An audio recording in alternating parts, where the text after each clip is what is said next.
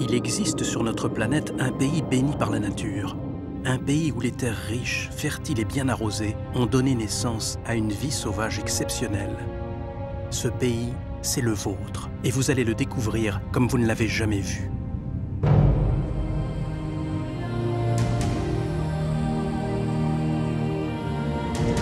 Que regarde ce grand cerf alors qu'un nouveau jour se lève? Un territoire doué d'une nature prodigieuse. Un pays qui, par sa diversité, a attiré des hommes depuis des millénaires, la France.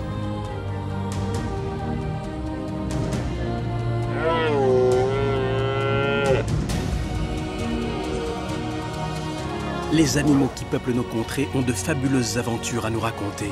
Ils vivent là, tout proche de nous, à l'abri de nos regards.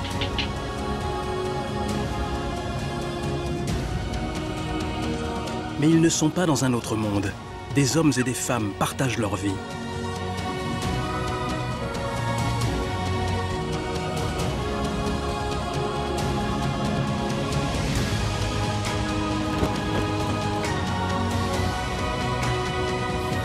Ils luttent pour survivre, se battent et se réconcilient.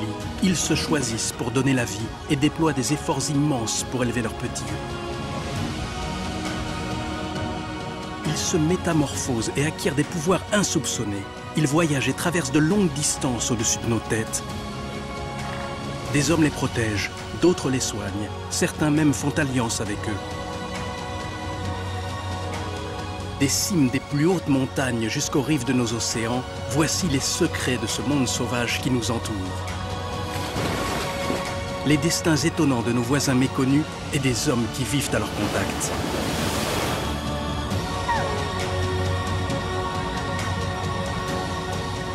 Un grand voyage dans ce pays secret qui est le nôtre, le plus beau pays du monde. Notre histoire commence dans un milieu extrême, la haute montagne. À première vue, tout semble calme, mais à y regarder de plus près, c'est une zone de survie. Les animaux et les plantes se livrent à une véritable course contre le temps, une lutte contre l'hiver et sa rudesse. Pour s'y adapter, la vie a inventé d'incroyables évolutions. Ici, on s'habille d'une couche de graisse et d'une fourrure capable de résister au froid polaire. On dort pendant 6 mois en abaissant son rythme cardiaque à 1 pulsation par minute et en baissant sa température à 4 degrés.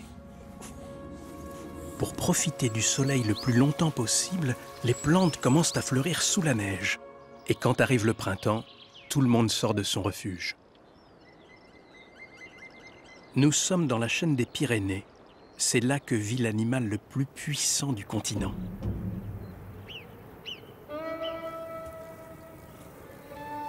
L'ours brun est une force de la nature. Dès les beaux jours, ce grand solitaire a un besoin vital, dévorer tout ce qu'il trouve. Il n'a rien mangé depuis des mois et perdu 1/3 de son poids pendant l'hiver. Le plantigrade ne voit pas très bien, mais il dispose d'un nez prodigieux. Il est capable de sentir une nourriture à 10 km de distance.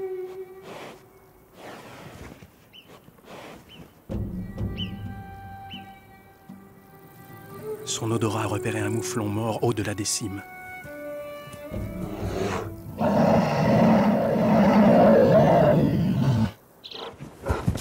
Pour satisfaire son appétit, l'ours est capable de parcourir des kilomètres chaque jour. C'est un marathonien des montagnes. Au printemps, son régime recommande abondance de protéines. Le mouflon sera idéal. Ce n'est pas le moment de penser à autre chose. Mais qu'est-ce qu'il y a là-dessous? Une petite pause vers de terre ne fera pas de mal.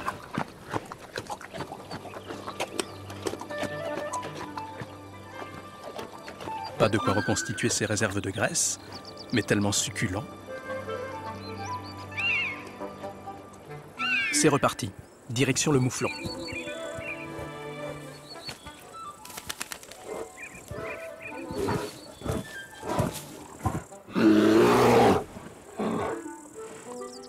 Le régime protéiné, d'accord. Mais il y a aussi les fruits. Les vitamines des fruits, c'est bon pour la santé. Maintenant, le gibier, on ne s'arrête plus.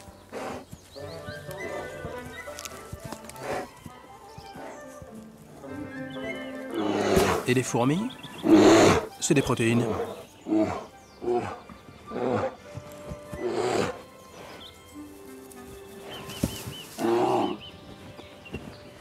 Le problème avec les fourmis, c'est que ça gratte. Ça se glisse sous les poils.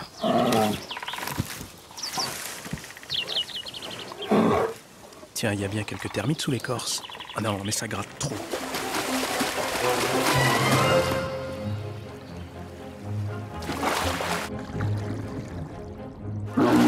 Ben voilà, on voulait juste se nettoyer et une truite vous passe entre les pattes. Là, c'est de la provocation. Et puis la chair douce est pleine de calcium du poisson, c'est bon pour les os. Mais qu'est-ce que c'est? Alors les framboises, désolé. Impossible de résister. La technique est un peu fastidieuse, mais chaque bouchée mérite d'être appréciée.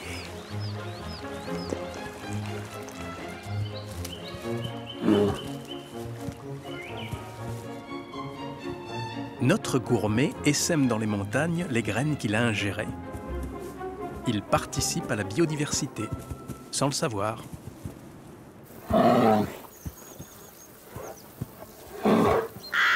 L'ours vit dans nos montagnes depuis 250 000 ans et il a bien failli disparaître au XXIe siècle. Mais la bonne nouvelle, c'est qu'on a réussi à le réintroduire.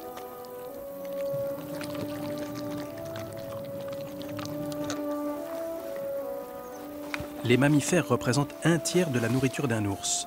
Et s'il arrive que celui-ci s'attaque au troupeau des hommes, c'est parce qu'ils sont faciles à attraper et que l'ours ne sait pas que c'est une viande réservée.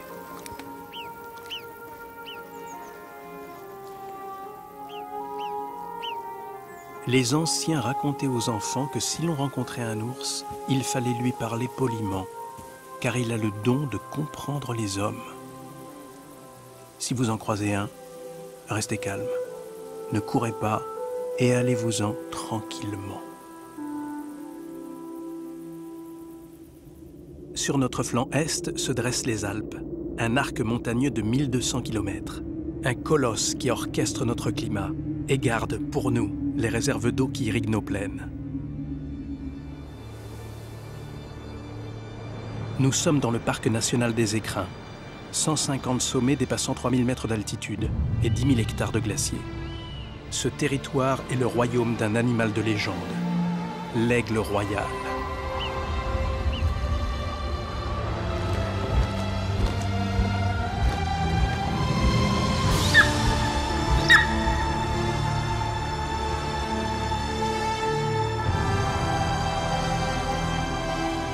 Pour préserver cet écosystème, des hommes ont décidé d'y consacrer leur vie. Parmi eux, il en est un qui arpente ces montagnes depuis son enfance. Christian Couloumi est passionné par tout ce qui vit ici. Mais l'aigle royal a conquis son cœur. Chaque année, il recommence sa traque. Trouver leur nid, connaître le nombre de petits et être sûr qu'ils ont autour d'eux toutes les conditions qui leur permettent de survivre et de continuer à peupler nos cieux.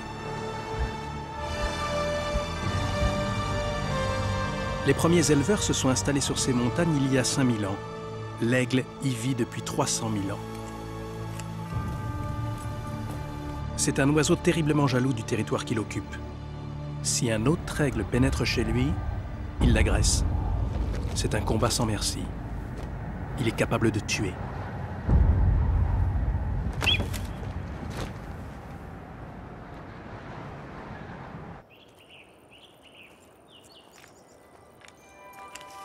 Dans son ascension, Christian traverse de nombreux milieux très différents.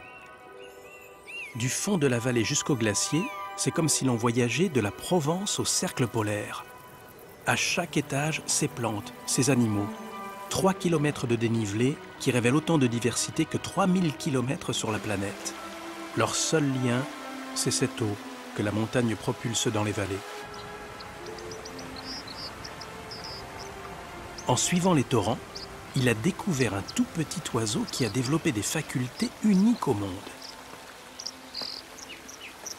Le cincle plongeur se nourrit de petits mollusques aquatiques qui vivent au fond des rivières.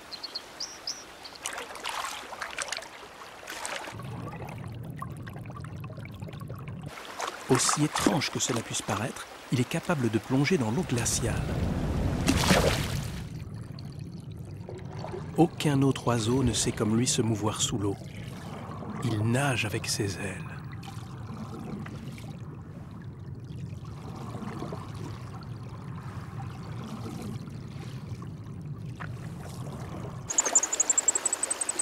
Pour nourrir ses petits, il plonge jusqu'à 2 mètres de profondeur et reste plus de 15 secondes en apnée totale.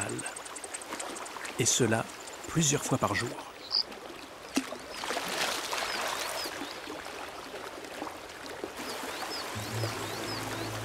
L'étage montagnard où vivent les hommes s'arrête ici. À partir de 1600 mètres, un nouveau monde commence. La grande forêt de conifères, les mélèzes, les sapins, les épicéas, un milieu semblable à la grande taïga de Sibérie. À la lisière de la forêt, l'aigle aime fabriquer son nid.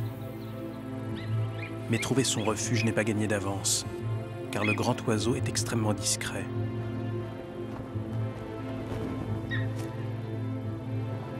Et surtout rester à distance, car l'animal a beau être fort et puissant, il a peur de nous. Le roi est farouche.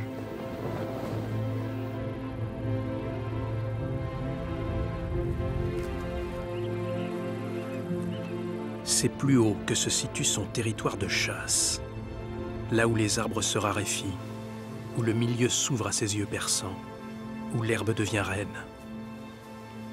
Quand on sort de la forêt, on franchit ce que Christian appelle la zone de combat. Les arbres jettent leurs branches par terre, ils n'en peuvent plus. Il y a de la douleur dans ceux qui tentent l'aventure. La pelouse alpine prend le relais, un milieu qui ressemble à la toundra du Grand Nord. Depuis la préhistoire et pour fuir nos ancêtres chasseurs, la marmotte s'est réfugiée dans ces prairies d'altitude. Pour se livrer librement à leurs activités quotidiennes, elles ont mis au point un système de surveillance collective. Des sentinelles se relaient sur le territoire de la colonie.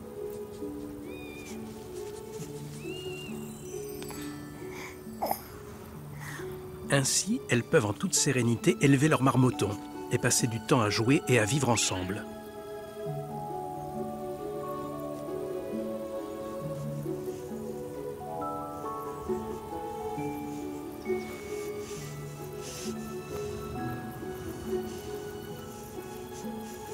Et encore plus étonnant, elles ont un langage.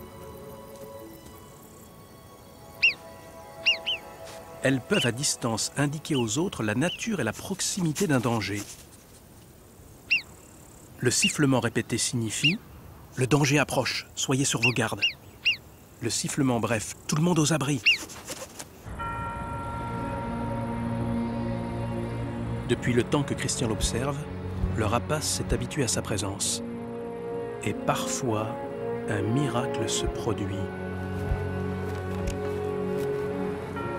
L'aigle a une vue 8 fois supérieure à celle de l'homme et un champ de vision de 300 degrés. Rien ne lui échappe.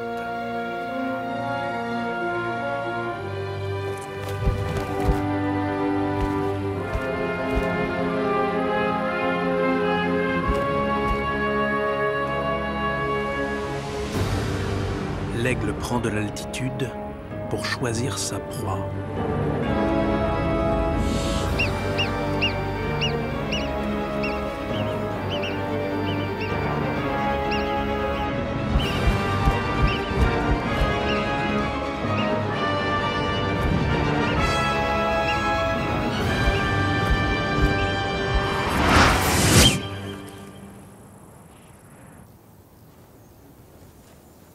C'est la dure loi de la nature. Mais sans marmotte, il n'y aurait peut-être plus d'aigle.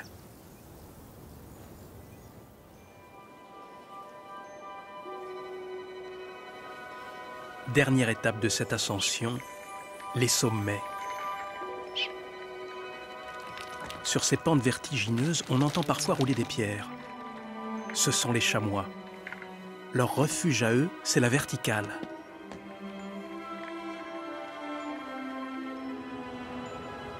Les neiges éternelles et le glacier, comme au cercle polaire. On pourrait croire qu'ici, plus aucune vie ne résiste aux éléments, mais on se trompe. Normalement, la neige est blanche, mais au printemps, elle peut également être rose. C'est une algue qui prospère sur la neige.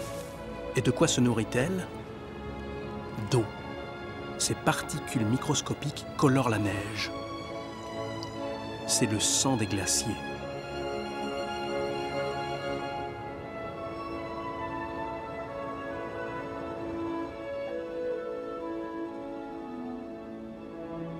Plus au sud des Alpes, le massif du Mercantour.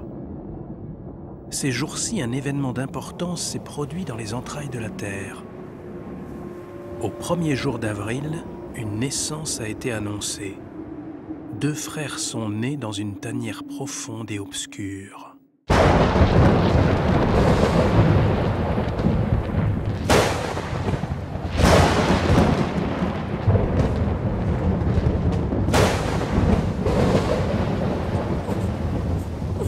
Ce louveteau a 3 semaines, et c'est la première fois qu'il voit la lumière.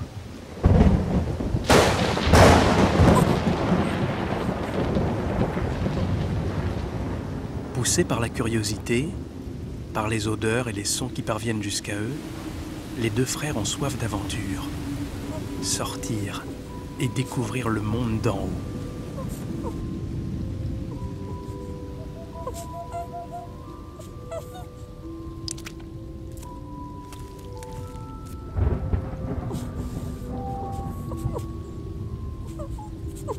Leur mère n'est pas là.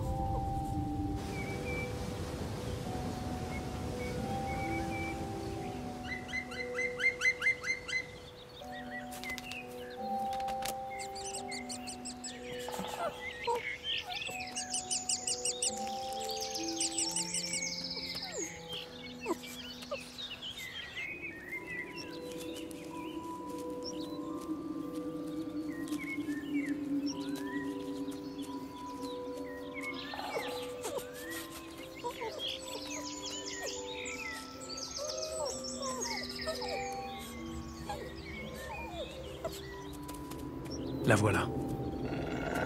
Il n'aurait peut-être pas dû sortir.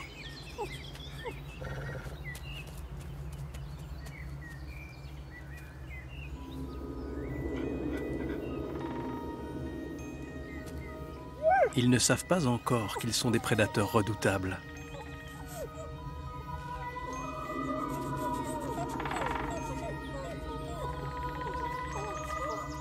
Comme leur mère, ils ne comprendront jamais que les troupeaux de moutons leur sont interdits, qu'ils font peur aux enfants sans raison, et que certains aimeraient qu'ils ne rôdent plus sur les terres de notre beau pays.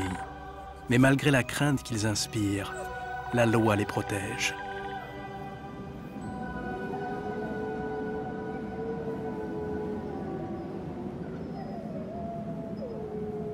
Des plus hauts pics jusqu'aux falaises inaccessibles, la vie invente partout des stratagèmes.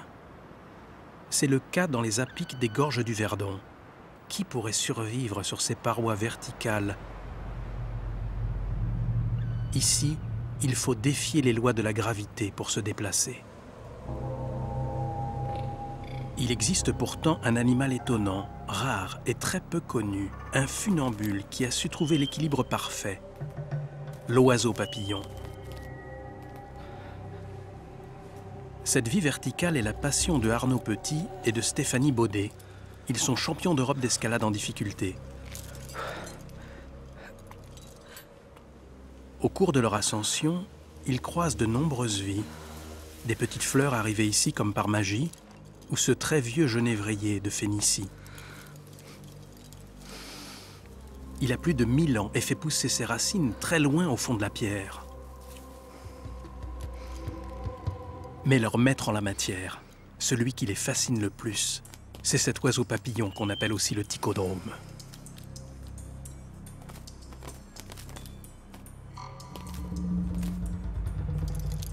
Il tient à la verticale grâce à la morphologie de ses pattes. Il a de grands pieds, avec des griffes solides et très recourbées, et des pouces orientés vers le bas.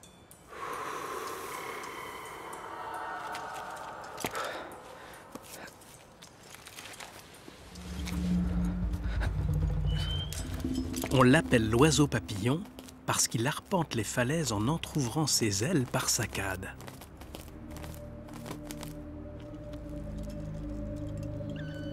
Ses grandes ailes larges lui permettent de tirer avantage des courants ascendants et d'atteindre les hauteurs avec un minimum d'effort.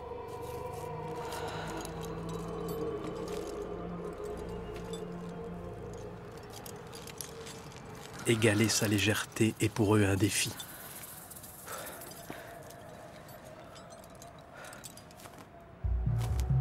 Mais le défi a ses limites.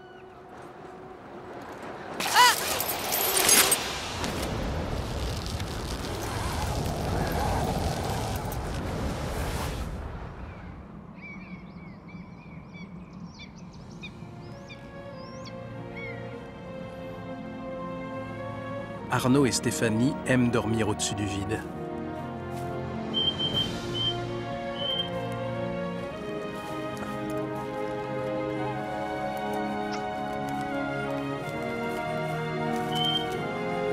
S'endormir sur les falaises, c'est suspendre un moment le passage du temps.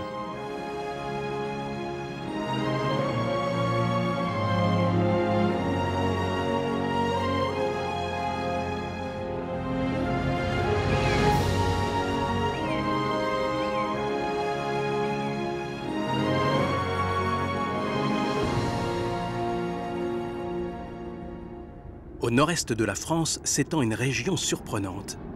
Des plaines d'Alsace à la grande chaîne des Vosges, des trésors sont à portée de main. En automne, les oies arrivent du nord de l'Europe et traversent la France pour passer l'hiver dans les climats du sud. Depuis des millénaires, les parents guident leurs enfants de l'année sur les routes du ciel. Cette famille est composée d'un père, d'une mère et de leurs 6 enfants. Le père ou la mère vole en tête, et quand l'un d'eux fatigue, l'autre le relaie. Leurs 6 enfants les suivent car ils font le voyage pour la première fois. Ils se calent dans le sillage et obéissent au moindre mouvement de leurs aînés.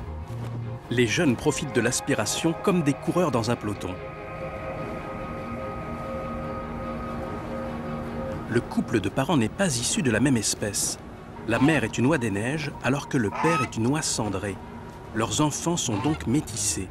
Certains ont le bec jaune de leur père, d'autres le bec rose de leur mère.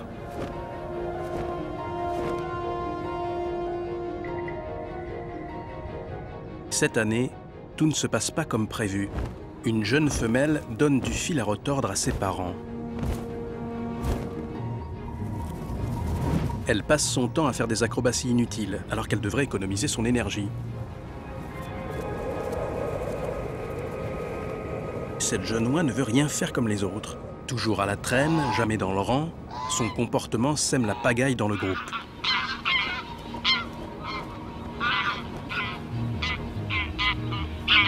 Souvent, maman doit décrocher pour la ramener dans le droit chemin.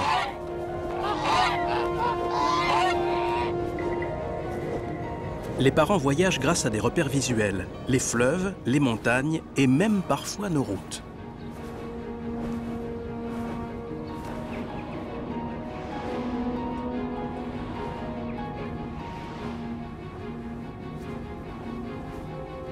Ce soir, ils ont décidé de faire escale au lac de Crute.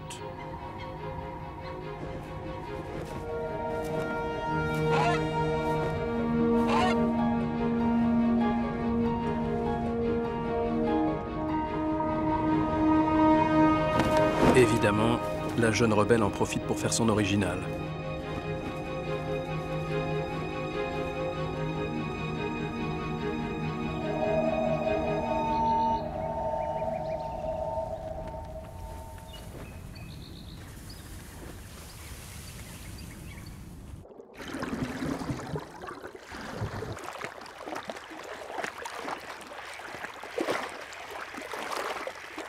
La famille passera la nuit sur les berges du lac.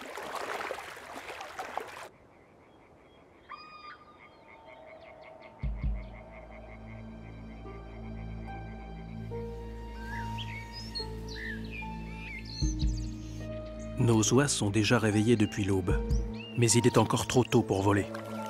Attendre que la brume se dissipe. Fidèle à son habitude, la jeune insouciante est partie toute seule explorer les environs. Elle n'a pas conscience du danger.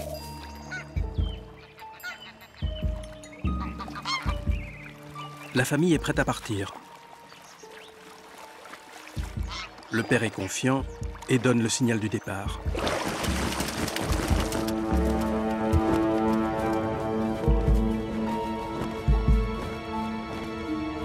Les rayons du soleil sont assez puissants pour créer des vents ascendants qui les porteront.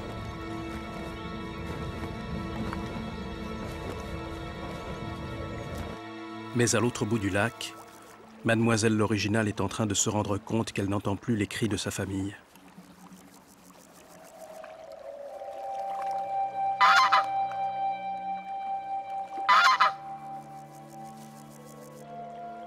Ils sont partis en la laissant toute seule. Que faire?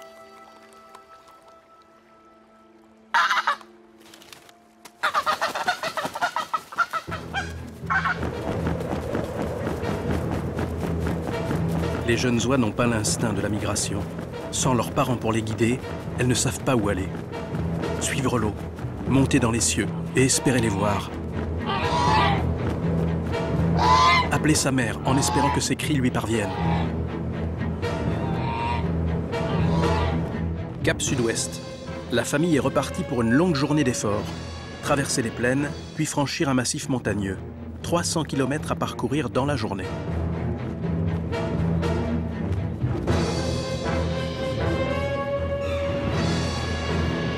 Mais la mère vient de se rendre compte qu'elle a oublié sa fille. Il faut la retrouver immédiatement.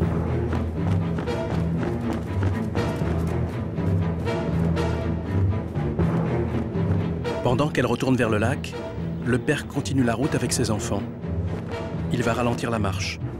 Il sait que sa compagne saura les rejoindre. La mère scrute chaque recoin du paysage.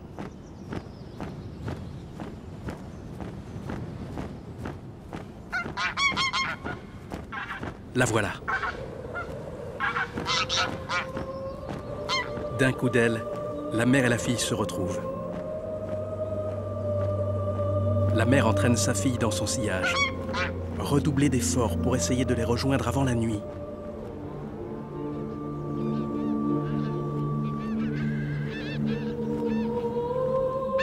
Ils sont là-bas.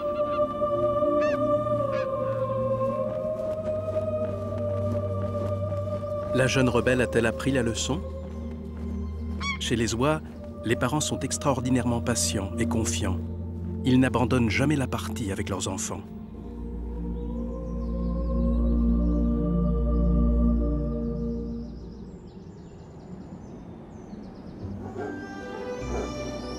En Alsace, les plaines sont riches et fertiles. Les hommes se sont installés il y a bien longtemps sur les bords du Rhin et ils ont cultivé ces coteaux. Juste au-dessus de ces villages médiévaux se dresse un massif de moyenne montagne, les Vosges. Une flore somptueuse transforme ce relief en forêt magique.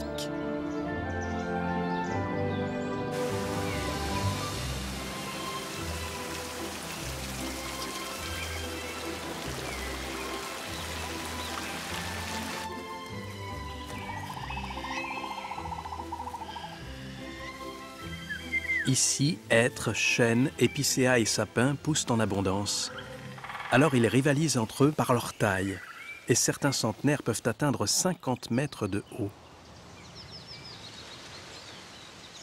Un habitat riche et protecteur pour une faune nombreuse qui profite des largesses de cette forêt.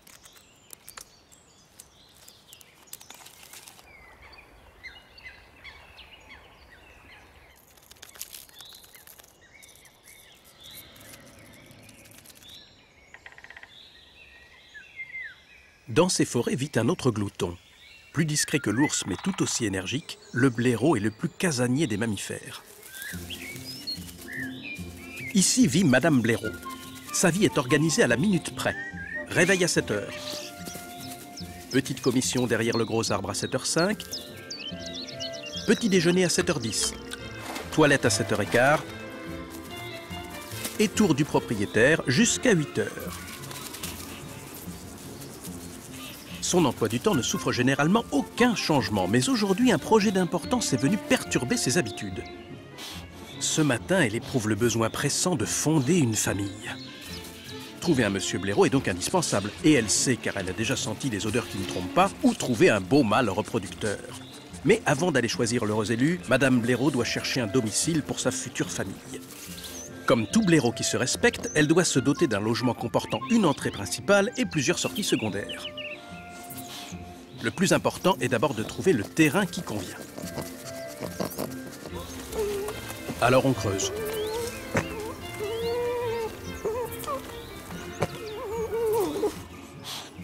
Le terrain est trop meuble. Allons voir ailleurs. Pardon, madame.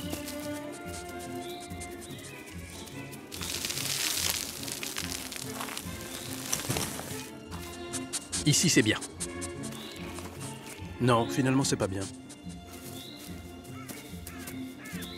Et là? Bof, pas terrible.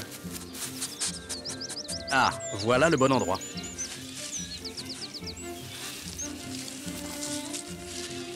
Belle hauteur sous plafond, poutre apparente. L'avantage, c'est qu'un renard a déjà fait une bonne partie du travail. Ici, on sera bien. Et Monsieur Blaireau m'aidera pour les finitions. Madame Blaireau sait que de l'autre côté du lac résident quelques mâles de bonne famille.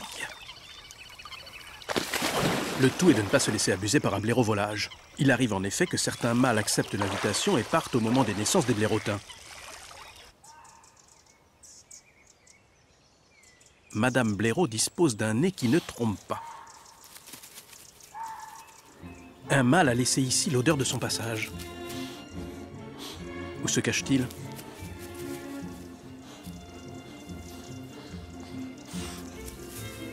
Dans un monde fait de galeries et de labyrinthes, on peut se chercher des semaines sans se trouver.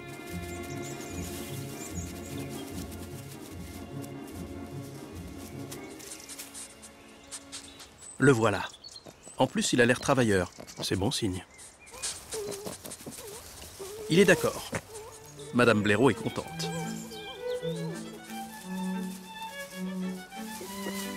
Non, la maison, c'est de l'autre côté du lac, par ici, Monsieur Blaireau. Monsieur et Madame Blaireau vont pouvoir maintenant aménager leur domicile conjugal. Pour cela, ils devront charrier 40 tonnes de terre afin d'aménager des galeries sur plusieurs étages. Ils auront bientôt 5 blaireautins qui devront se lever à 7 h, faire leur commission à 7 h 05, prendre leur petit déjeuner à 7 h 10, faire leur toilette à 7 h 15, faire le tour.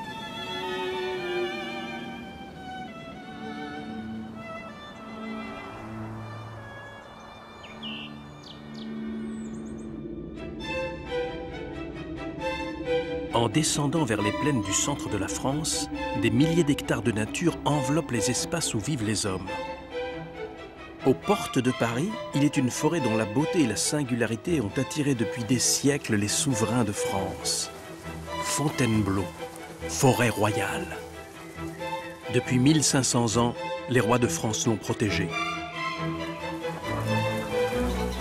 Dans ces futaies de chênes, ces landes et ces déserts de sable, dans ces massifs rocheux aux formes insaisissables, les souverains du monde se sont retrouvés pour de grandes chevauchées.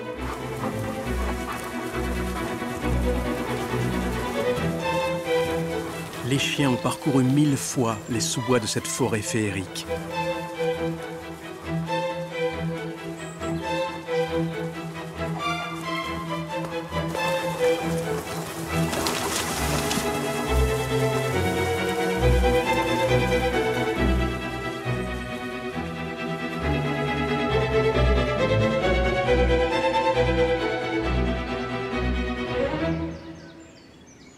Dans cette forêt, une incroyable histoire se perpétue depuis la nuit des temps.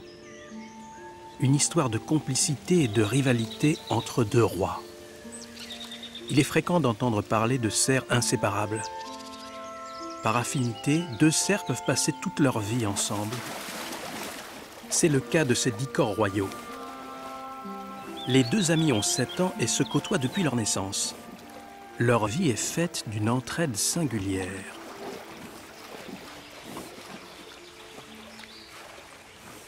Le premier est craintif, un cerf profondément inquiet qui passe son temps à l'affût des dangers.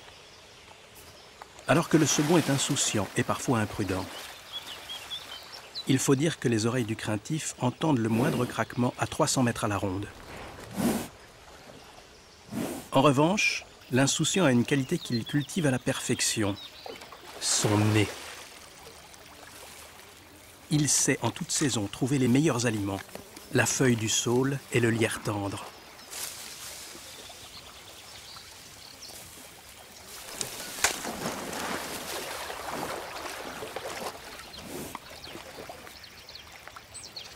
On comprend pourquoi ces deux-là font la paire. Ils se préviennent des dangers, mais aussi des gourmandises qu'ils trouvent.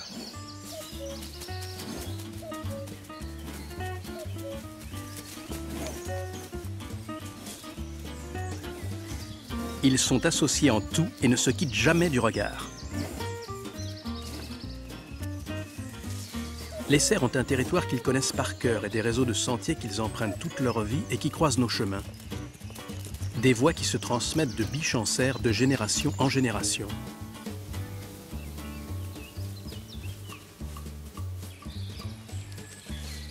Depuis des millénaires, le cerf a été chassé par le loup.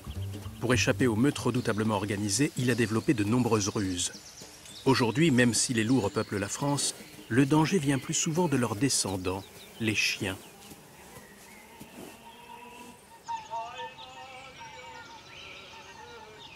Mais les ruses pour leur échapper sont les mêmes.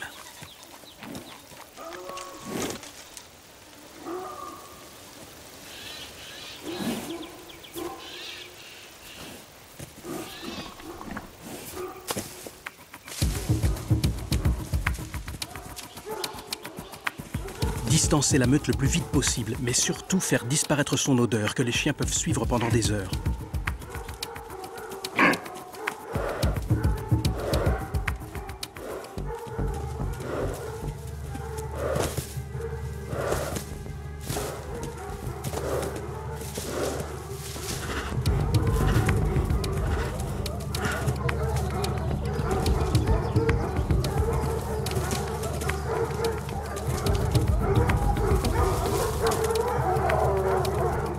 Passer dans des terrains secs qui retiennent moins l'odeur.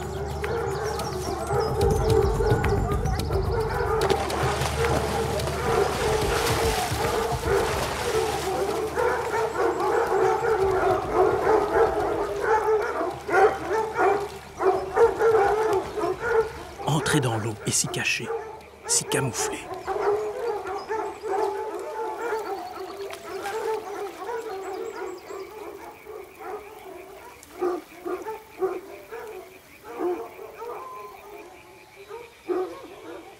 L'odeur s'étale sur l'eau et devient imprécise.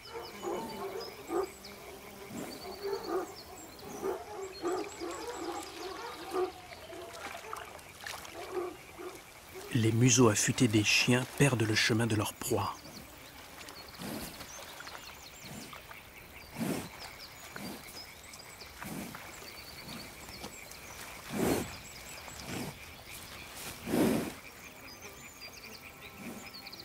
Les cerfs ont échappé à la meute.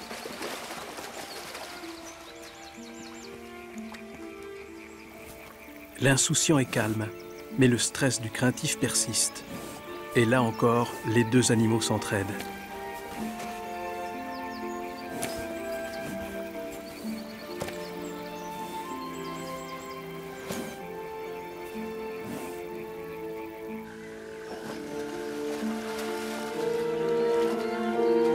Quand le moment de se reposer arrive, trouvez une cache bien protégée à l'abri des regards indiscrets. Ils passent tout l'hiver, le printemps et l'été ensemble. Mais à la fin de la belle saison, arrive le moment fatidique où leur histoire bascule soudainement.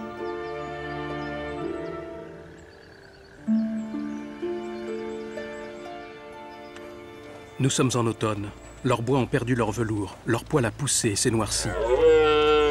Une hormone s'est multipliée par 1000 à l'intérieur de leur corps, la testostérone. Du coup, ils ne pensent qu'à une seule chose, les biches. Ils approchent la harde chacun de leur côté. L'un par la plaine, l'autre par l'eau. tester son pouvoir de séduction, se mêler aux biches pour sentir leurs effluves. Le brame stimule l'ovulation qui va déclencher leur chaleur.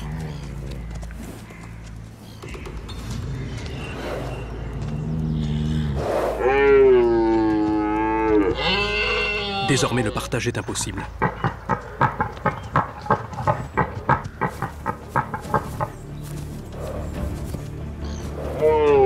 Le craintif n'a plus peur de rien.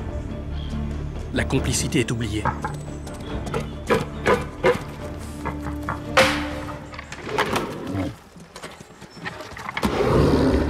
Forcer l'autre à abandonner la lutte devant les biches.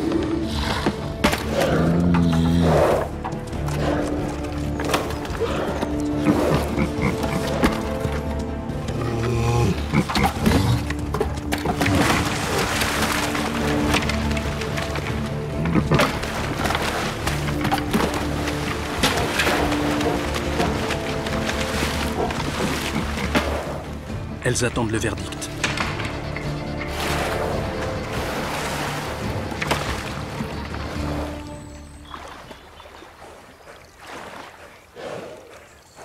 Le craintif est le plus fort.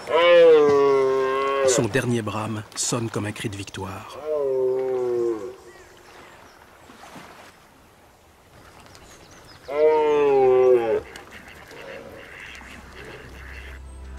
L'insouciant doit s'incliner.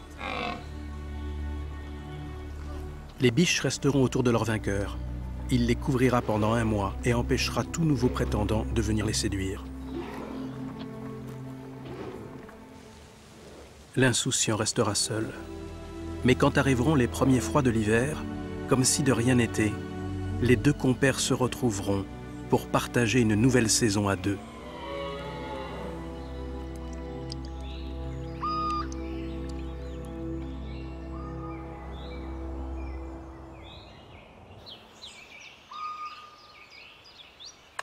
Les animaux sauvages vivent à nos côtés depuis des millénaires. Ils ont dû s'adapter à notre présence et à nos activités. Il en est des dangereuses, mais aussi des bienfaitrices.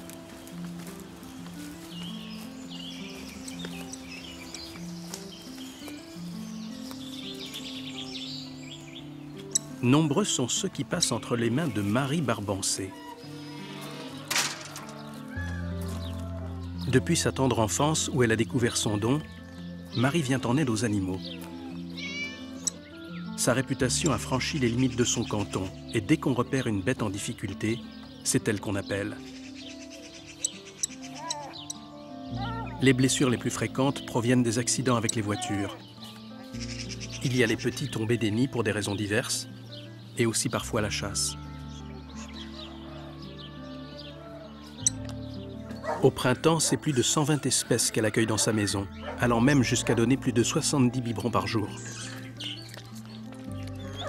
Le dilemme de Marie, c'est qu'elle doit donner de l'affection à ses animaux convalescents. Mais donner de l'affection, c'est aussi les habituer à la présence de l'homme. Il ne faut pas trop en faire, d'autant qu'on s'attache à eux.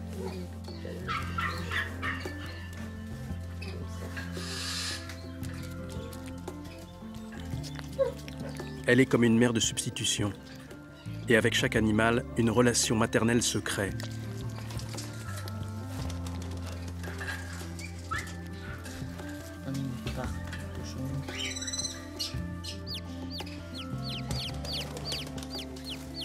Les soins qu'elle donne aux moineaux sont les mêmes pour tous les petits. De la chaleur, de la constance et une attention permanente.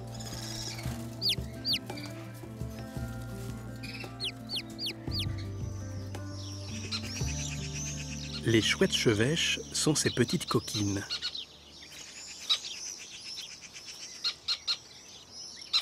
Avec leurs yeux d'or et leurs regards grognons, elles aiment jouer à cache-cache avec Marie. Des jeux qui créent une connivence.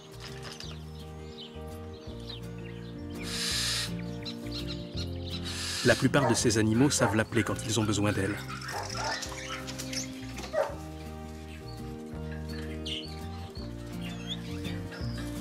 En sa présence, leur crainte innée s'évanouit et curieusement, proie et prédateurs font la paix. Selon elle, ils sont sensibles à ces encouragements. Le simple fait de leur dire « Allez, accroche-toi, vas-y, fais-moi plaisir », donne des forces aux malades. Les bêtes sont comme nous, dit-elle. Si on les encourage, si on les aime, si on les motive, ils vont faire l'effort. Elle pense même que beaucoup guérissent juste pour lui faire plaisir.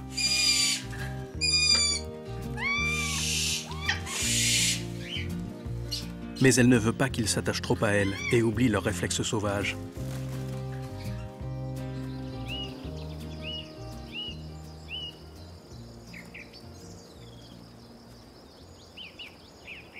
Quand un animal a recouvré la santé, Marie prend son courage à deux mains. Rendre la liberté n'est jamais facile.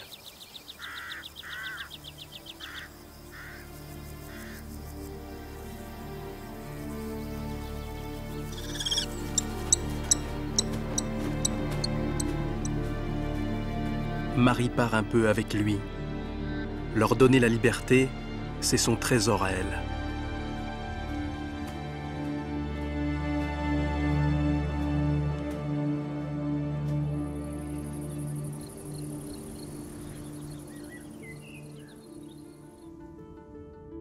Sur la façade atlantique, au cœur de la région Poitou-Charentes, existe un territoire unique en son genre, le Marais Poitevin. Un espace naturel façonné par l'homme. 100 000 hectares de terres inondées que des générations ont modelées, sculptées. Aujourd'hui, ces espaces où se marient l'eau de mer et l'eau douce sont devenus un fabuleux écosystème où s'épanouit la vie sauvage. Julien Leguet parcourt le Marais depuis sa petite enfance et il en connaît tous les secrets. Oyez, oyez, citoyens du monde! Julien est la mémoire de ce territoire. Sa passion, c'est de le raconter comme les crieurs d'autrefois.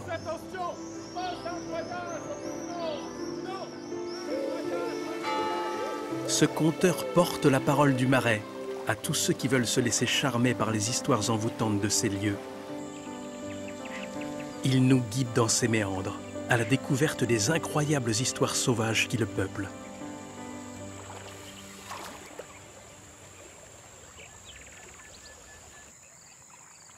Une partie du Marais reste en eau toute l'année, la roselière. En mai, toutes les créatures mettent au monde une génération foisonnante. Mais il en existe une qui, pour venir au monde, opère une transformation digne des plus grandes histoires de science-fiction. La libellule se métamorphose. La petite larve a passé plus d'1 an sous l'eau. Sa périlleuse transformation est pour cette nuit. Trouver un point en hauteur. Ce soir, elle change de vie. La vilaine larve aquatique va devenir la somptueuse Anax imperator. La libération peut commencer.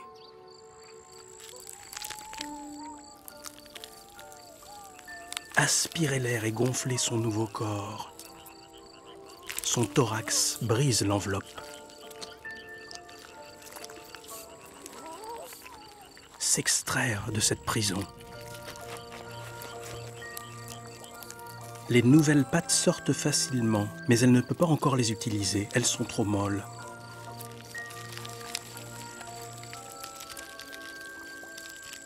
Ne pas tomber maintenant. Attendre que les pattes durcissent.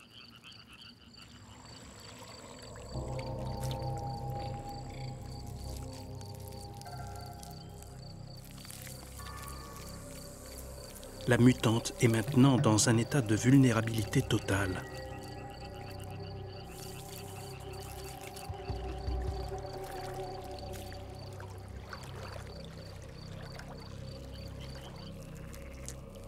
Ça y est, ses pattes sont prêtes. Elles vont pouvoir s'agripper à son ancienne tête. Extraire son abdomen, sortir définitivement de cette peau. La jeune libellule déploie son nouveau corps.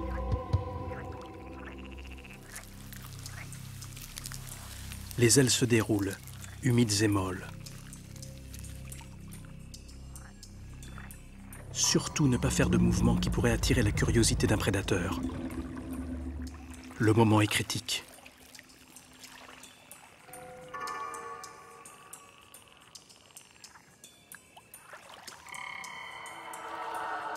Et soudain, le miracle. La voilure se déploie et ne se refermera jamais.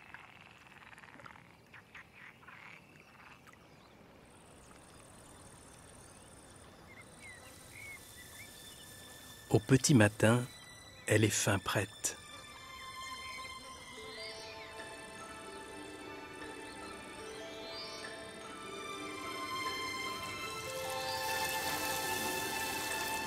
La belle anax muscle ses ailes et prend sa belle parure.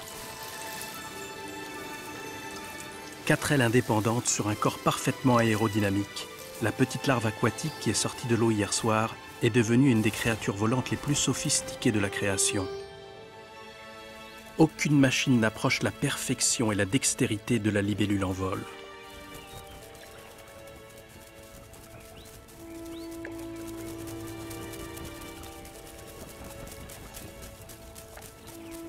Bientôt, elle trouvera un partenaire.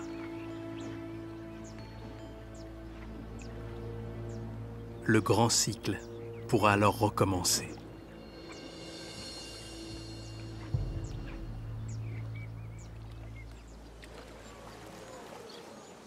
Quand les hommes sont arrivés ici à la préhistoire, l'endroit était un immense marécage envahi d'insectes. Au XIIe siècle, des communautés de moines bénédictins s'y installent et entreprennent des travaux gigantesques pour assécher le marais. Ils construisent des digues pour empêcher l'eau de mer de remonter.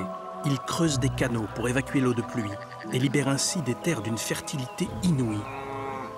L'agriculture et l'élevage prospèrent et donnent à ces terres hostiles une richesse inimaginable. Dans une partie du marais, Julien connaît un endroit laissé en friche par les hommes et dont les animaux se sont emparés.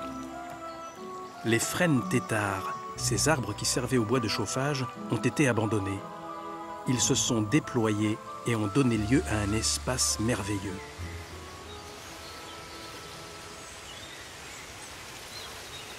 C'est un lieu secret. On ne peut le voir que du ciel. Une forêt qui au printemps bruisse de 1000 cris d'enfants. Une pouponnière pour le peuple des hérons, la héronnière. Mais si c'est un paradis pour certains, il est aussi le lieu d'une tragédie pour d'autres. Ces oisillons ont 3 semaines et leur appétit n'a pas de limite. Leurs parents passent leur journée à aller leur chercher à manger.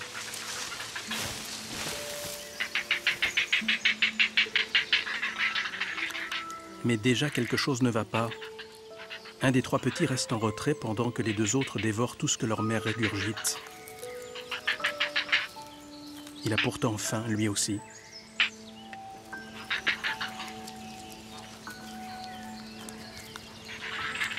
D'habitude, les adultes se relaient toutes les 3 ou 4 heures. Mais le mâle de cette famille a disparu. Et la mère est contrainte à effectuer un balai incessant pour les nourrir. Elle doit voler jusqu'à 30 km pour trouver des lieux poissonneux.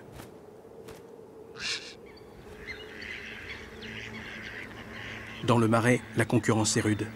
Elle n'est pas la seule à pêcher pour 4. La mère redouble d'efforts pour ses 3 petits.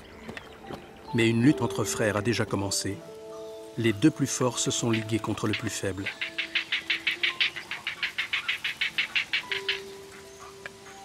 Plus frêle et moins vif, il est toujours celui qui mange des restes. Mais il n'y a plus de restes. Un seul parent ne peut pas les nourrir tous les 3. Par instinct, ils attaquent maintenant leur petit frère.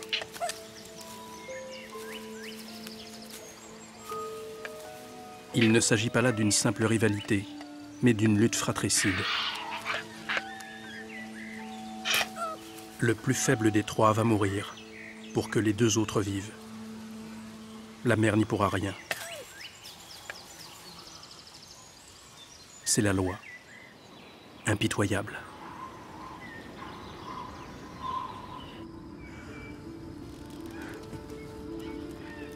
C'est du ciel que l'on peut le mieux appréhender la complexité de cette région.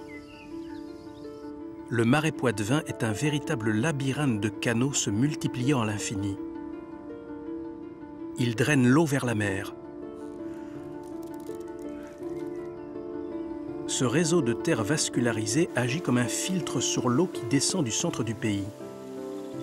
Le marais capte ces alluvions, la traite et libère dans la mer une eau propre et saine. Ces eaux de qualité sont une aubaine pour la reproduction des espèces.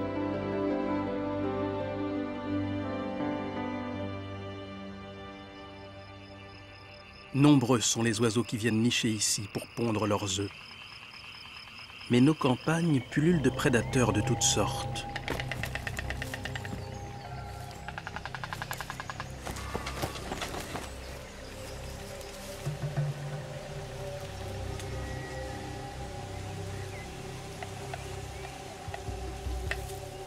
Franck Ibanez est un de ceux-là. Sa passion consiste à trouver en quelques jours le plus grand nombre d'oisillons, mais un prédateur bienveillant pour ses proies. Il faut qu'il grandisse. Bon voyage ensuite. En mission pour le Muséum d'histoire naturelle, Franck donne une carte d'identité à tous les jeunes oiseaux qu'il parvient à trouver.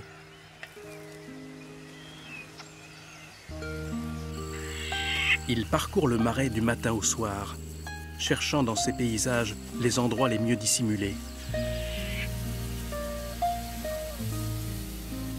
Il cherche aussi à protéger ceux qui se mettent en danger sans le savoir.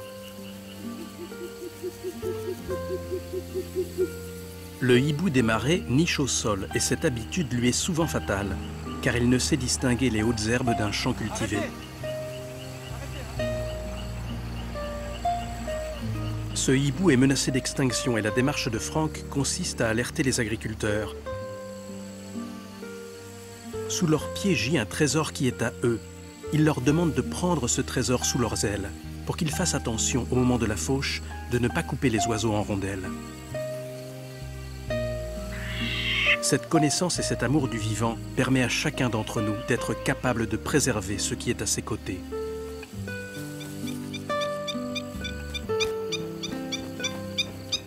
De plus en plus d'espèces d'oiseaux vivent de nos jours proches de l'homme, parce que dans notre environnement, il y a moins de prédateurs naturels. Sans le savoir, nous leur offrons une protection.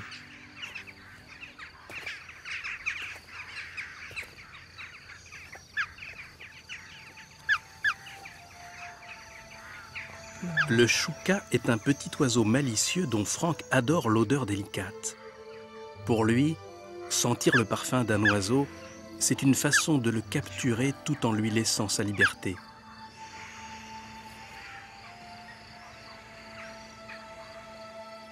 Grâce à des hommes comme Franck, des millions d'oiseaux sont identifiés chaque année. Ces travaux permettent de suivre leur évolution, leur parcours migratoire et surtout d'intervenir quand une épidémie s'installe.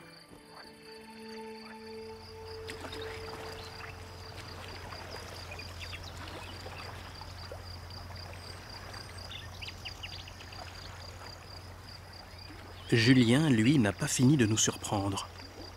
Quand la nuit tombe sur le marais, d'autres créatures s'éveillent et partent en chasse. Les grands rhinolophes sont une des nombreuses espèces de chauves-souris qui peuplent nos contrées. Mais pour l'une d'entre elles, la chasse ne va pas durer. Elle doit vite rentrer là où niche la colonie, car le moment est venu. Ce soir, elle va donner naissance à son premier enfant.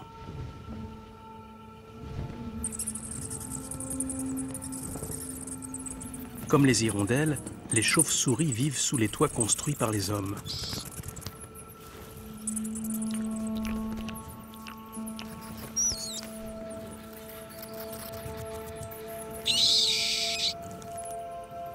Les rhinolophes préfèrent vivre en essaim, mais notre maman trouve un endroit à l'écart.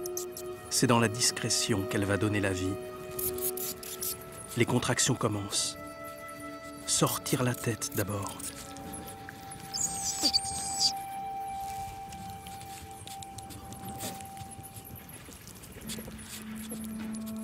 En le léchant, elle lui libère les oreilles qui étaient collées sur la tête. Il est libre. Il descend naturellement sur le ventre de sa mère et cherche ses tétines. Avec ses ailes, elle l'enveloppe et le protège d'une éventuelle chute. Elle l'allaitera pendant 1 mois. Il pourra ensuite voler et se nourrir tout seul.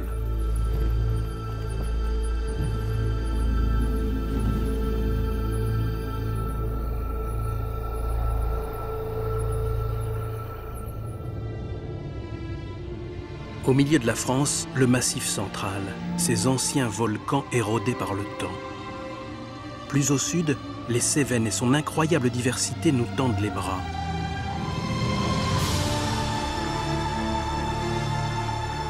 En descendant des montagnes granitiques, les rivières ont raviné cette région calcaire.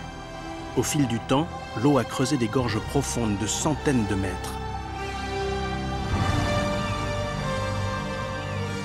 Sur les falaises revit depuis quelques années un animal extraordinaire par le rôle qu'il joue dans nos écosystèmes, le vautour fauve.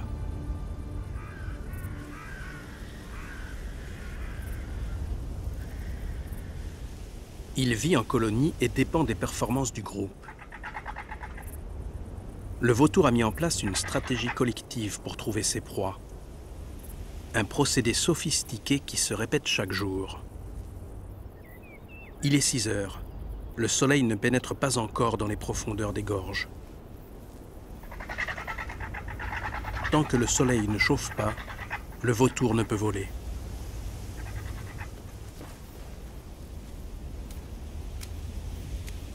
Malgré la faim, pas question de bouger.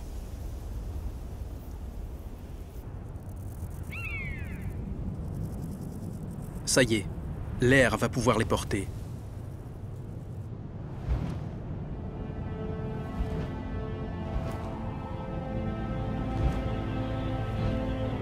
C'est bon, ça vole.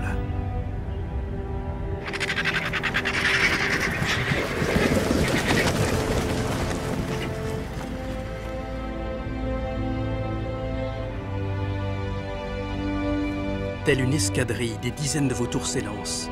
Ils prennent de l'altitude en s'appuyant sur les courants chauds. Ils vont maintenant faire preuve d'un comportement incroyable. Se répartir le territoire. Les grands oiseaux prennent leur position sur des kilomètres. Ils observent le sol mais ne quittent jamais des yeux leurs congénères et il y a une raison à cela. Si l'un d'entre eux aperçoit une proie, il plonge aussitôt. Les autres n'ont pas vu la proie, mais ils ont remarqué son absence. Et si un seul d'entre eux manque dans le ciel, c'est qu'il y a quelque chose à manger en bas.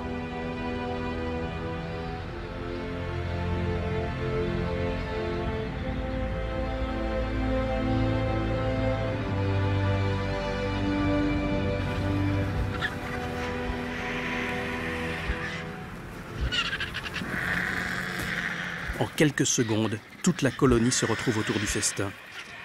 Le travail d'un seul bénéficie à tout le monde.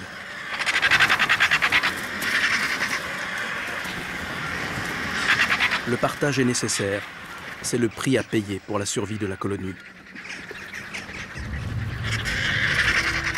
Chacun va maintenant rejoindre son nid et apporter à ses petits sa part du butin. Le formidable travail des vautours débarrasse la nature des cadavres, de leur pollution bactériologique et empêche ainsi la contamination des nappes phréatiques. Grâce à eux, ces terres sont aujourd'hui saines et propres et tous leurs habitants en tirent un grand bien-être.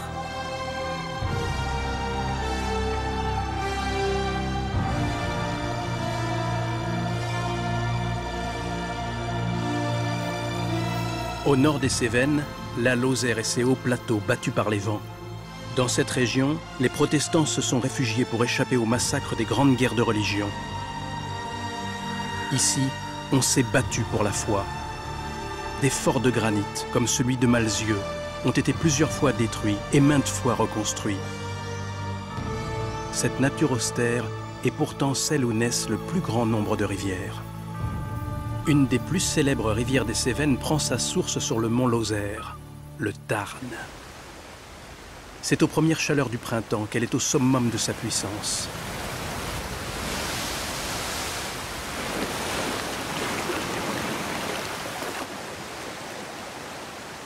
Éric de Guill est champion du monde de kayak extrême et il veut la défier quand elle est à l'apogée de sa dangerosité.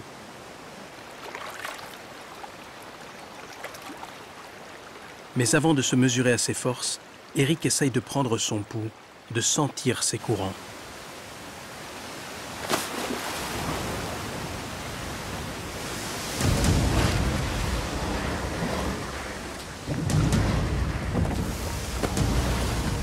Il veut s'y fondre, aller au bout des limites qu'elle lui laissera franchir.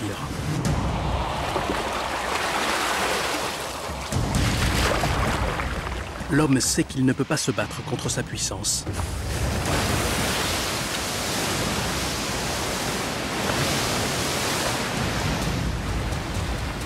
L'erreur est interdite. La force des flots pourrait le broyer, le fracasser et le noyer.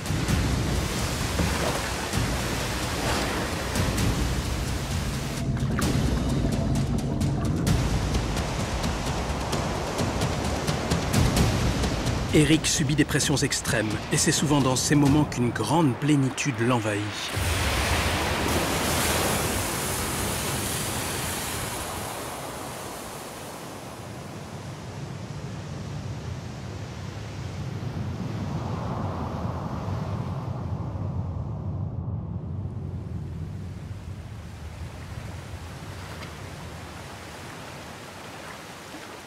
Sur cette rivière, sa passion est née. Et depuis, à chaque printemps, il lui rend hommage.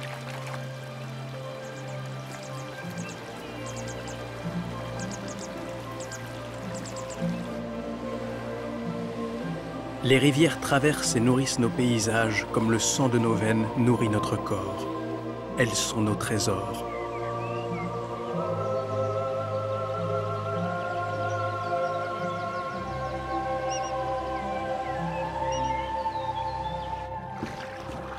Les rivières de France attirent à nouveau une sirène un temps disparue, la loutre.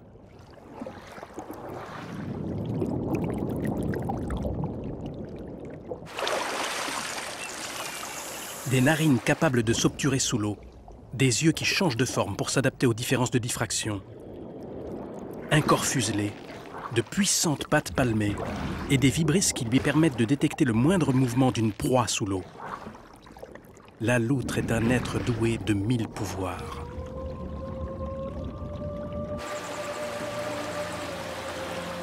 Mais la beauté attire aussi les convoitises. Sa fourrure si dense, si douce et si chaude lui a valu un temps d'être chassée pour vêtir les rois et les reines. La loutre règne sur 40 km de rivière.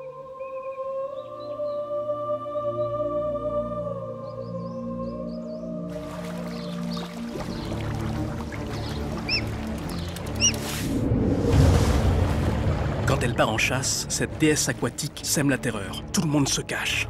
Quand on est poisson et qu'on aperçoit la loutre, c'est qu'il est déjà trop tard.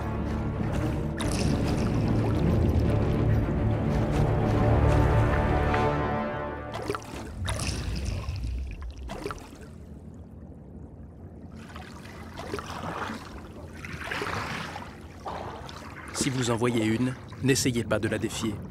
En apnée, elle peut rester 8 minutes sous l'eau.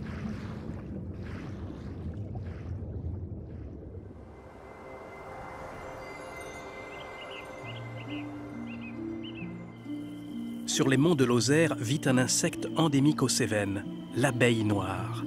Elle est sur notre planète depuis la préhistoire. Elle aurait pu disparaître, mais des hommes veillent sur elle et la protègent.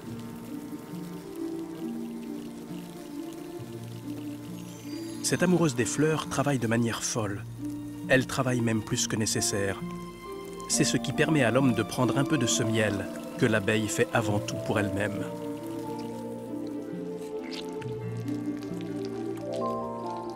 Yves Elie est un apiculteur d'un genre très particulier et son miel est réputé pour son parfum et son goût unique.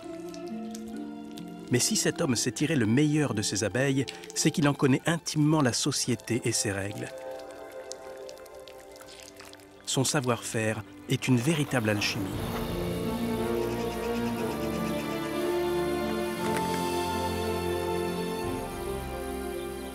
Pour loger ces abeilles, Yves leur confectionne des ruches-troncs, et ces ruches-là imitent leur habitat originel.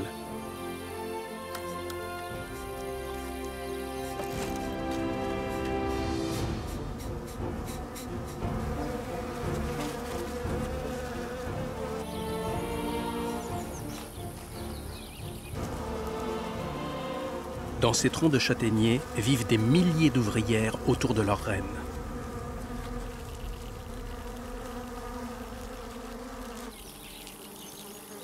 L'abeille noire a un mode de vision très sophistiqué qui rappelle la haute technologie. Attirée par les couleurs vives, elle cherche le nectar des meilleures fleurs. Mais lors du vol retour à la ruche, pour économiser son énergie, elle passe d'une perception en couleur au noir et blanc. Subtile modération de l'abeille. Quand l'éclaireuse a détecté une vaste source de nourriture, elle transmet les informations à la ruche. Par un ensemble de danses et de frétillements, elle indique l'orientation, la distance et même la quantité de pollen à récolter. C'est ainsi qu'elle recrute des butineuses.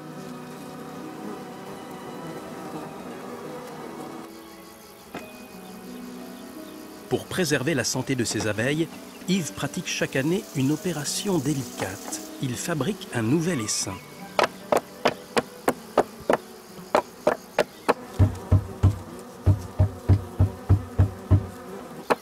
Il provoque la vieille reine pour qu'elle monte dans le piège qui se trouve au-dessus.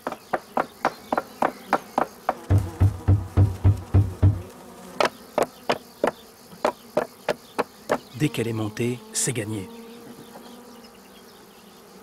Le départ de la vieille reine provoque rapidement l'apparition spontanée d'une nouvelle reine, très dynamique, très prolifique.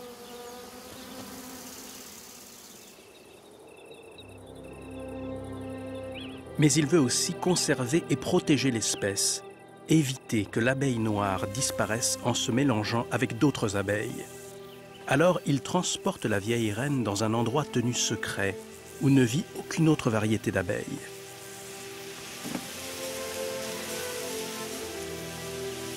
Il ne prélèvera aucun miel et laissera ses essaims se reconstituer. Ainsi, l'abeille noire pourra se perpétuer.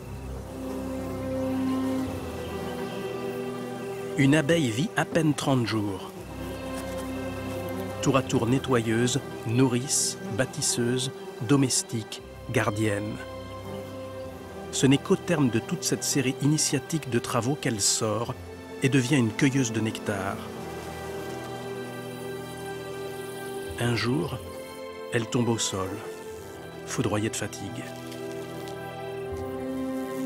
Toute sa vie durant, elle a collecté de quoi faire environ 7 grammes de miel.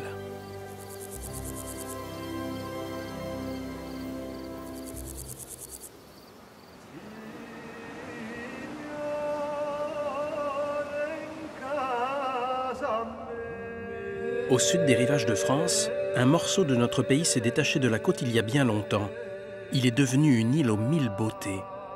De sa grande barrière montagneuse dégringolent d'extraordinaires vallées, ravins et canyons. On dit ici que le soleil a tellement fait l'amour avec la mer qu'ils ont enfanté la Corse.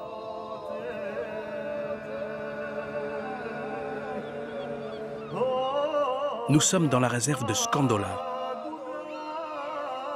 Dominées par les tours génoises de Galeria, les falaises plongent dans une Méditerranée douée d'une grâce originelle. Ce site est dédié à la préservation des richesses naturelles, terrestres et marines.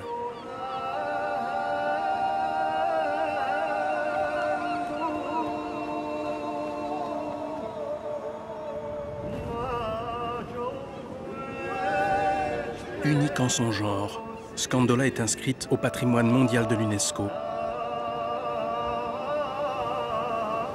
Emblème de cette réserve, le balbuzard qui a failli disparaître la repeuple.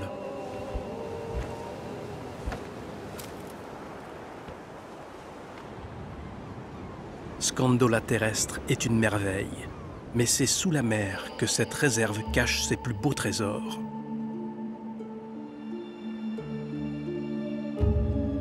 Pour protéger ce patrimoine exceptionnel, un homme y consacre sa vie depuis plus de 30 ans.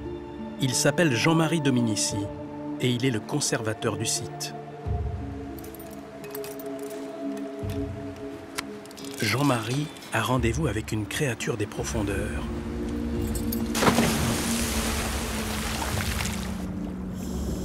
À chaque fois qu'il plonge, comme s'il le savait, le carnassier remonte des abysses. Mais il ne prévient pas, il choisit son heure.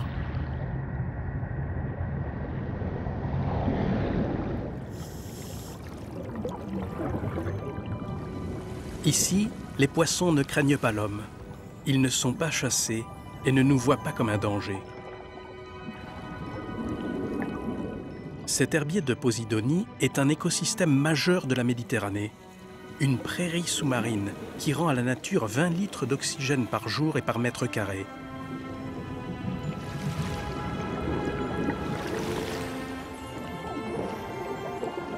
Scandola est un lieu de prédilection pour la ponte des poissons.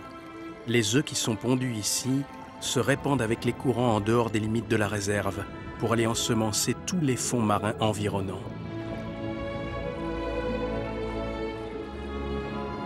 Toutes ces espèces de poissons vont rayonner et assurer le peuplement de nos côtes.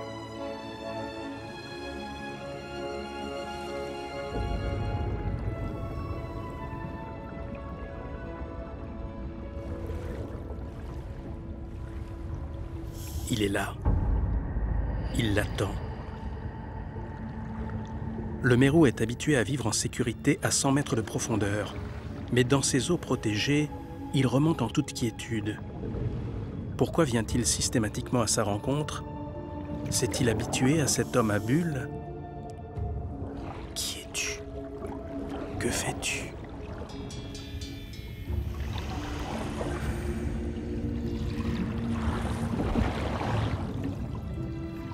La vie amoureuse des mérous est l'une des plus surprenantes de la création. Le mérou est hermaphrodite. Tous les jeunes mérous naissent femelles, puis à l'âge de 10 ans, changent de sexe pour devenir mâles. Mâles et femelles se rejoignent au début de l'été pour se reproduire.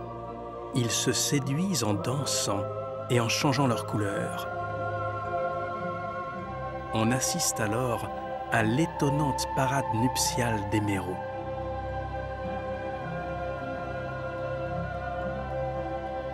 Le mérou a failli disparaître des côtes méditerranéennes, mais il règne à nouveau grâce à des réserves comme Scandola.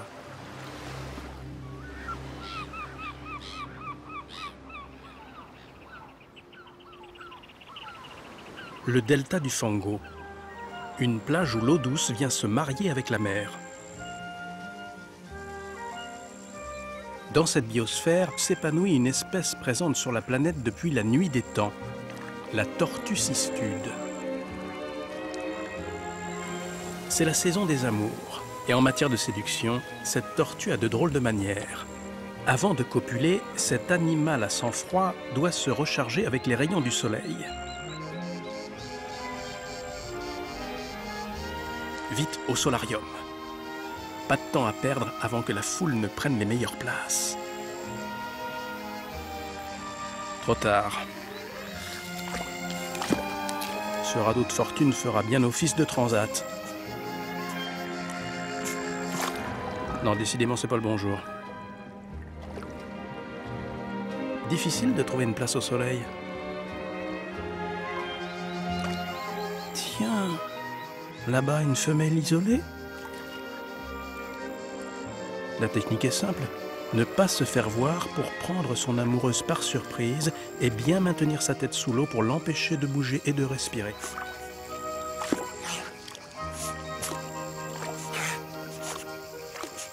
Dans la colonie, personne ne semble s'en offusquer. La tortue cistude est bien cavalière, mais c'est ainsi qu'elle se reproduit.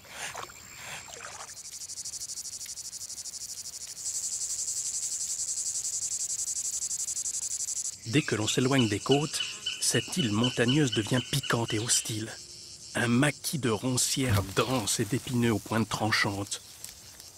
Pour survivre entre ces barbelés végétaux, il faut être forgé dans le bronze, avoir une peau incroyablement épaisse et être court sur pattes. Le roi de ce domaine, c'est le sanglier. La plupart des sangliers vivent en groupe et ne se séparent jamais. Mais parmi eux, certains individus font preuve d'un comportement surprenant. C'est le cas de ce grand mâle. Il a couvert toutes les femelles et elles ont donné naissance à de nombreux marcassins. S'ennuie-t-il au milieu de sa harde? Est-il frustré par l'attitude des laits qui ne lui accordent maintenant plus aucune faveur?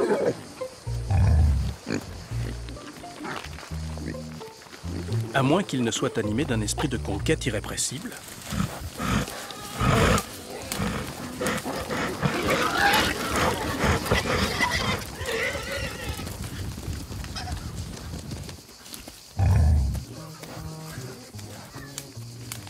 Le mâle abandonne sa harde pour chercher l'aventure dans d'autres vallées.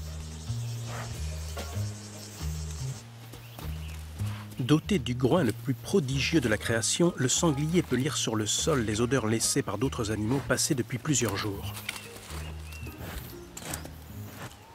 Une herde de sangliers est venue ici il y a 3 jours. Une quinzaine d'individus, beaucoup de petits, des mamans. Mais là, il y a mieux. Une jeune laie non couverte. C'est exactement ce qu'il lui faut. Il a 3 jours de retard et en 3 jours, le groupe a pu parcourir de grandes distances.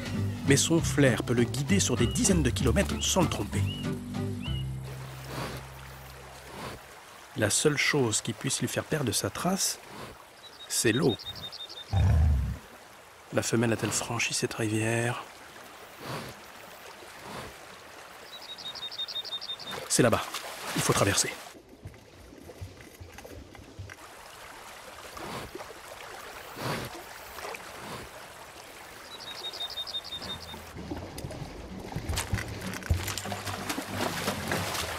Malgré la faim qui le tenaille, le cuirassé poursuit sa course. Jour et nuit, il suit cette piste invisible et tenace qui le rapproche chaque heure un peu plus de sa promise. Voilà 2 jours qu'il chemine sans s'arrêter et il sent que la récompense est proche. Les voilà, la harde et la jeune femelle. C'est bien elle.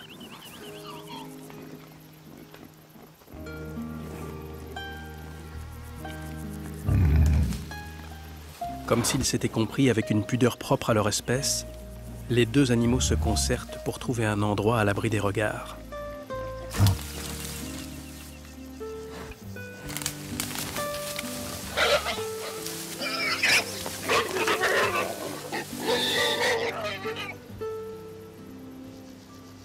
Et maintenant, un bon bain.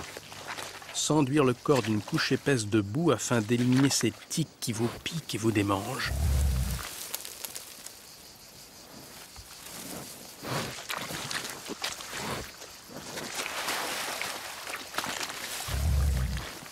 Mais l'aventure qu'il vient de vivre lui a ouvert à nouveau l'appétit. Le grand mâle est déjà prêt à repartir pour de nouvelles conquêtes.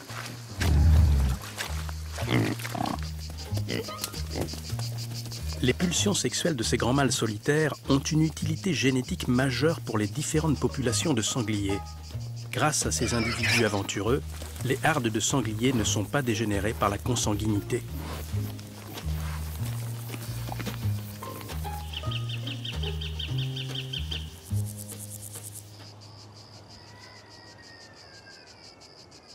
Les douceurs de l'azur et la fantastique position méditerranéenne de la Corse ont attiré de nombreuses populations à travers les âges. Certains ont établi leur domaine dans les montagnes.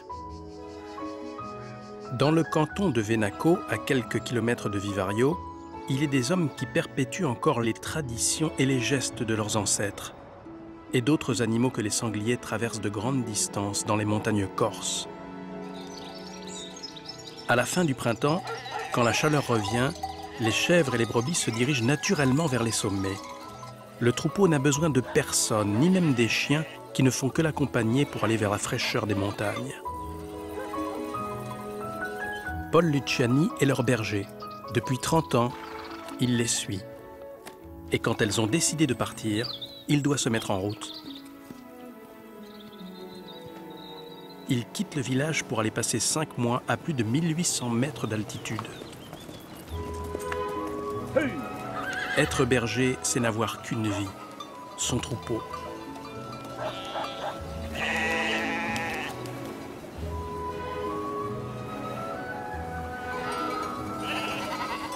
En une journée d'ascension, les bêtes trouvent par elles-mêmes les pâtures où elles vont passer la saison chaude.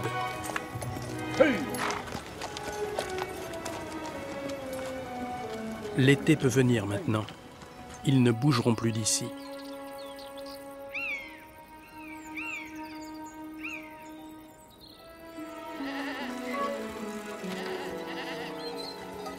Un instinct indompté coule dans les veines de ces animaux.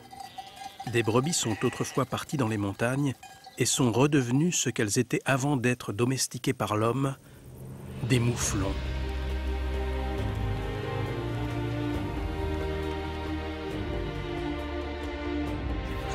Dans la vallée voisine, le sanglier a finalement trouvé une harde avec laquelle il pourra passer du bon temps sans avoir à courir les montagnes. À quelques centaines de kilomètres de là, notre ours cherche une tanière pour l'hiver. Il rassemble quelques branches et se fabrique un nid douillet à l'abri des épicéas. Les cerfs se sont retrouvés. Nos deux rivaux ont oublié leur querelle. Une nouvelle année d'amitié peut commencer. Les vautours cherchent toujours un butin dont ils pourraient se délecter sans partage.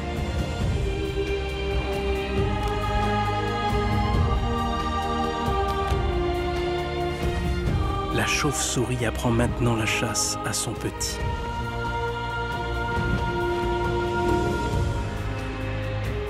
Nos deux louveteaux sont devenus adolescents et ils suivent leur meute sans avoir peur des éclairs. La libellule a trouvé un partenaire. Elle pourra donner naissance à une nouvelle génération de libellules. Les marmottes profitent des derniers jours de soleil avant leur grande hibernation.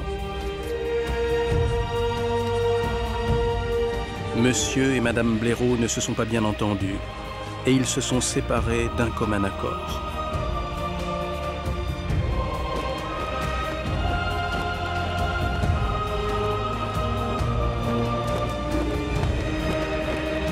Notre famille au grand complet a réussi à traverser la France du nord au sud. Il lui reste à franchir les hautes montagnes, à se hisser à 5000 mètres pour passer les glaciers, une dernière épreuve qui demande toute leur force. Les difficultés du voyage ont changé l'attitude de la jeune rebelle, et ses parents lui laissent parfois prendre la tête de l'escadrille. Avec un courage inouï, ces oiseaux affrontent les éléments depuis des millénaires afin de survivre et de nourrir notre imaginaire.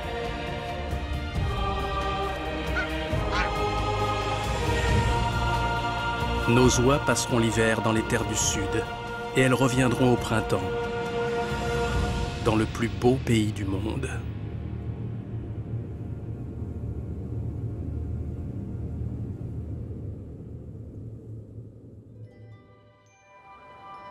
Je pense que pour comprendre la nature, il faut avoir de l'empathie, c'est-à-dire respecter ce qu'il y a autour de soi et puis être humble. Je pense que la rivière, elle n'a pas forcément un cœur qui bat dans le sens où on l'entend en tant qu'humain. Mais je pense qu'elle a des forces qu'il faut qu'on respecte. Mais je pense que les brebis et les chèvres, elles apprennent beaucoup à l'humain si tu les regardes bien, comment elles vivent. Je crois que c'est la magie de cet univers qui crée un enchantement et pour moi qui donne du sens à la vie profondément. Et puis l'homme, s'il réfléchissait un petit peu, lui c'est pareil, il devrait se contenter d'être. C'est des moments magiques. Donc il y a beaucoup de contraintes, mais il y a des moments magiques. Magiques, et j'ai tout dans ma tête et c'est les plus beaux films que je puisse avoir. On communique spirituellement par la pensée et en silence. C'est ça le monde du silence. Et le silence est plus fort que la parole et que le bruit. C'est cette communication par le silence qui est très forte et plus forte que tous les bruits, toutes les paroles. Peut-être que la marche à suivre avec les abeilles, c'est d'arrêter de penser et tout simplement de les sentir. De voir quelles sont les passerelles de collaboration qu'on peut trouver entre la société des abeilles et notre société humaine. Mon rêve de marée, c'est un rêve de partage des sols, un partage des terres, de partage du fruit, de ce que cette belle terre peut nous donner. Pour moi, le parfum des oiseaux, c'est quelque chose de très important. En fin de compte, c'est un petit peu comme si je faisais l'amour avec eux.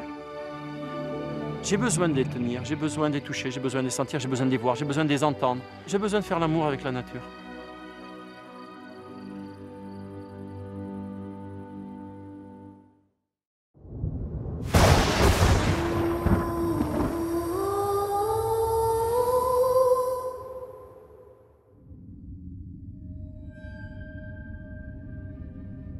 Les vents de l'Atlantique soufflent sur un pays béni par la nature. Un pays où les terres riches et fertiles ont donné naissance à une vie sauvage exceptionnelle. Ce pays, c'est le vôtre. Et vous allez en découvrir de nouveaux secrets.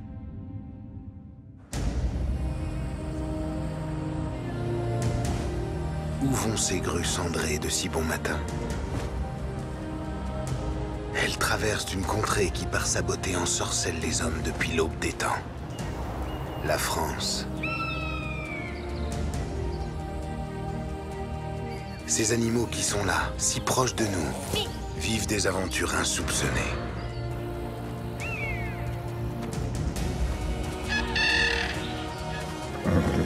Ils se défient et combattent. Ils s'entraident et se lient d'amitié. Ils transmettent leur savoir à leurs petits.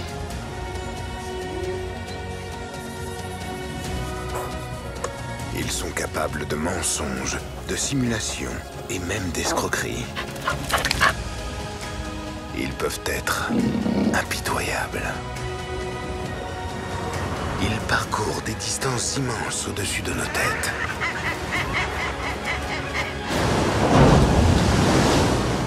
Ils se choisissent pour la vie ou juste pour une nuit.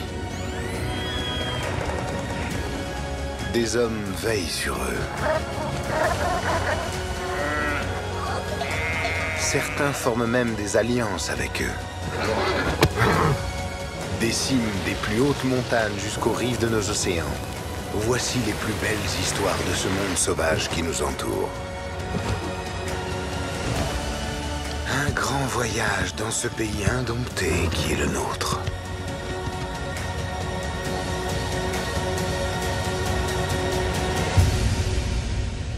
Le plus beau pays du monde.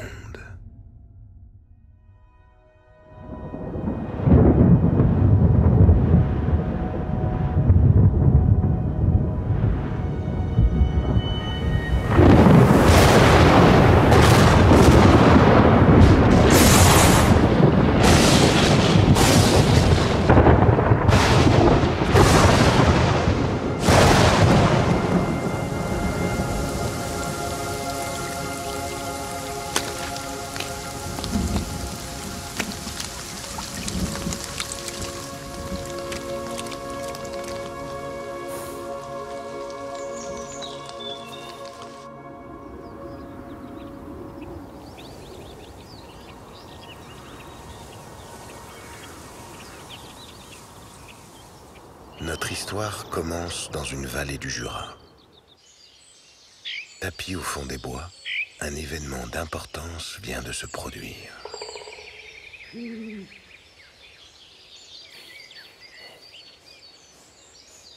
vient tout juste de tomber du ventre de sa mère. Le premier mot que lui a soufflé la nature ne te fait pas remarquer. Ces premières heures sont cruciales. S'il est découvert par un prédateur, il en sera fini de lui.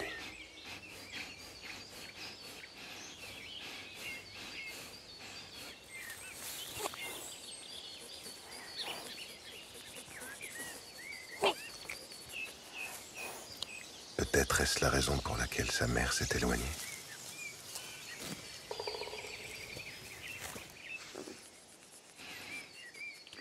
Dormir, attendre d'avoir la force. Et puis non. L'envie de vivre est plus forte.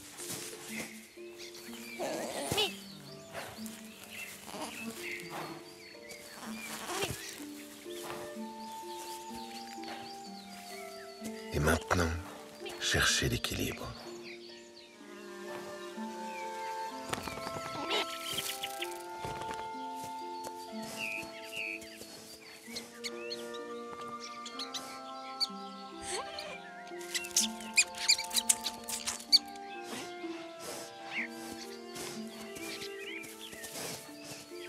Mais la nature est si bien faite qu'en quelques pas, le fan trouve la solution.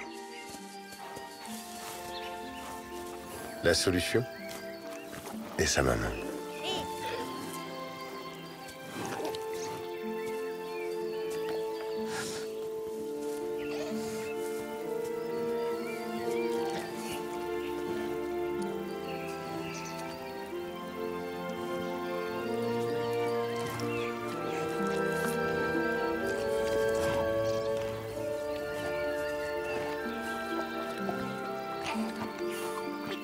Mais elle ne peut rester près de lui trop longtemps.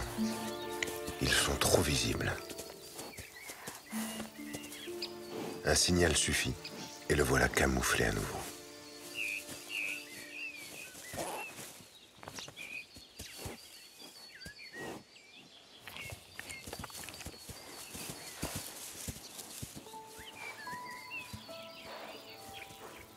Attendre maintenant qu'elle revienne.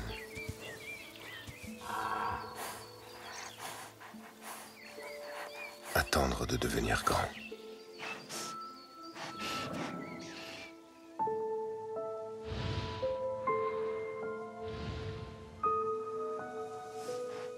Un jour, le petit prince deviendra roi.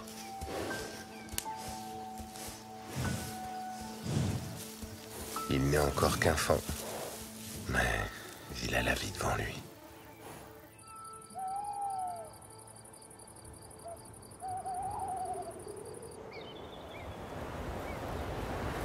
À notre frontière avec la Suisse, un arc montagneux de 300 km. Le massif du Jura.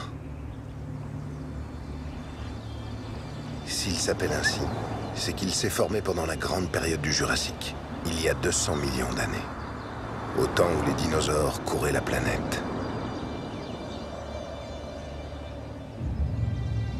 Autrefois submergé par des mers tropicales, il est aujourd'hui recouvert d'une immense forêt sauvage.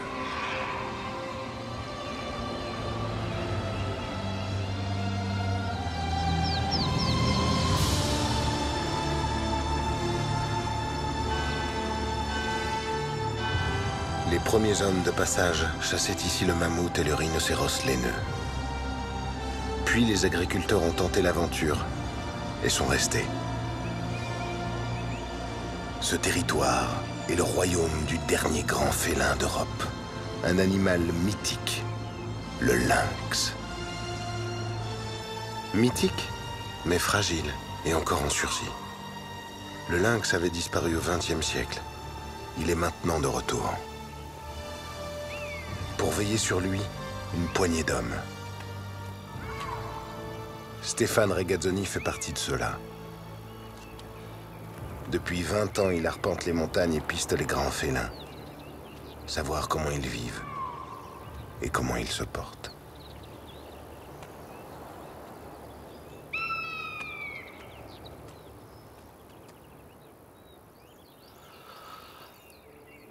C'était au printemps dernier.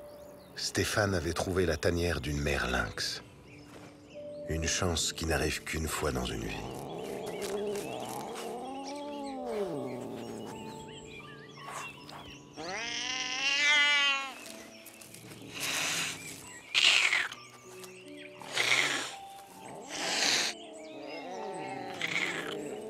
Il y avait là 3 petits encore à moitié aveugles.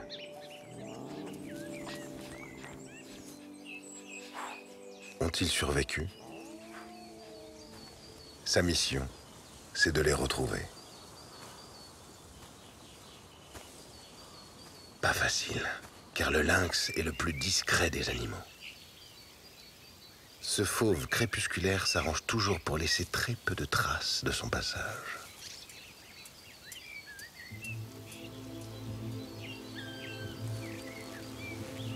Le lynx pratique souvent l'affût. il se dissimule et attend ses proies exactement à l'endroit où il sait qu'elles passeront.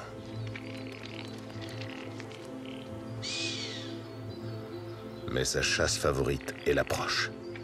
Il suit ses proies sans faire le moindre bruit et s'en empare avant qu'elles aient eu le temps de fuir. Il recouvre ses victimes, puis revient plusieurs jours de suite pour s'en nourrir.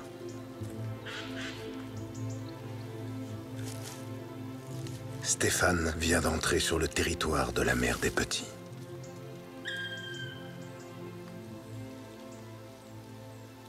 Quand on cherche le lynx, c'est toujours lui qui vous voit en premier.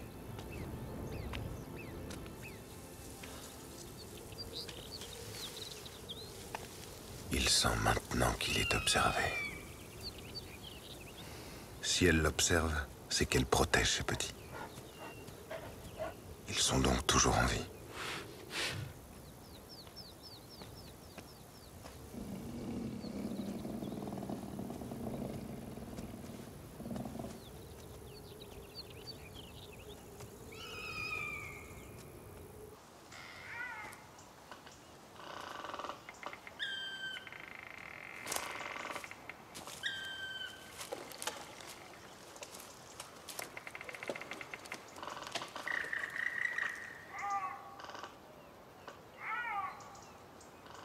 C'est là qu'il se cache.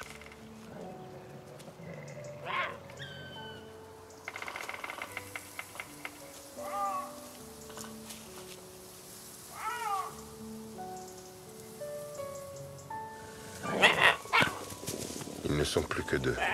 Le troisième a dû périr.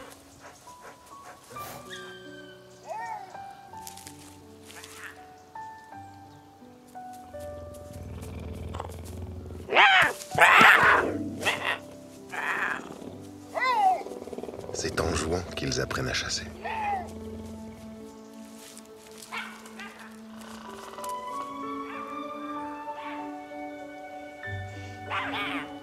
Leur mère veille sur eux.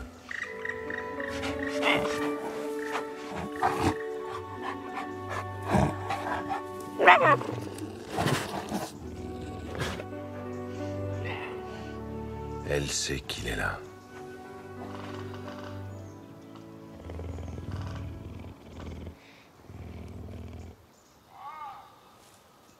Ils ont tout ce qu'il faut ici pour vivre.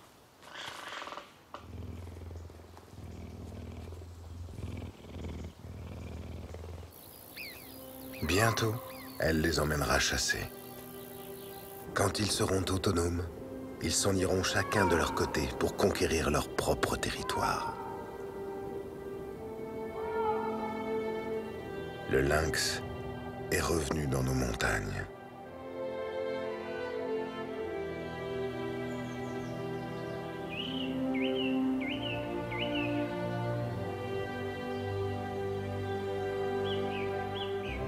Dans nos forêts vit un autre être de légende. C'est un géant qui regarde depuis longtemps les hommes passer. Le chêne. Et son aventure, vous n'allez pas la croire. Le chêne est arrivé d'Italie il y a 10 000 ans. Mais comment a-t-il voyagé jusqu'à nous? C'est un des plus beaux secrets de notre nature. Il vit des centaines d'années et rend service à une multitude d'êtres vivants. Il y a ceux qui l'ont choisi pour leur logement. Il y a ceux qui se nourrissent de son écorce. Il y a ceux qui mangent ses feuilles et ceux qui mangent ses feuilles. Il y a ceux qui se nourrissent de ses racines et ceux qui se nourrissent de ses fruits, les glands. Mais son principal problème, c'est que ces glands ne peuvent devenir des chênes sous son ombrage. À l'endroit où ils sont tombés, il n'y a pas assez de lumière. Parmi les êtres vivants qui l'habitent, un petit animal rend au chêne sans le savoir un immense service.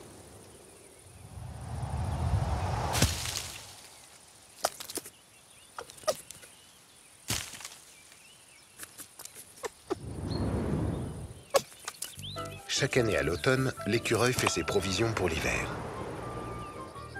Dès que les glands sont mûrs, il se lance dans une activité frénétique.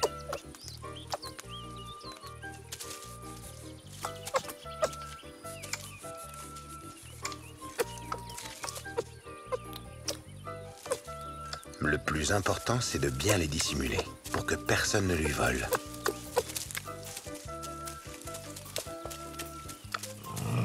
Mais il y a des espions partout.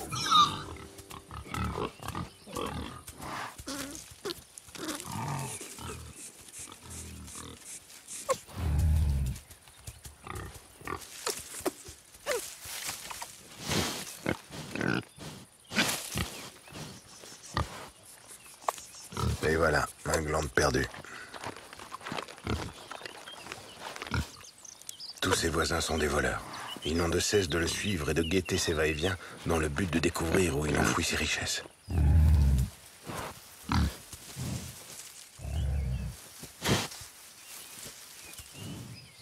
Pourquoi lui ?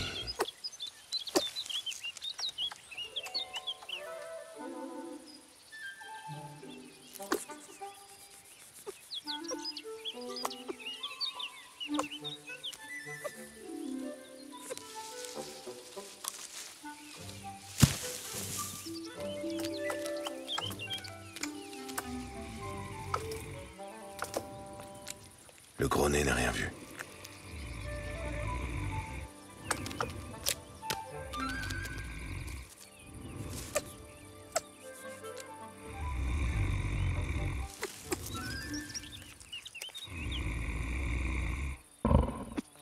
Il l'a vu, c'est sûr. Cette fois-ci, il n'aura pas son trésor. Mais il était là ? Non, là. Ou peut-être ici.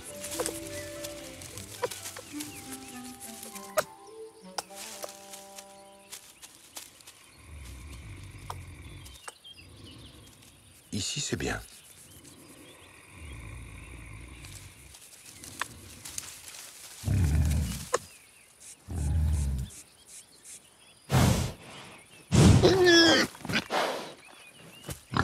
Non. Mieux vaut aller plus loin.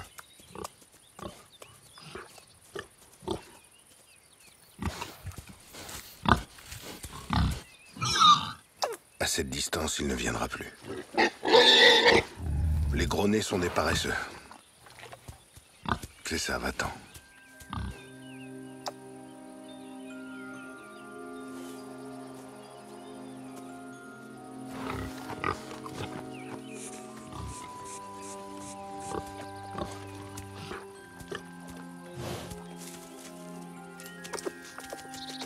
Ça y est, ce gland est en lieu sûr.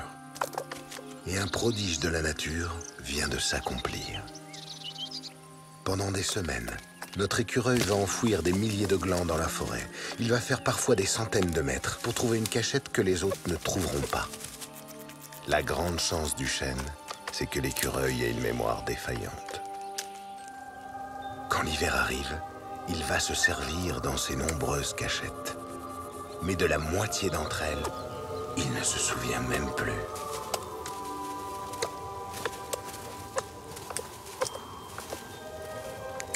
De cette mémoire défaillante, le chêne va retirer un grand bénéfice. Car au printemps suivant, dans une clairière à quelque distance, germeront ces fruits oubliés par l'écureuil. Et ainsi, en pleine lumière, ils pourront à leur tour devenir des chênes. C'est ainsi qu'au cours des millénaires, ces géants immobiles ont conquis notre pays. Venus du sud de l'Italie, les chênes ont réussi à essaimer bien au-delà des frontières.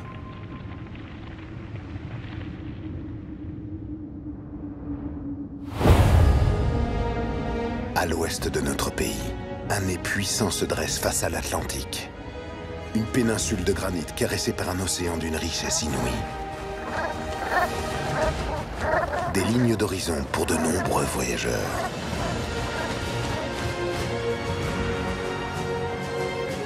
Un paradis pour de nombreuses vies. les hommes sont partis conquérir le monde. Ici, ils sont revenus et ont bâti les cités de leurs rêves. Nous sommes en Bretagne. Poussé par les vents et attiré par la lune, l'eau y côtoie la terre depuis toujours.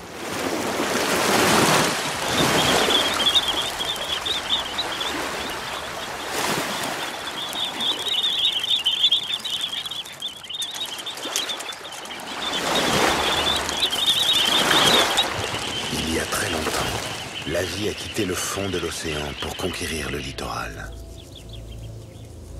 Du fond des âges, les pierres s'en souviennent.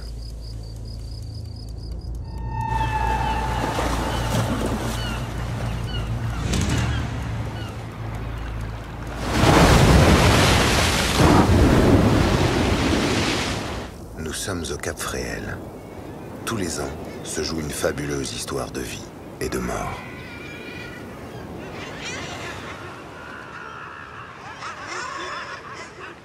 Nos falaises accueillent au printemps un animal venu des lointaines terres du Nord, d'Islande, du Groenland. C'est un pingouin volant capable de parcourir 6000 km par an, de plonger jusqu'à 180 mètres de profondeur, de dormir en pleine mer pendant des mois. Le guillemot de Troïl est un phénomène en smoking.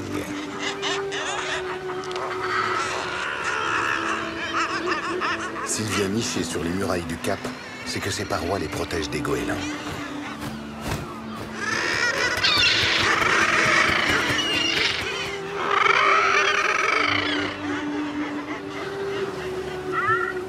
Afin d'éviter que ses œufs ne roulent et tombent des falaises, le guillemot les a conçus en forme de poire. S'ils roulent, ils reviennent. Malin. Pour l'un d'entre eux, aujourd'hui est le grand jour. Le jeune a 3 semaines.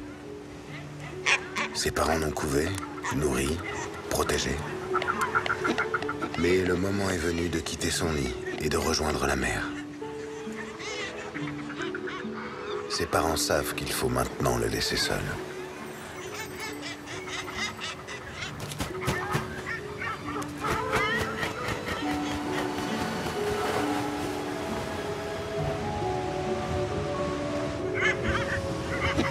Seul. Face au vide.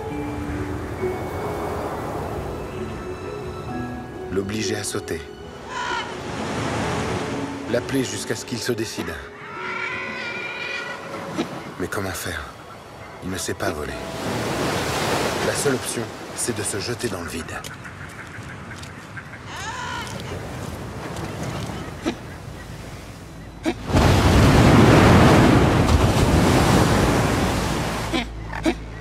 Impossible. Il faut pourtant qu'il saute. L'appeler encore et encore. Un peu plus loin, un autre jeune se décide.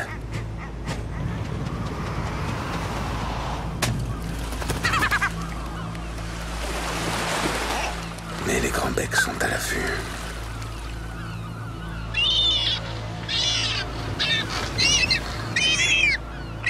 Nombreux sont les jeunes qui n'arrivent pas jusqu'à la mer.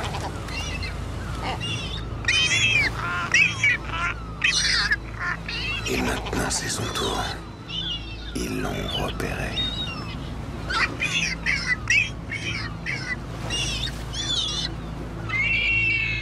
Ne pas écouter ses parents. Attendre la nuit.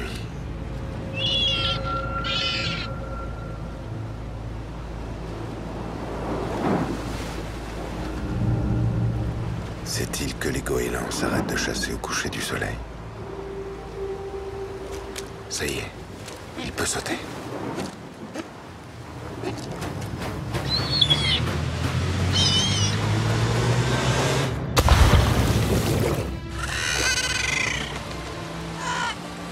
Ses parents sont là. Maintenant, ils peuvent partir.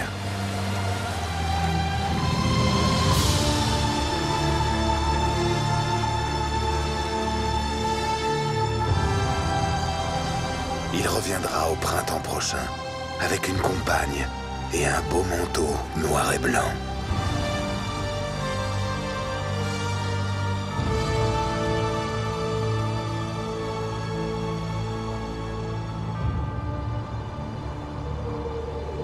L'appel de la mer ne séduit pas que les animaux. Des hommes et des femmes ressentent cette même attirance inexplicable pour le monde des profondeurs. Et c'est le cas de Frédérique Pichard. Depuis plus de 20 ans, elle a noué une relation d'amitié avec un dauphin ambassadeur. On appelle les ambassadeurs ces dauphins qui choisissent de quitter leur groupe et de se rapprocher du monde des hommes. Quelques individus vont ainsi de port en port. Ils semblent vouloir tisser des liens avec nous.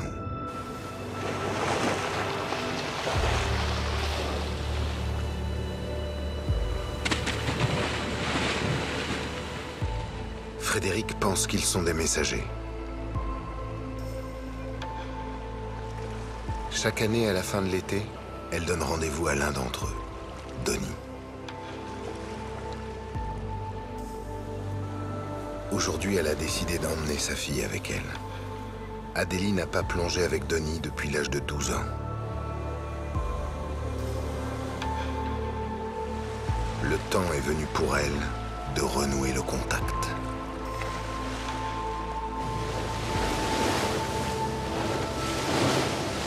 Le lieu de rendez-vous avec Donnie varie d'une année sur l'autre. Elle sent maintenant que son ami est proche.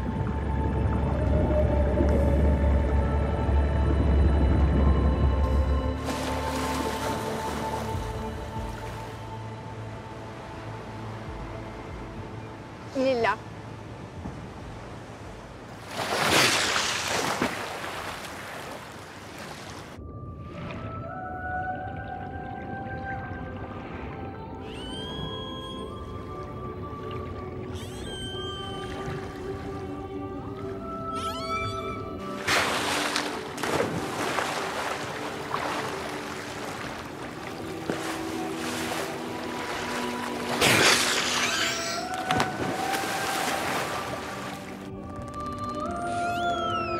Le dauphin nous rappelle notre enfant intérieur, notre source de vie, la joie.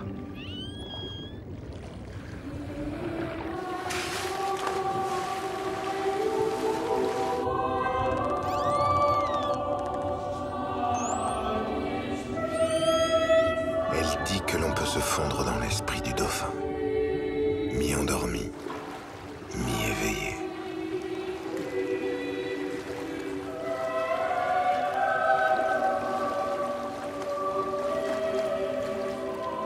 Donnie l'aide à se reconnecter avec elle-même. Et il décide quand il veut partir.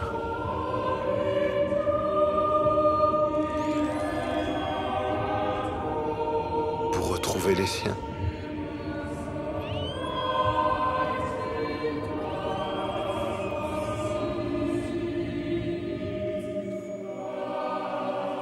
Les messagers de la mer ont-ils un savoir à nous transmettre ?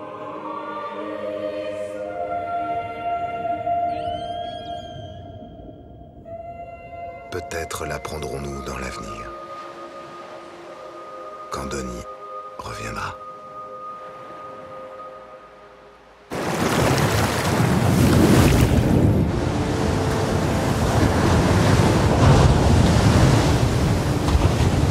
Ce monde si paisible se prend parfois de fureur. Comment survivre dans cet enfer ?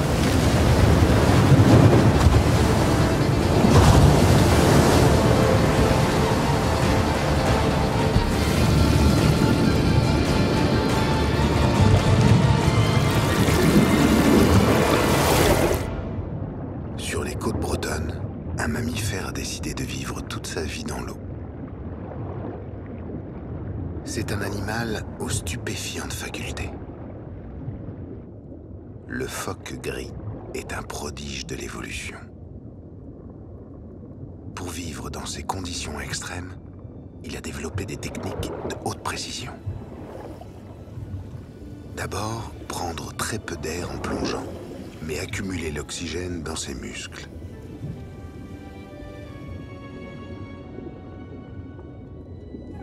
Ensuite, faire baisser son rythme cardiaque à 5 pulsations par minute.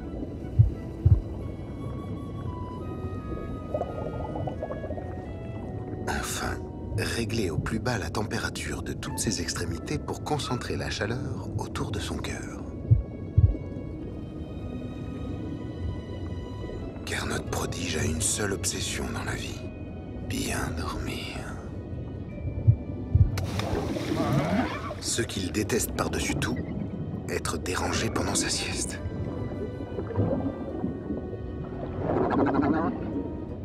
Les jeunes ne respectent rien.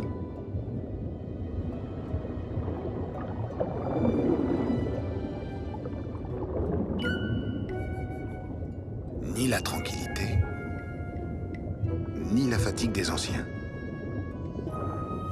Mieux vaut trouver un autre endroit. Rien ne l'empêchera de ne rien faire.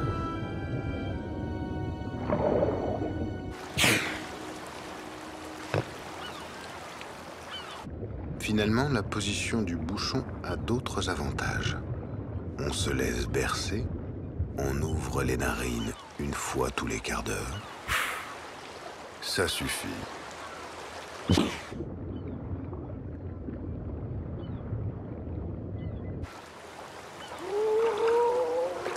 Mais entre toutes, la meilleure des siestes, c'est au sec et au soleil. Dans sa colonie, les plus méritants passent les heures de travail sur un reposoir.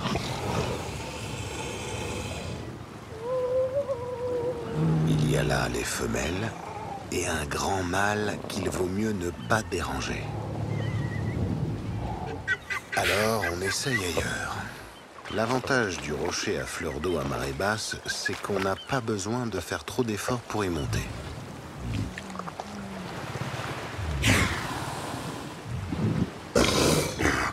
Et là, le top du top, c'est la position de la banane. Surtout ne pas mouiller ses pattes. À travers elle, la chaleur du soleil irradie tout le corps. Un bonheur intégral. Et quand la marée remonte, se laisser porter. Et maintenant, pour changer, il est temps de trouver un endroit au calme.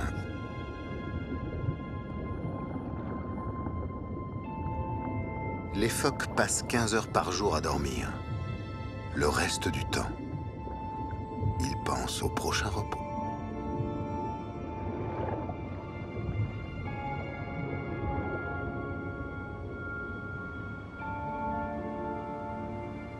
Un grand fleuve sauvage traverse la France en son centre, la Loire. Il a dessiné au fil du temps les courbes d'une majestueuse vallée. Ses longs tentacules guident les oiseaux migrateurs depuis des millénaires. Parmi eux, il en est un que l'on pense bien connaître. Mais sa vie intime est bien plus surprenante qu'on l'imagine. Ce couple de jeunes cygnes voyage depuis plusieurs jours. Ils cherchent un endroit tranquille pour passer leur lune de miel.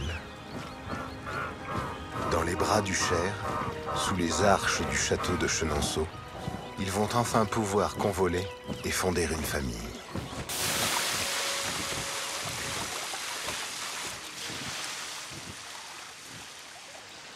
Mais chez les cygnes, on ne passe pas aux actes sans protocole.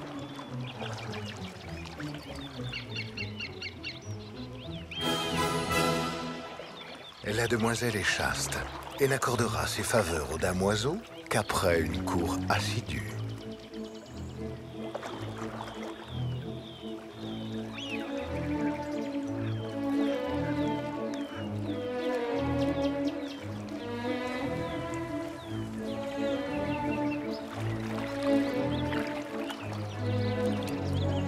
Séduire de 1000 manières. Synchroniser ses gestes pour trouver l'accord parfait.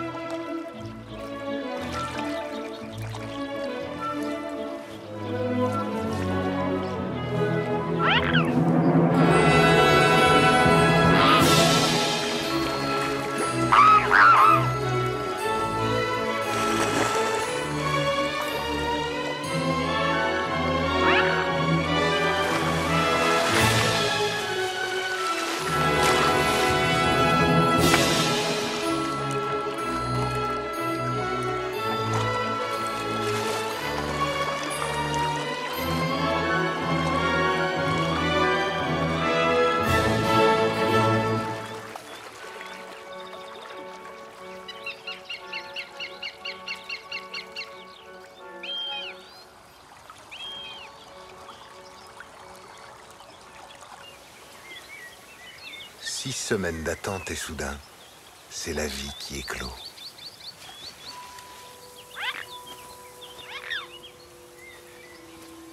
De leur union, 3 jeunes sont nés pour leur plus grande fierté. 2 blancs et 1 gris. Le gris est né quelques heures plus tard. Les cygnes savent tout de suite nager, mais voler, il va leur falloir apprendre. Aussitôt nés, les 3 petits vont à l'eau. 2 blancs et 1 gris.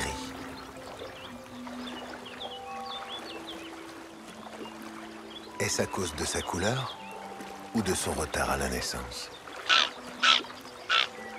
Voici le gris maintenant un peu à l'écart.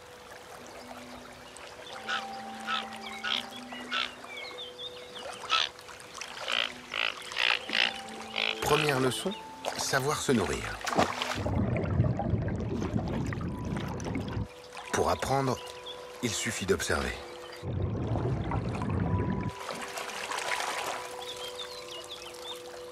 Comment fait-elle?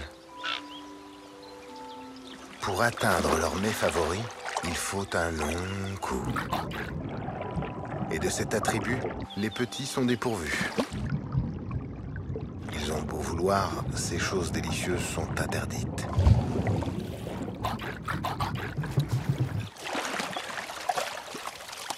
Alors, de guerre lasse, ils se nourrissent des gourmandises cueillies par leurs aînés.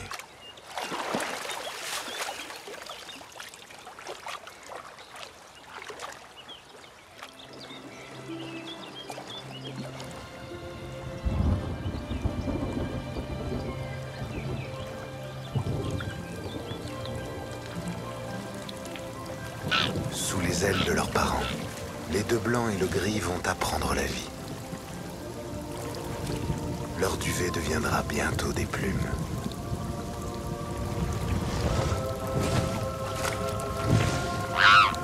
Ils auront alors 4 mois pour apprendre à voler, pour muscler leurs ailes et devenir des oiseaux.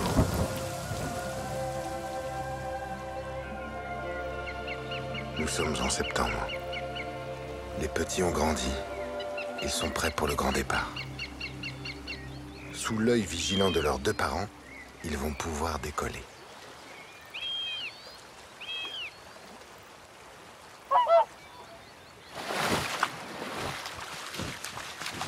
Les 2 blancs s'élancent.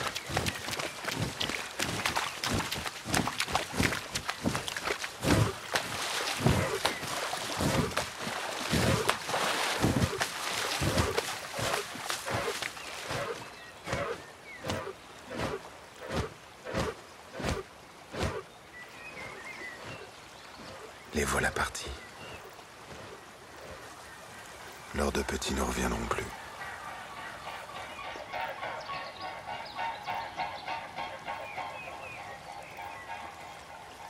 Maintenant, c'est au tour du gris.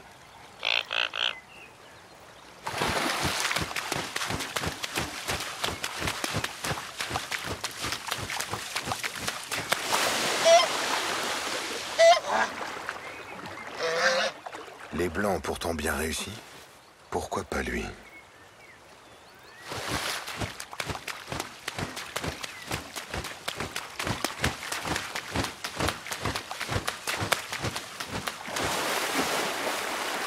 Veut-il rester pour toujours auprès de ses parents?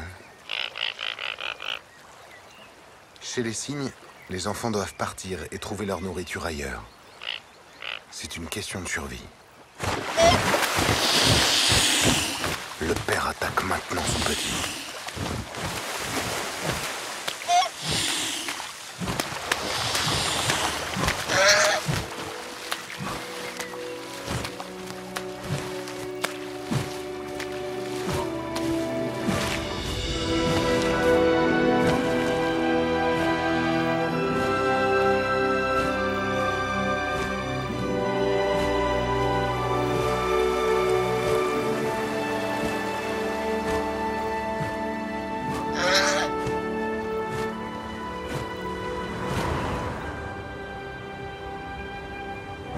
La peur la fait s'envoler. Qu'éprouvent ses parents alors que leur dernier petit s'en va pour toujours? Sont-ils fiers ou soulagés?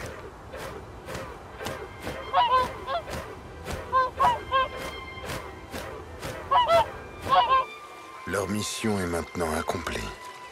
Leur seule obligation, c'était l'éducation des petits. Qu'ils soient blancs ou gris. Quant à lui, il trouvera bientôt une bande de jeunes de son âge.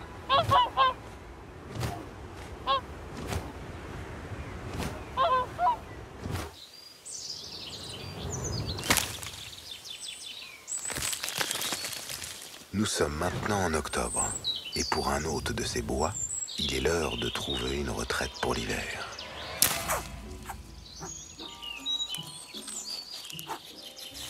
Ce matin, Hérisson doit rejoindre l'endroit où il dormira pendant les grands froids. La vieille souche au fond du parc. Hérisson est aussi myope qu'une taupe. Alors pour se déplacer, il fonce droit devant. La souche est de l'autre côté du parc, derrière le château. D'abord, traverser le jardin de Diane de Poitiers. Le parc du domaine est entretenu par un jardinier d'un style particulier. Pour le bonheur de tous ceux qui le fréquentent, Grégoire y pratique un jardinage exempt de tout produit chimique. En déposant quelques chrysopes sur ses rosiers, il se débarrasse d'une grande quantité de pucerons. Des renforts pour les coccinelles qui ont déjà pas mal de travail.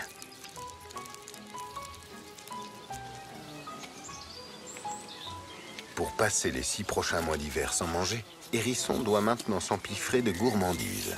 Au menu, escargots en coquille, limaces sur feuilles, tartare de couleuvre. Mais où sont-ils passés? Ce matin, les gluants succulents ont déserté le potager. Et là, non plus. Mais qui est le responsable de cette pénurie? Grégoire a une recette pour écarter les nuisibles. Il agrémente son potager de plants de thym, de sauge et de ciboulette. Il en sème ici et là. Ça tombe bien. Hérisson profite aussi des odeurs fortes pour faire fuir les 500 puces qui vivent sous ces 7000 épines. Comme insecticide, Grégoire pulvérise de la purée d'ortie, naturelle et très efficace. Mais le voilà aujourd'hui face à une invasion imprévue. Les limaces attaquent.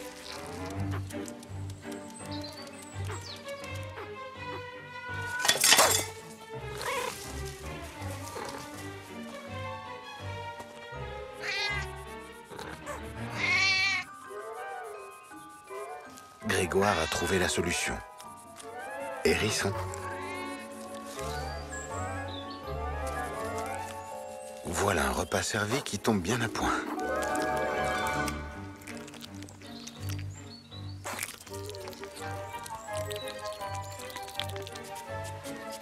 Grégoire aimerait bien que Hérisson reste quelque temps dans son potager. Mais le piquant a d'autres plans.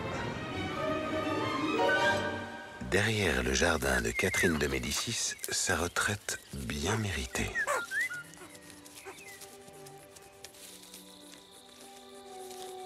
Le voici dans son jardin d'hiver. Gratter la terre, faire un nid avec quelques feuilles, et le tour est joué. S'adapter à la nature, l'aider sans la brutaliser. Grégoire dit qu'elle se soigne toute seule depuis des millions d'années. Pour dormir tout l'hiver, Hérisson est capable d'ajuster la température de son corps en se maintenant tout juste 3 degrés au-dessus de la température extérieure. Comme si finalement, l'équilibre du monde tenait à une poignée de degrés.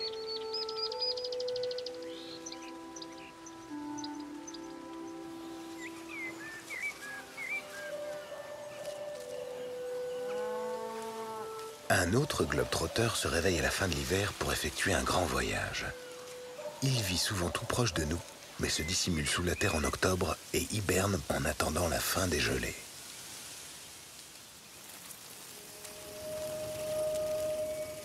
Ici vit Monsieur Crapaud. Et ce soir est son grand soir. Une force irrésistible l'appelle. Là-bas, à quelques kilomètres, la mare où il est né.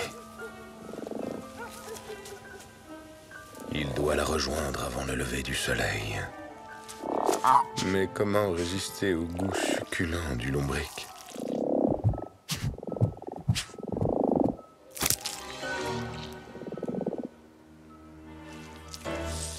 Il n'a pas mangé depuis 6 mois.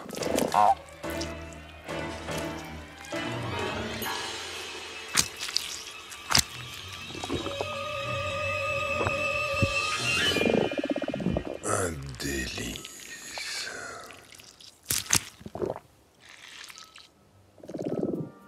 C'est reparti. Pourquoi ce voyage? Pour se reproduire. Car au bout du chemin, une charmante demoiselle Crapaud lui est promise.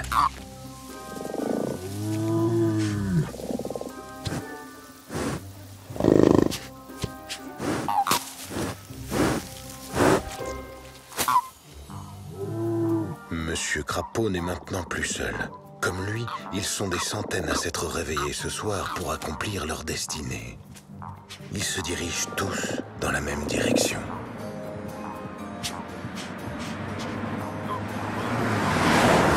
Certains mâles ont même trouvé un moyen moins fatigant pour y arriver. Ils se sont accrochés sur le dos d'une femelle. Chez les crapauds, les femelles sont plus grosses que les mâles.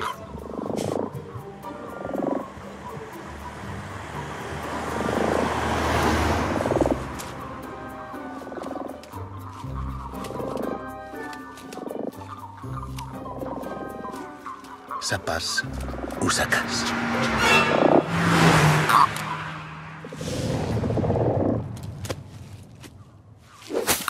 Tout le monde a rendez-vous dans la mare. Mais il y a souvent moins de femelles que de mâles. Si seulement il pouvait en trouver une avant d'arriver. Occupé.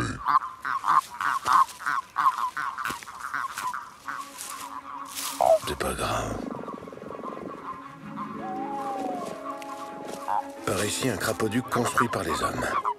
Ça permet de passer la route tranquille. Enfin, presque tranquille.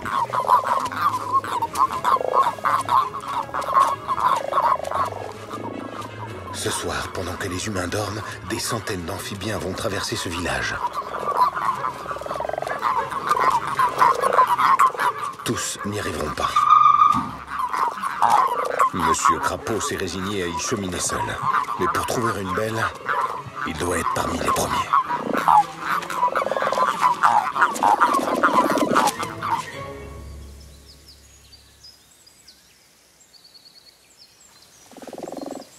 La voilà. La mare qu'il a vue naître. Vite, trouvez sa princesse.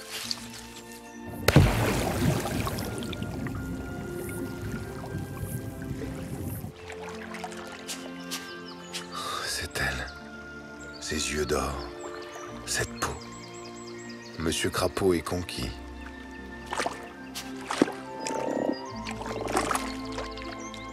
Les deux amoureux vont ainsi passer quelques jours collés l'un à l'autre.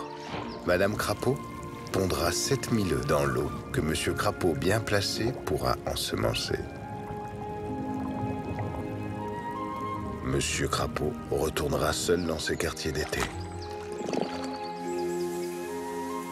C'est ainsi que chaque année en février, des millions d'amphibiens font leur voyage nuptial.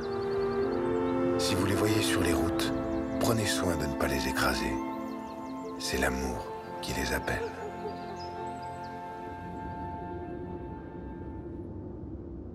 Au sud de la Loire, le massif central descend en pente douce vers les grandes plaines.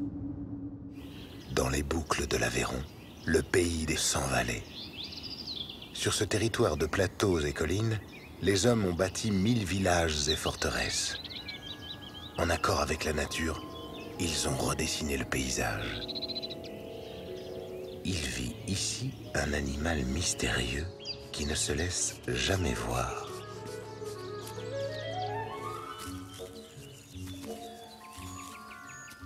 Son agilité est aussi légendaire que sa discrétion.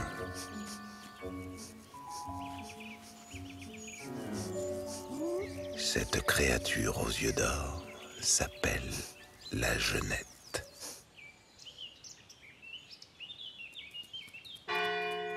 Mais où va-t-elle de si bon matin? Cette prédatrice aux airs de panthère est venue d'Afrique au Moyen-Âge. Apprivoisée par les seigneurs pour sa grâce et sa noblesse, elle a rapidement pris une place de choix dans les châteaux. Cette compagne élégante et serviable semait la terreur parmi les rongeurs. Elle protégeait aussi de la peste. C'est ainsi qu'elle se fit auprès des hommes et des femmes une place de choix. Une place qui depuis lui a été ravie par un autre prédateur plus docile, le chat.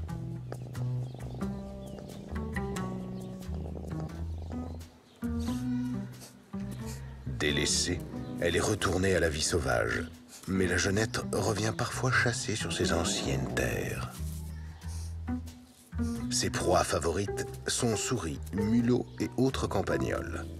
Elle sait où il se trouve à profusion, sur le territoire de son rival.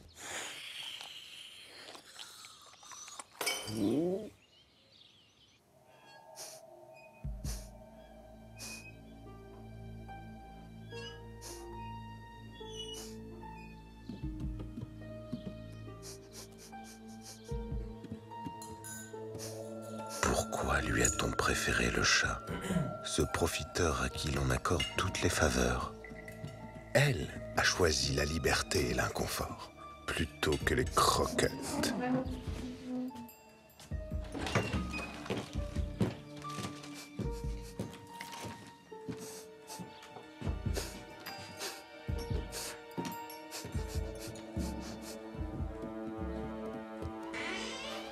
Sur ce territoire, elle n'est point conviée.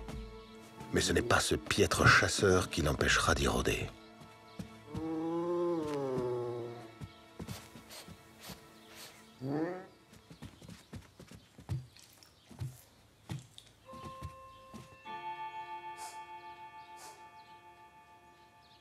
Jeunette entend tout et voit tout. Elle se place à l'affût et observe ses proies.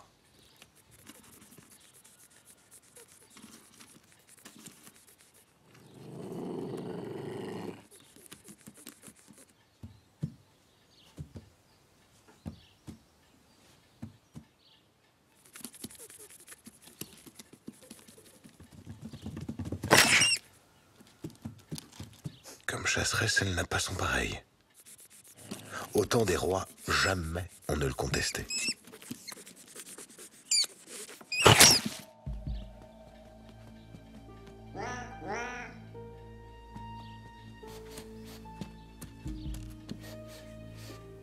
Le matou l'a senti. Il faut la chasser d'ici.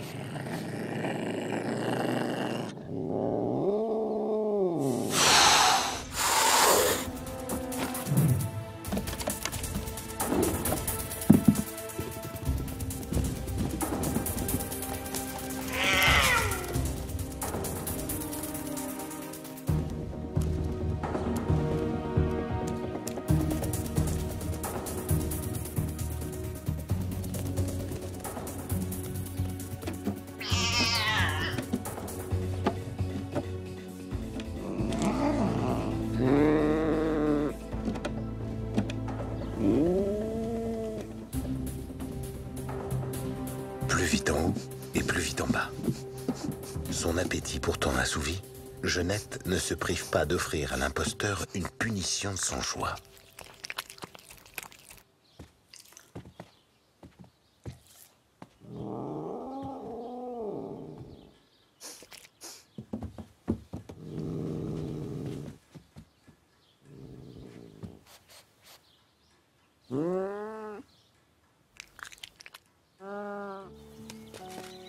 Ainsi vit aujourd'hui Jeannette.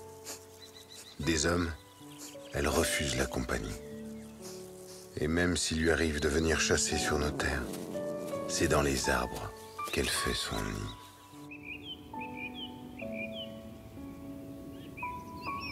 On lui a préféré le chat.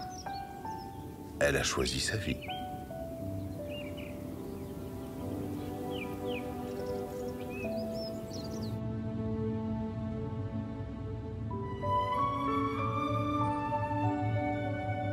Au sud-est de la France, la Provence. Deux massifs très anciens plongent dans les eaux azur de la Méditerranée, les Maures et l'Estérel. En été, ils deviennent secs, arides et piquants. Un animal se trouve très à son aise dans ce milieu.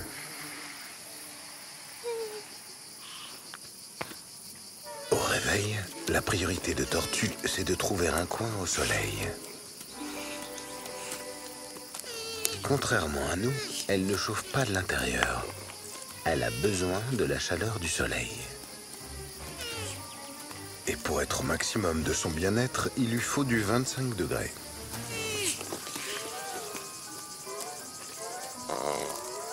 Son cousin lézard a lui aussi le même objectif, se faire dorer la pilule. Et s'il peut le faire avec le moindre effort,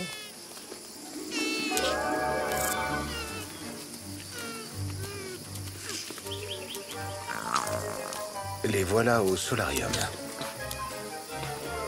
Maintenant, ne plus bouger.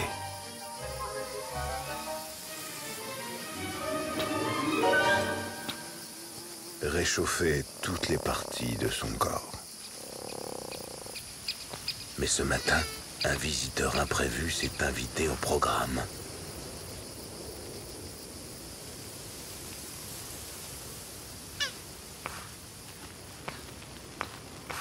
Tortue est invincible. Elle ne craint rien ni personne. Sauf lui. Cet ennemi redoutable qui revient chaque année. La terreur des tortues.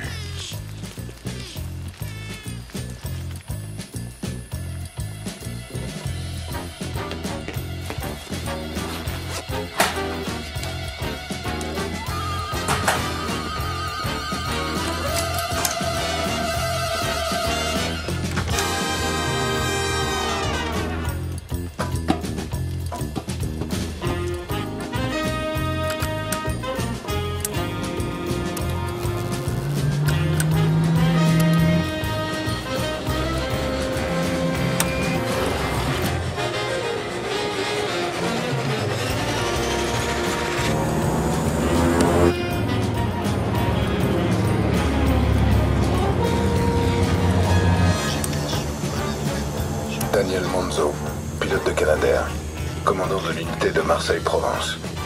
Départ de feu dans les Maures, neutralisation immédiate. 2 appareils en action.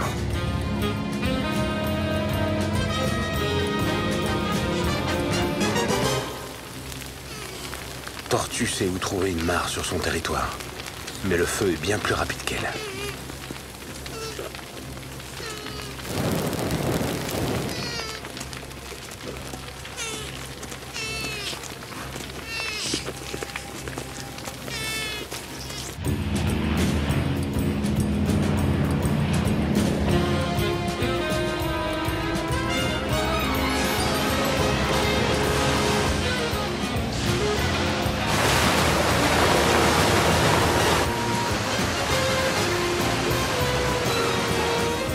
Lac de Sainte-Croix.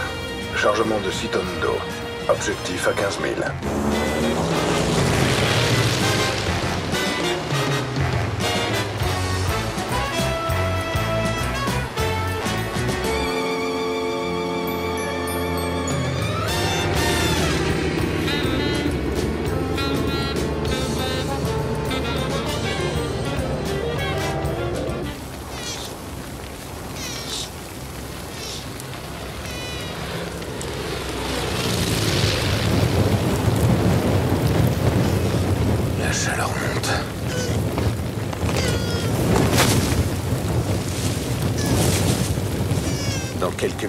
tortue va bouillir dans sa carapace. Elle ne peut plus avancer. C'est la fin.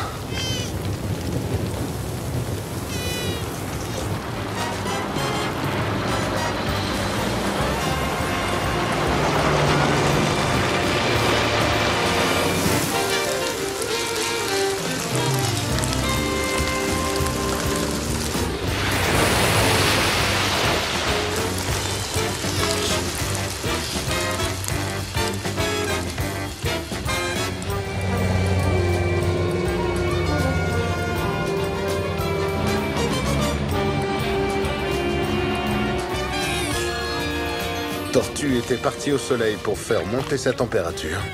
C'est réussi. Maintenant, il faut la faire redescendre.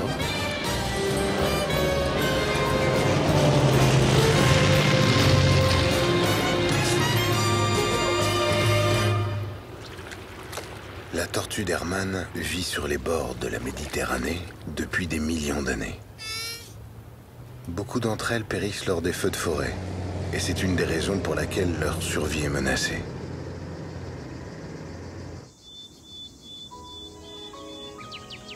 Le cœur de la Provence bat dans les collines qui relient la mer aux montagnes des Alpes. Un territoire de parfums et de couleurs. Une contrée où la lumière si particulière a séduit les plus grands peintres. Mais aussi une douceur qui a plu à de nombreuses espèces.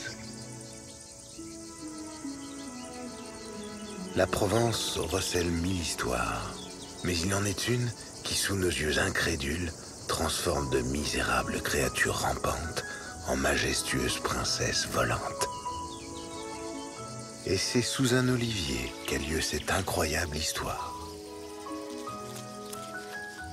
Deux voisines prospèrent ici sur le fenouil sauvage, la flamboyante Macaon et la discrète Morosphinx. Dès le départ, tout oppose les deux futurs papillons. Les couleurs de Macaon crient poison. Morosphinx mise au contraire sur le camouflage. Les deux chenilles ont au sol un ennemi commun, la fourmi carnivore. Ce redoutable chasseur ne fait pas de quartier à tous ceux qui tombent sur son territoire.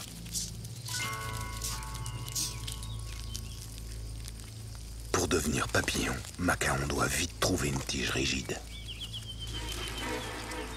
Morosphinx, qui au passage a changé de couleur, doit s'enterrer et ne plus bouger. L'une va vers le haut, l'autre vers le bas. Macaon s'attache avec une ceinture de soie. Morosphinx dort sous terre, s'endurcit et devient chrysalide. Macaon devient nymphe. En 10 jours s'opère la fabuleuse métamorphose. Aujourd'hui, elle change de vie. Se gonfler d'air et briser son cocon.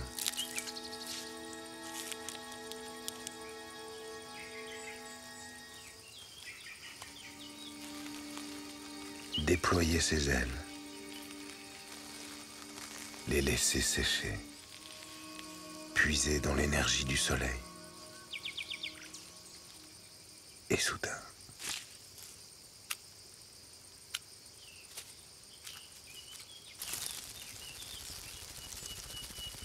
le sphinx est prêt. Macaon, à son tour, veut s'élancer.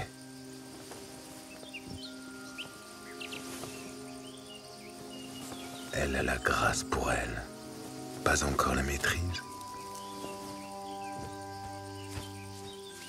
Avec des ailes qui battent 80 fois par seconde, Morosphinx est un prodige de précision. En vol stationnaire, il est le seul à pouvoir se ravitailler sans se poser. Les grandes ailes de Macaon sont sa fierté, mais difficiles à piloter.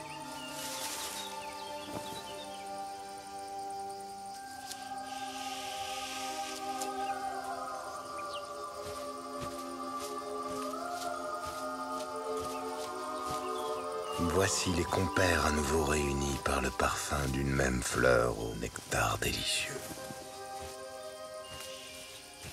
La verveine retiendra quelques jours les deux amis.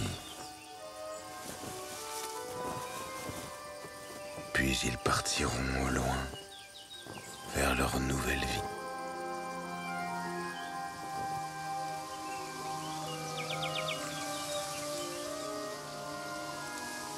Les relations entre les animaux de nos campagnes ne sont pas toujours aussi pacifiques. D'autres destins se croisent en effet sur nos terres provençales. C'est le cas de deux rivaux légendaires, le corbeau et le renard. Ici vit la famille Corbeau. Et ce matin, Maître Corbeau a décidé d'emmener sa fille pour lui apprendre les quelques tours qu'il a dans son sac. La première leçon pour la filleute consiste à imiter ce que fait son père.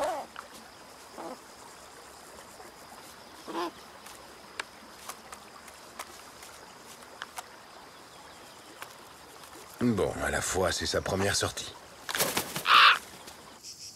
Sur ce même territoire vit la renarde et sa nombreuse progéniture. Pour nourrir toutes ces bouches, Renarde est contrainte à un balai incessant entre la tanière et ses lieux de chasse.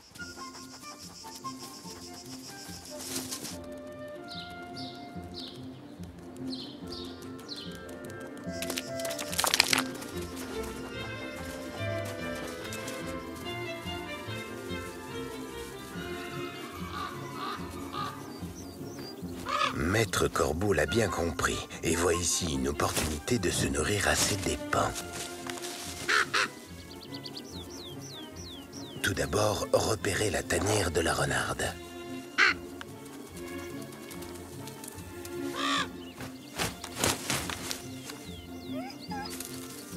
Voici une occasion de montrer à sa filleute comment se jouer de goupil.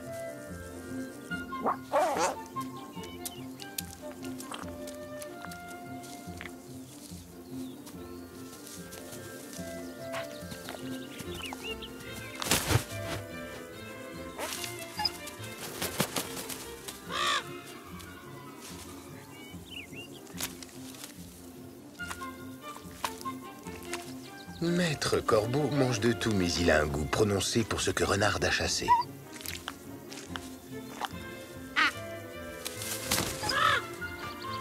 Voilà assurément un bon tour, mais le meilleur reste à venir. Voici Maître Corbeau plein de fierté à l'idée de montrer à sa fille une ruse de qualité.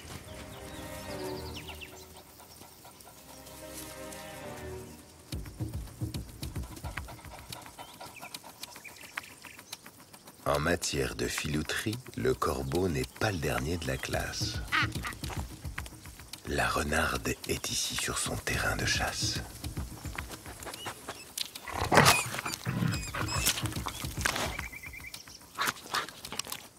La malice consiste à détourner l'attention du renard.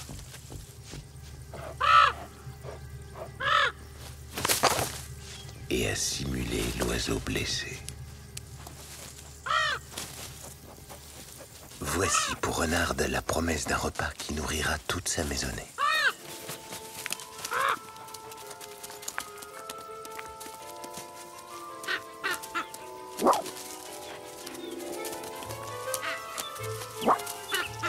L'éloigner le plus possible de sa proie délaissée.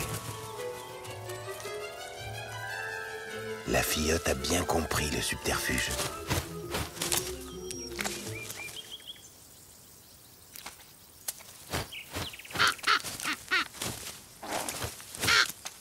Elle ne veut point partager.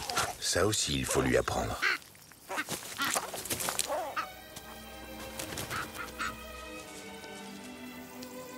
Maître Corbeau s'est joué de renarde, mais elle saura un jour lui rendre l'appareil. Le corbeau et le renard se disputent régulièrement la palme de la ruse. Une rivalité qui dure depuis des siècles. S'il est vrai que tout flatteur vit aux dépens de celui qui l'écoute, apprenez aussi, Renardo, qu'un tien vaut mieux que deux. Tu l'auras.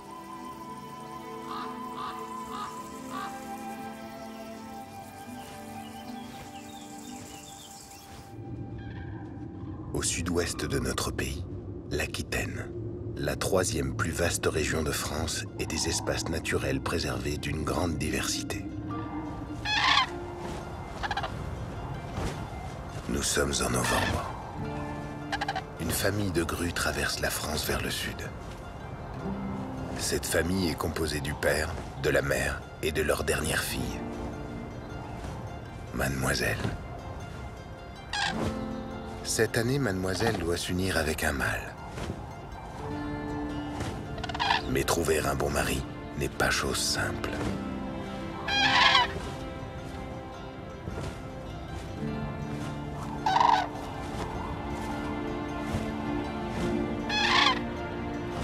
Elles arrivent de Suède et traversent la France du nord au sud en 2 jours. Elles volent jour et nuit et maintiennent le contact en échangeant des appels. Elles savent exactement où elles vont. Tous les endroits qu'elles survolent sont déjà fixés dans leur mémoire. Rivières, villages, autoroutes sont autant de repères pour elles.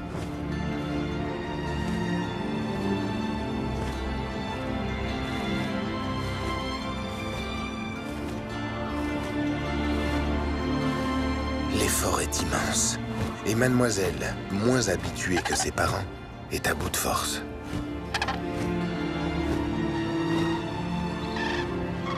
Ce n'est plus très loin.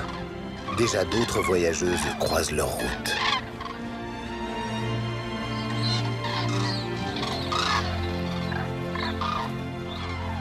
Arjusanx, ses lacs, ses landes, ses champs de maïs et ses merveilleux dortoirs.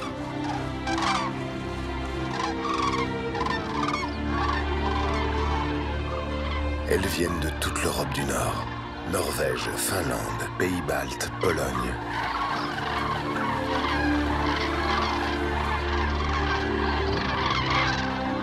« 50 000 grues se sont donné rendez-vous ici pour passer les 3 mois d'hiver.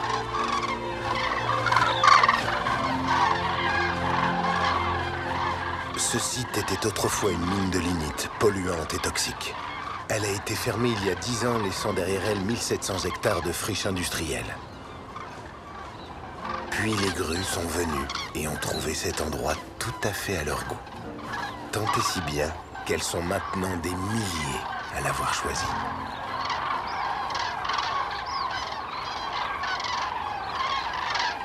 La famille de Mademoiselle a choisi le dortoir du Petit Marais.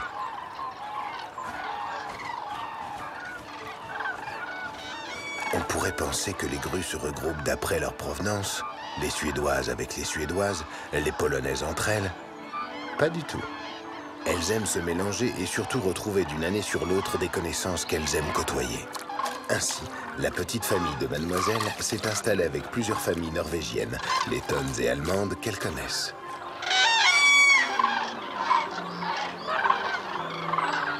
Élégante et précieuse, Mademoiselle attire tout de suite de nombreux regards. Mais elle n'est pas une fille facile. Parmi les prétendants, il y a des veufs et des jeunes immatures qui ne savent pas encore ce qu'ils font. Elle n'est pas intéressée. Elle a tout l'hiver pour se décider.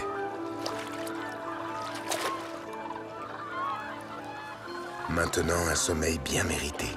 La tête sous l'aile pour ne pas être dérangée par les voisines. Les pattes dans l'eau pour ne pas se faire attaquer par les renards.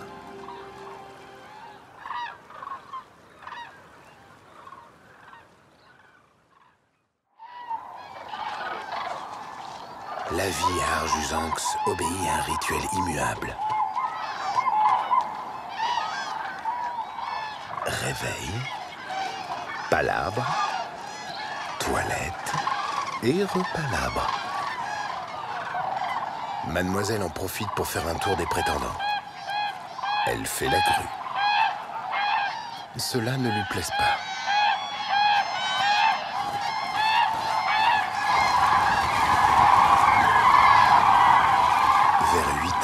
tout le monde part pour trouver à manger.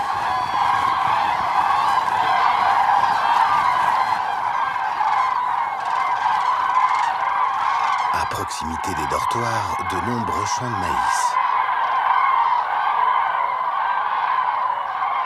Les restes des moissons sont bien suffisants pour la famille de Mademoiselle.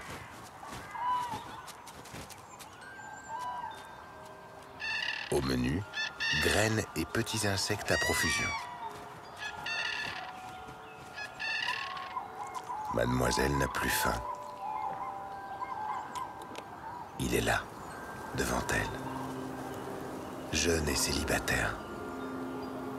C'est lui.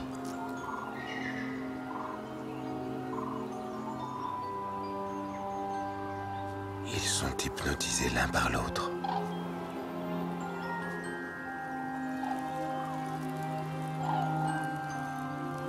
Chez les grues, comme chez les cygnes, on se séduit longuement.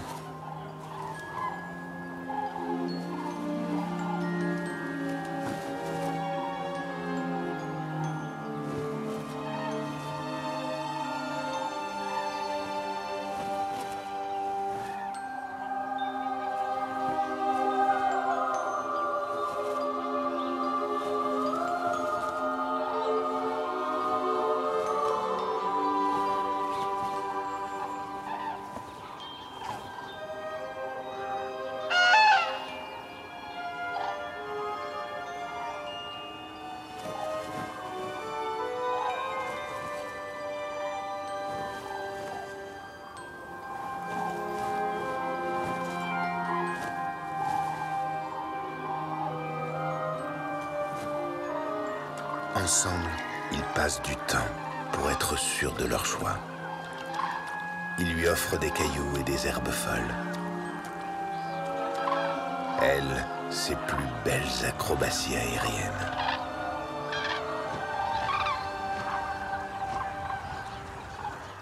Ils se courtisent pendant plusieurs semaines et apprennent à se connaître en toute honnêteté.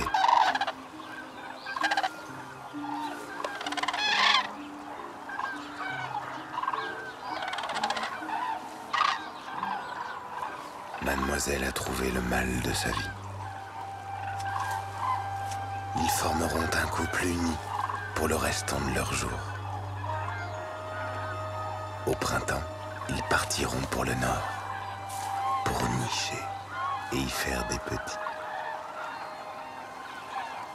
Arjusanx est bien le paradis des grues.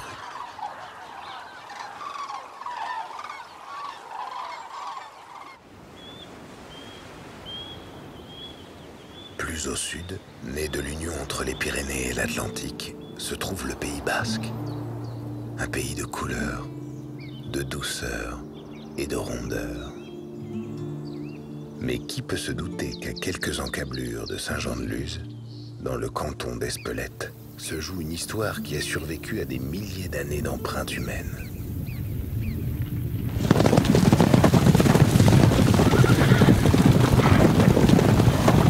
Dans ces montagnes, un petit cheval de race primitive vit encore de façon quasi sauvage. Le Potioc vit en harem. Une vingtaine de juments avec leurs poulains et un seul mâle.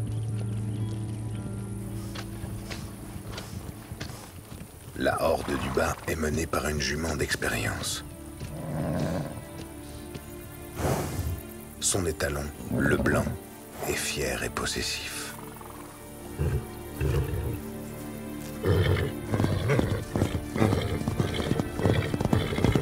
Et parfois, ses pulsions lui montent à la tête.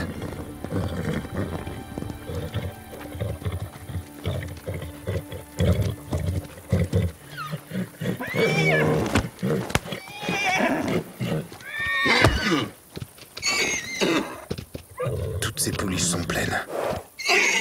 Plus une seule n'accepte de s'offrir à lui.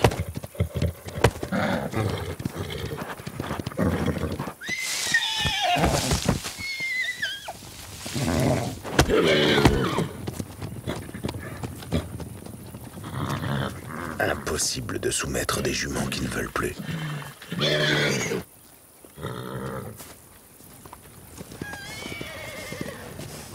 Il veut d'autres juments et il sait où les trouver. Dans ce canton, il y a depuis des lustres 2 hordes, celle du bas et celle du haut. Le blanc est né là-haut, mais il a dû en partir. Là-haut, il y a de nombreux juments, mais elles sont la propriété d'un puissant étalon qui y règne sans partage depuis 8 ans.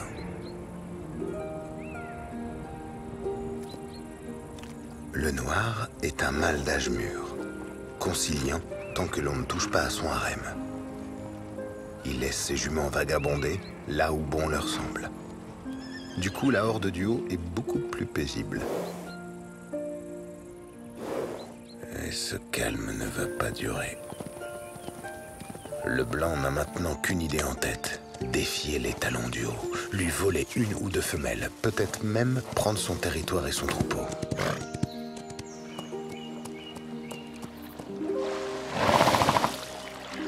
Dans ses veines coulent des flammes de désir.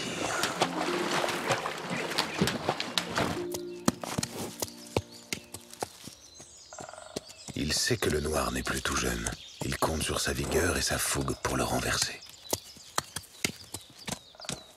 En réalité, le noir qu'il s'apprête à affronter est son propre père. Ce matin, il sent que le monde lui appartient.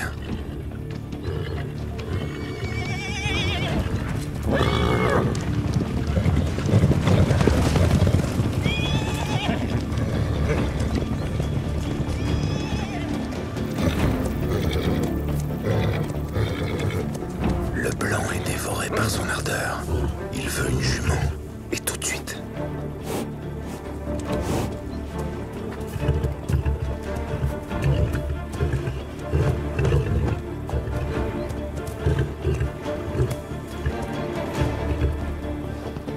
Mais le noir l'a vu.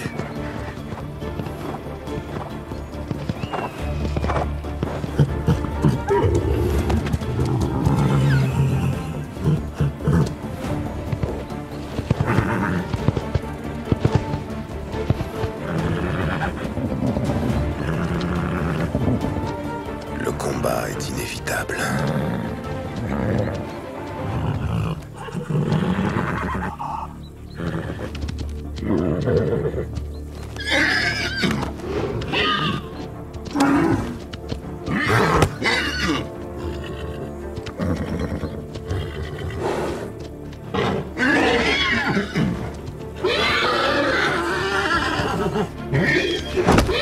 Le fils a pour l'instant l'avantage, mais moins rusé que le père.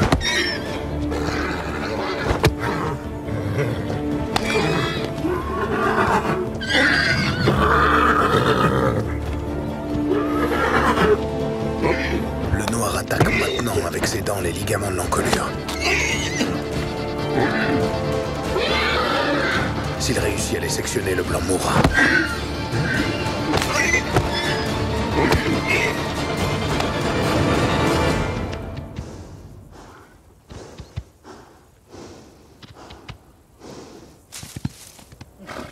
Le jeune étalon abdique.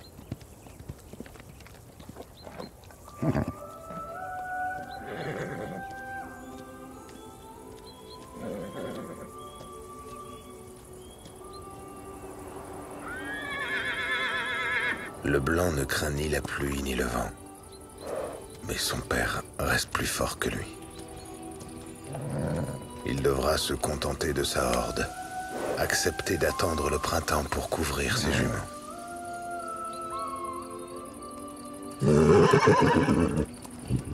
Un jour, il retournera là-haut et il vaincra.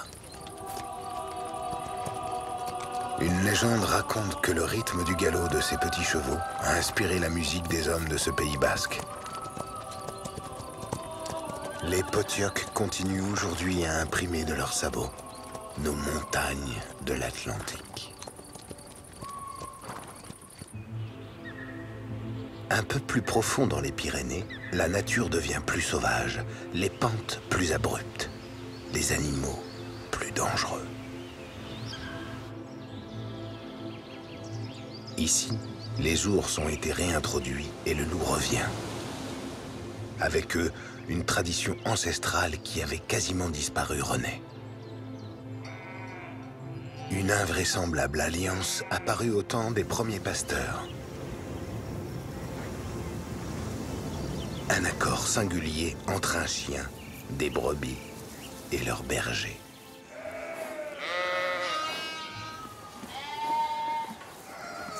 Le petit Patou est né il y a quelques jours. Son destin se joue maintenant. Va-t-il être accepté? Il faut qu'il entende et qu'il sente les odeurs des moutons, le jour et la nuit.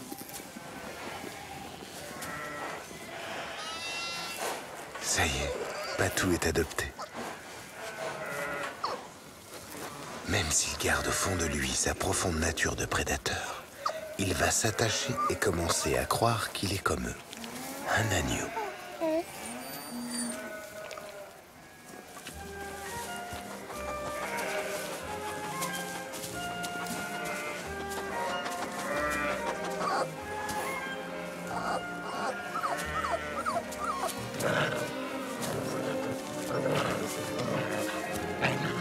Il en est de même pour ses frères et sœurs. La maison des Patous, c'est la bergerie.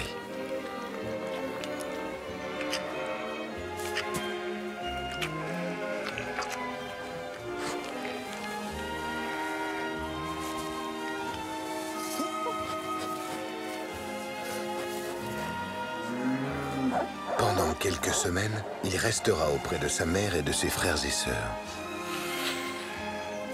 Mais bientôt viendra le moment où Patou devra être séparé d'eux.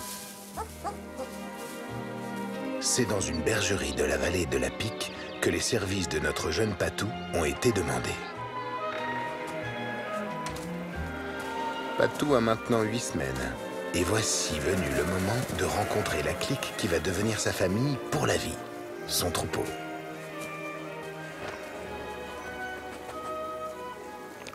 D'abord, la patronne. Ça va aller. Et les sous-chefs?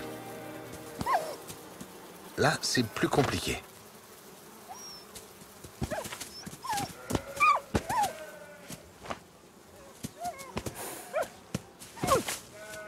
Pour elle, il est un intrus.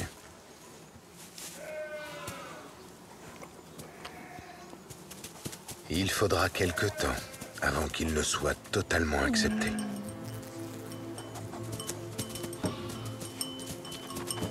Pendant 1 an, il vivra avec eux. L'été prochain, il pourra enfin être lancé dans la grande aventure des Patous. Là-haut, dans les estives où règne l'ours.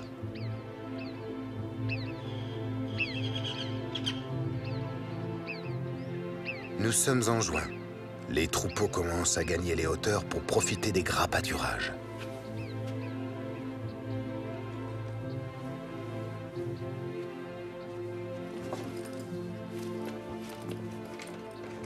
Christian est berger et il va passer 4 mois sur une des estives les plus périlleuses des Pyrénées. Il est accompagné par son chien de conduite, un border collie, pour manœuvrer les troupeaux.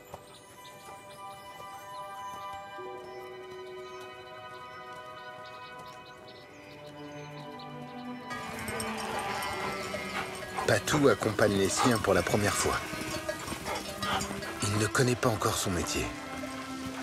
Pour l'instant, le goût des grands espaces l'emporte. Ils viennent de plusieurs vallées, 4 troupeaux avec chacun leur Patou. En tout, plus de 1000 bêtes vont être assemblées sous la responsabilité de Christian.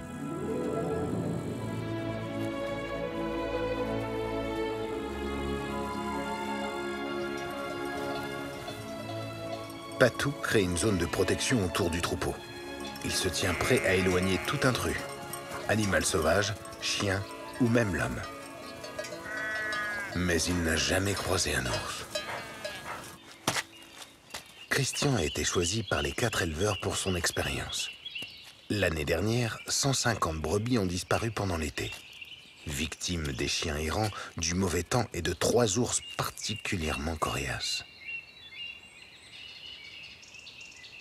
C'est pour cela qu'on l'a choisi sur cette estive.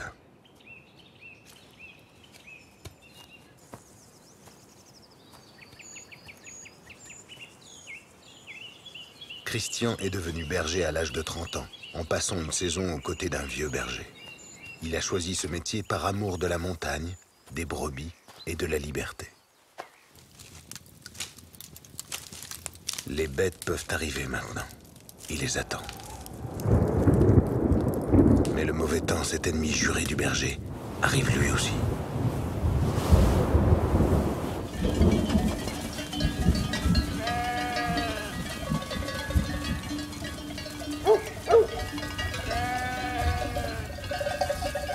Le patou est un merveilleux allié pour éloigner les prédateurs. Mais Christian sait qu'il faut garder une distance avec lui, pour qu'il reste farouche et proche des brebis qu'il protège.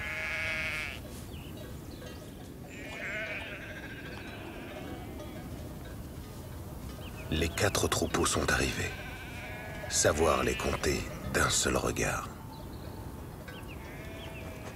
4 chiens sont présents sur l'estive. Notre patou est le plus jeune. Il cherche tout de suite à faire connaissance. Mais les anciens n'ont que faire de lui. Il va devoir apprendre par lui-même.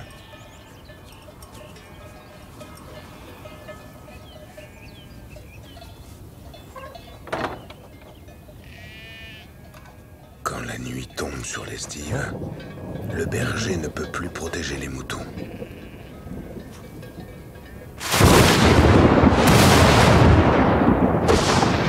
C'est l'heure où Patou veille.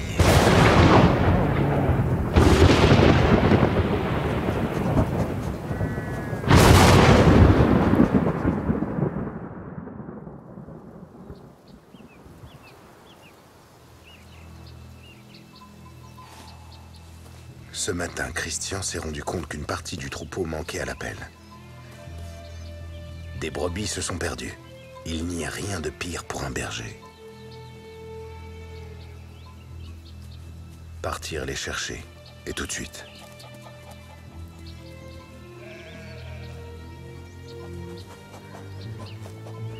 Patou sent une odeur qu'il ne connaît pas.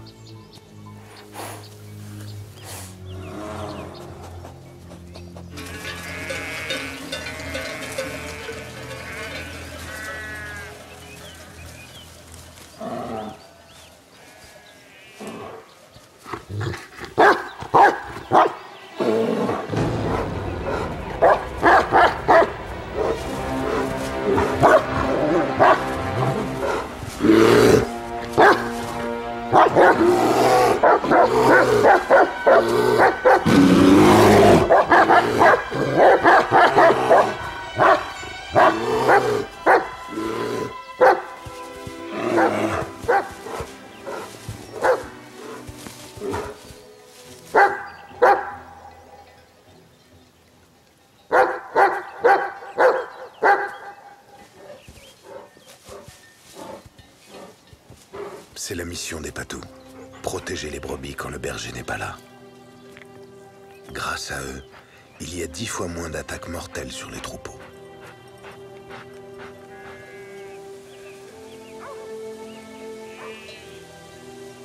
Christian a récupéré les brebis égarées.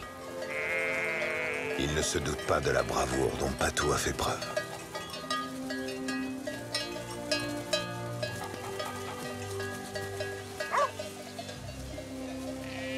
Ainsi va la vie dans les estives. Gravir les collines, humer le vent et goûter aux grands espaces. C'est ici que Patou remplira pleinement son rôle toute sa vie durant. Et même s'il ne sera jamais le chien de son maître, une alliance bien comprise unit l'homme et le chien. Si vous croisez des patous, respectez leur travail, contournez l'aire de pâturage. Et si vous ne le pouvez pas, faites demi-tour. Dans le Jura, 2 mois ont passé depuis sa naissance. Le faon suit sa mère biche partout où elle va. Il voudrait être grand et cheminer par lui-même. Mais son instinct lui dit qu'il est une proie.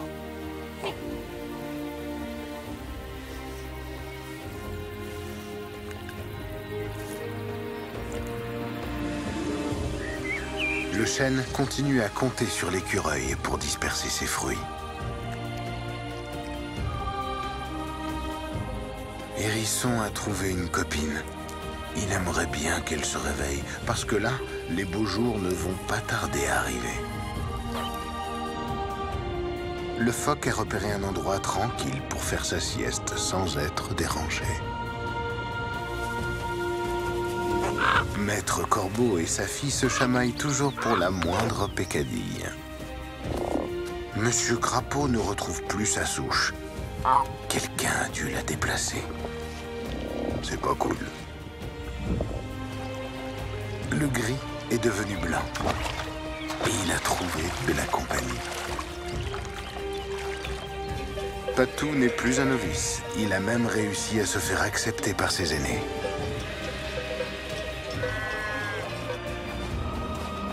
Les jeunes lynx sont partis faire leur vie ailleurs. Leur mère cherche maintenant un compagnon pour l'hiver.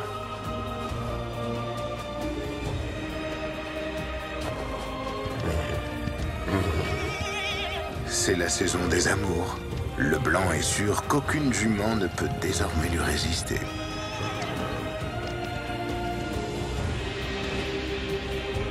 Le moment est maintenant venu.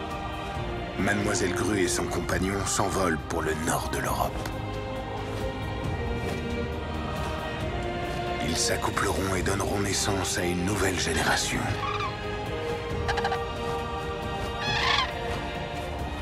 Avec le départ des grues, c'est le printemps qui revient sur la France.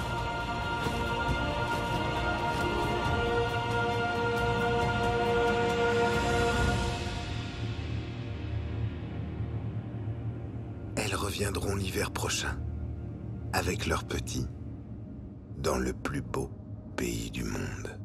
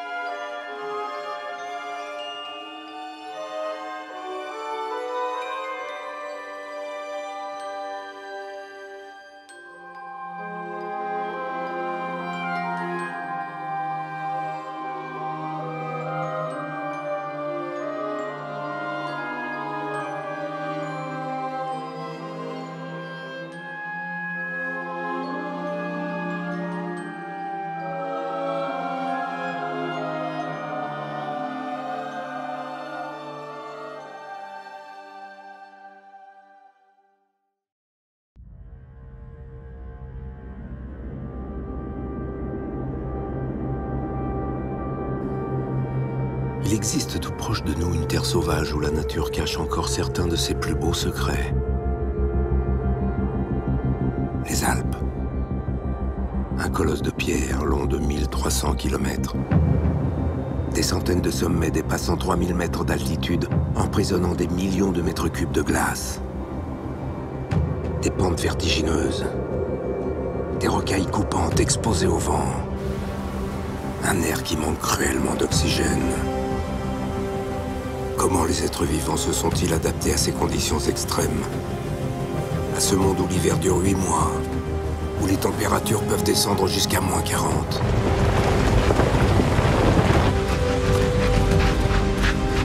Comment parviennent-ils à se séduire? À éduquer leurs petits? À conquérir des territoires?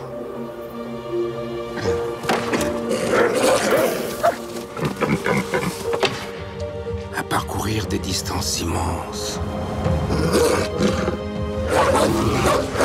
Comment résiste-t-il dans ces conditions infernales? Des cimes des plus hautes montagnes jusqu'aux profondes vallées. Voici les destinées surprenantes de ses voisins animaux, en prise avec la violence des éléments. Un grand voyage à côté de chez nous, dans le dernier sanctuaire d'Europe.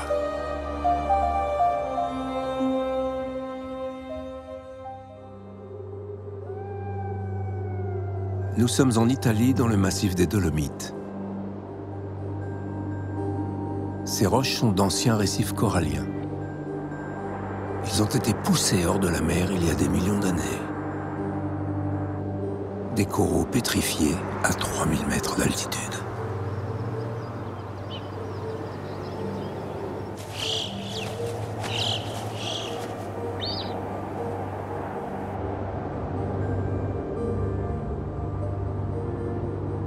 L'hiver touche à sa fin.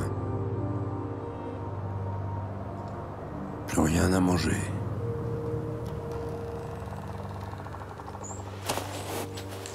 Beaucoup d'animaux sont affaiblis. Ce jeune cerf traque la moindre trace de nourriture. C'est le pire moment de l'année.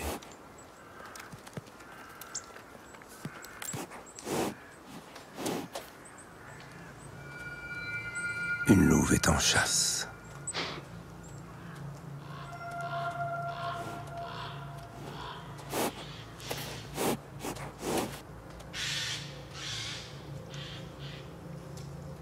Mais elle n'est pas seule. Elle a placé toute sa famille autour d'elle.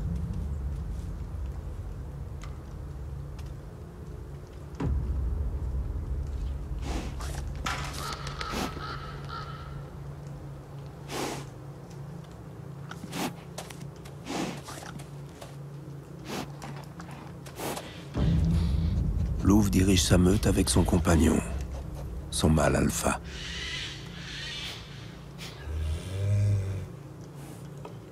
Ce jeune cerf n'est pas une proie facile, mais Louve a un plan.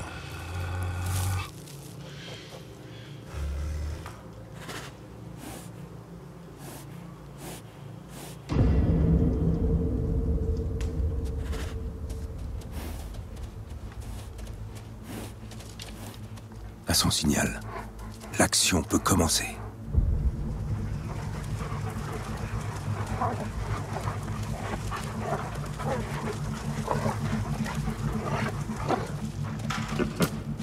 Ce jeune cerf n'a jamais vu de loup, mais il sait ce qu'il doit faire. C'est dans ses gènes.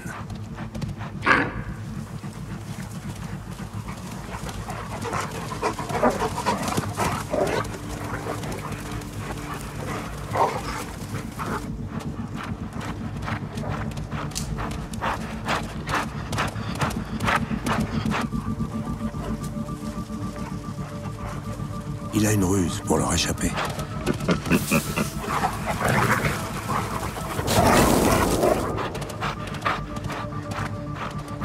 Il les attire en plein milieu de la harde.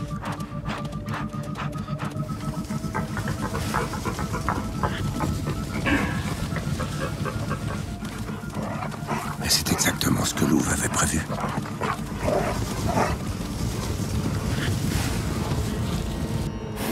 Maintenant, elle peut choisir la proie la plus facile.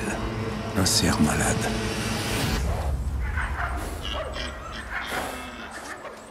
Le jeune cerf a pu échapper au loup en sacrifiant un des siens.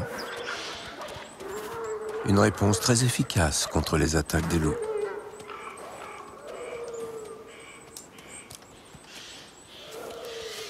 Cette stratégie n'est peut-être pas très glorieuse, mais elle comporte un avantage. Éliminer les malades et empêcher les épidémies. C'est le rôle du loup dans nos milieux naturels.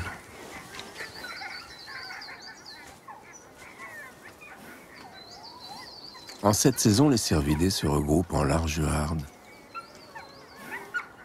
Plus d'oreilles pour entendre les dangers. Plus d'yeux pour les voir venir.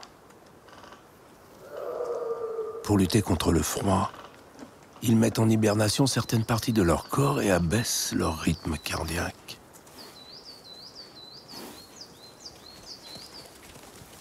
En ces contrées glaciales, c'est la clé de la survie. Dépenser le minimum d'énergie.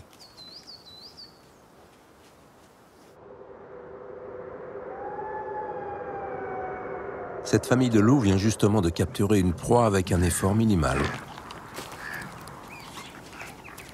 C'est leur premier repas depuis des jours.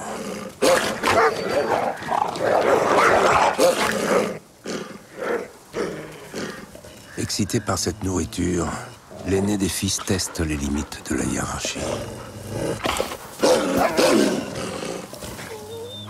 Il défie son père, le mâle alpha.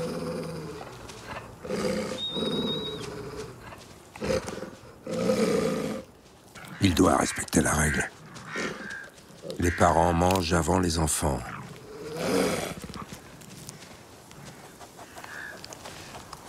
Mais le fils ne veut pas obéir.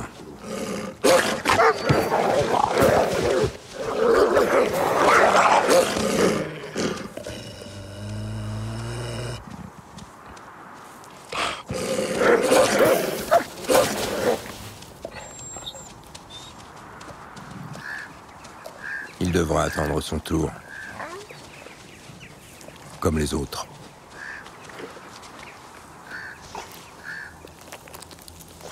Le loup n'a dans les Alpes qu'un seul concurrent.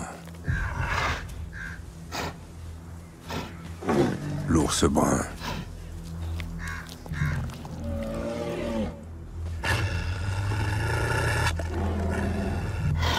Celui-ci a senti la viande à des kilomètres. Et il a faim.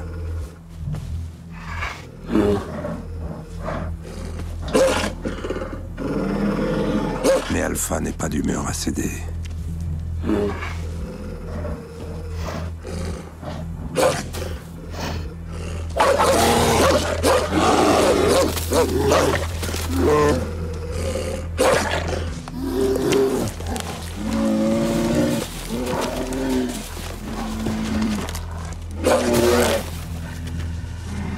En temps normal, Alpha se serait mis à l'écart, comme Louve. Mais aujourd'hui, Alpha veut montrer à ses enfants qu'il est toujours le chef.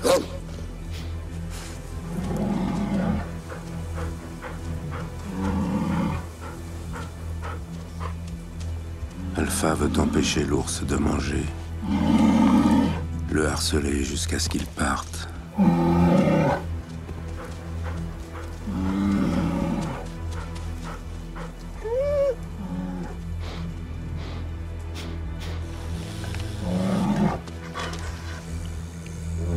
L'ours brun ne craint pas les loups.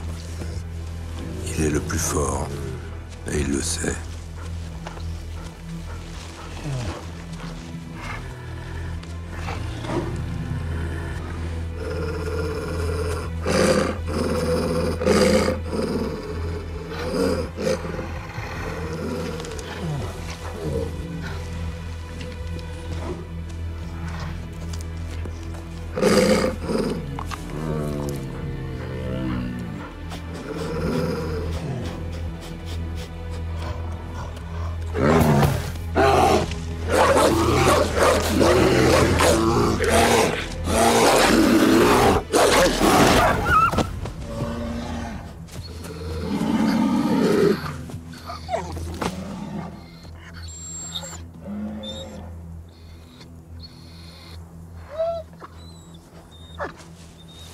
Alpha n'est plus en mesure de gouverner. Immédiatement, tous les regards se tournent vers le fils aîné.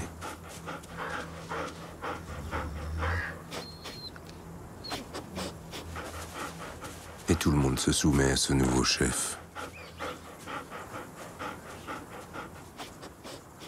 Mais pas Louve.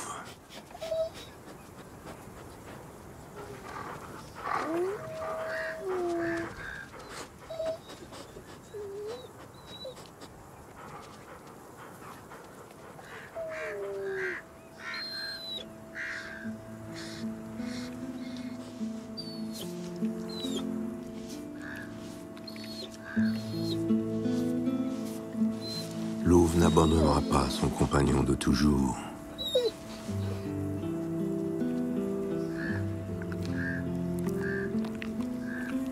Chez les loups, un couple, c'est pour la vie.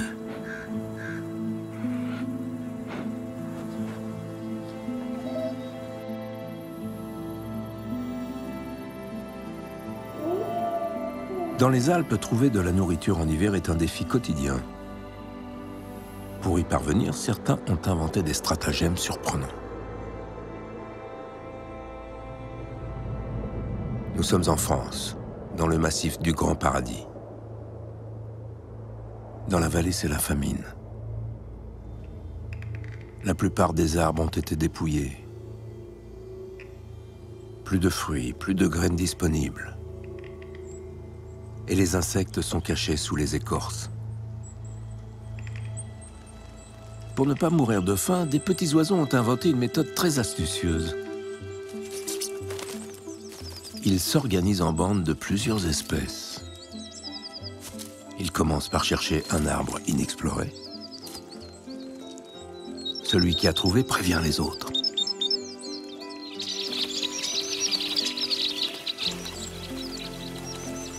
Chacun prend maintenant sa place sur l'arbre du jour. Tout en haut, les becs croisés. Ils jouent le rôle de vigie. Juste en dessous, les mésanges boréales cassent les cônes pour extraire l'épine. Plus bas, sur les branches, les mésanges huppés et les grimpereaux cherchent de petites araignées qui se cachent sous les lichens. Tout en bas, dans les rameaux du mélèze, la mésange noire et la mésange bleue raffolent d'une larve de papillon. Toutes ces espèces si différentes ont trouvé un moyen très efficace pour s'alimenter. L'entraide. Et si un danger survient, ils se préviennent.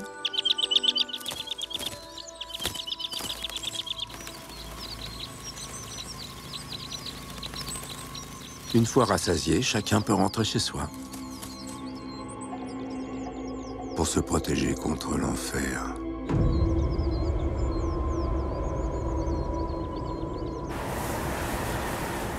Le blizzard. Les températures qui chutent brutalement. Il peut causer la mort en quelques heures.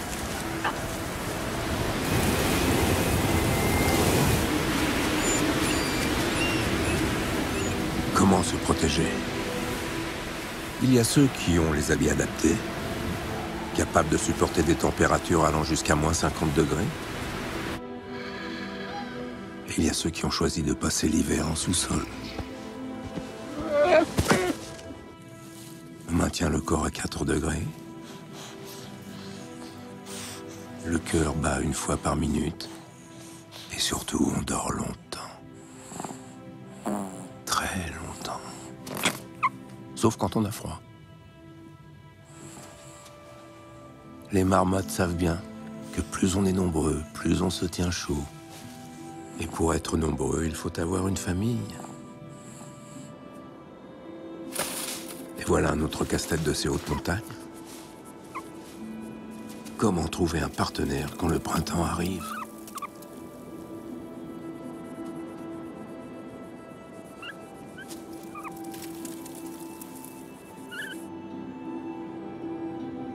Il y en a qui ont trouvé un drôle de moyen. Le speed dating des montagnes. Nous sommes dans le massif du Beaufortin. Un rassemblement se tient ici une fois par an, à une date très précise, connue uniquement du peuple des grenouilles rousses. Après 9 mois d'un sommeil profond, ce jeune mâle vient de se réveiller avec une idée irrésistible en tête. Trouver une partenaire. Ce célibataire sait très bien où aller.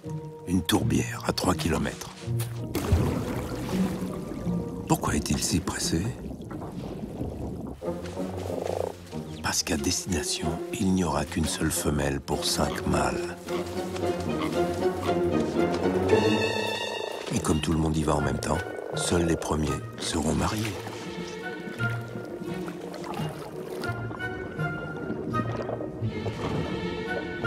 Ah, voilà une femelle disponible. L'idée, c'est de la ceinturer et de ne plus la lâcher. Non, c'est un mal. Voilà, on arrive enfin à destination. Une place de dégel au milieu des glaces.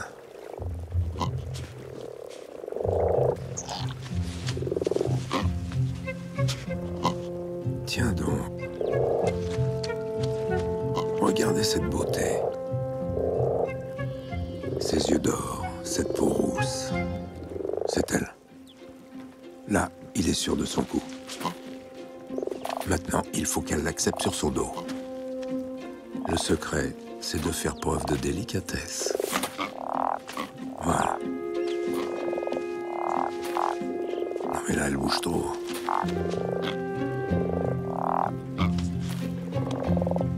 Le problème maintenant, c'est cette bande de célibataires prête à tout pour lui voler sa dulcinée.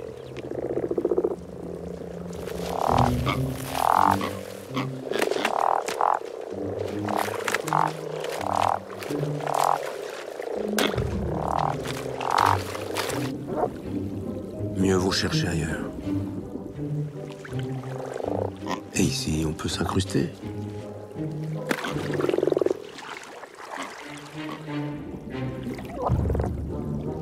Notre jeune mâle ne trouvera pas de fiancée cette année. Mais pas vaincu pour autant. Dans un endroit plein d'œufs, il se débrouillera tout seul pour répandre sa semence. Il aura une progéniture et c'est bien cela le plus important. Les grenouilles rousses ne vivent pas en couple. Elles s'unissent une semaine par an et se séparent ensuite.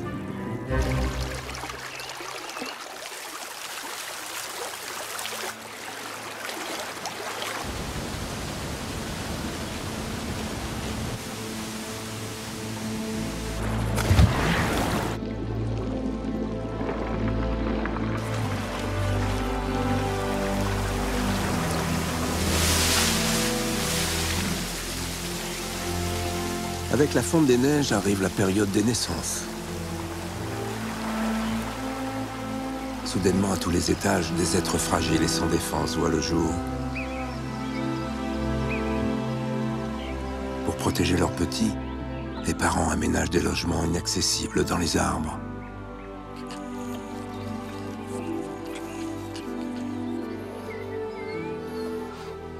Ils creusent des tanières, impénétrables en sous-sol.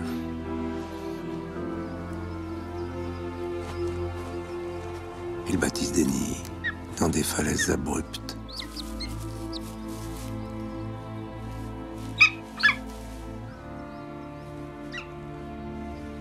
Mais pour ceux qui vivent en milieu ouvert, il n'y a pas de refuge possible. Leurs petits sont vulnérables partout. Nous sommes dans le parc des écrins. Ici, les bouquetins ont mis au point un système de surveillance collective. C'est une femelle d'âge mûr. Elle est en mission pour sa communauté.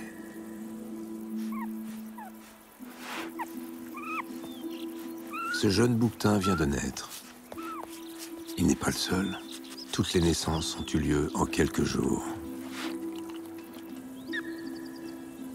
La mission de la doyenne, guetter l'arrivée du voleur d'enfants. L'aigle royal.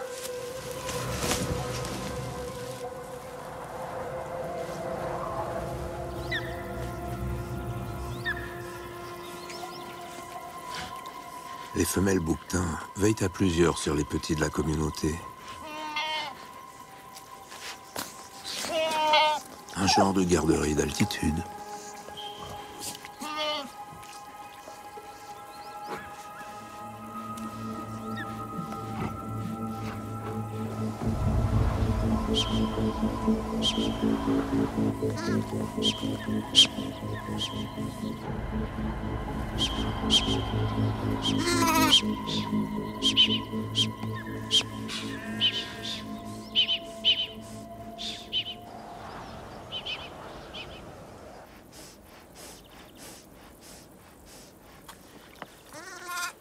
L'alerte est levée.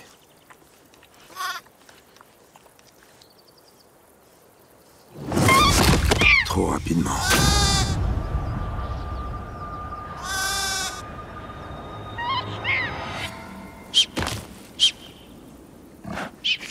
Malgré leur solidarité, les femelles perdent régulièrement leurs petits.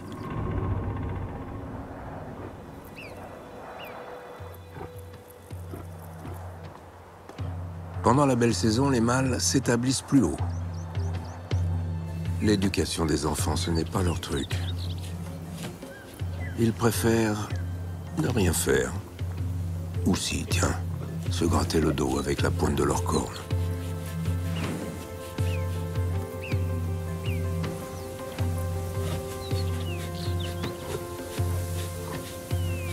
Pendant que les mâles travaillent d'arrache-pied, les femelles passent à une autre activité. Donner une éducation à leurs petits. Un jeune cabri et sa mère se sont mis en marche. Un voyage qui les mène vers une épreuve invraisemblable. Depuis un demi-siècle, toutes les mères de cette région emmènent leurs petits à 2 jours de marche pour accomplir ce qui ressemble étrangement à un rituel d'initiation.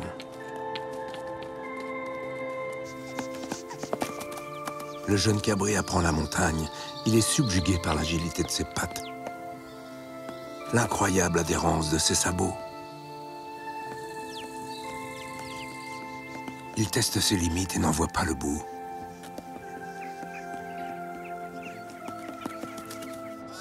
Il ne se doute pas de l'épreuve qui l'attend. Il suit sa mère en toute confiance.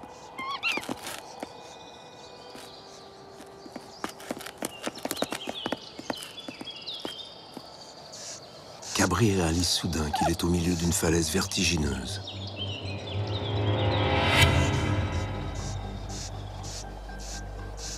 Que font-ils ici?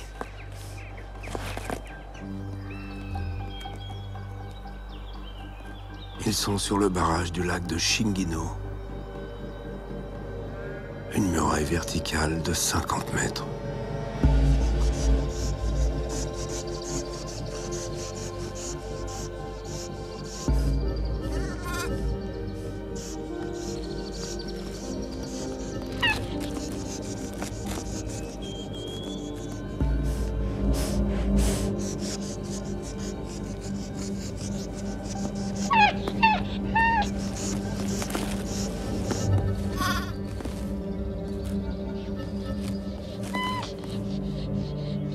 Cabri ne le savait pas. Il est un équilibriste de génie.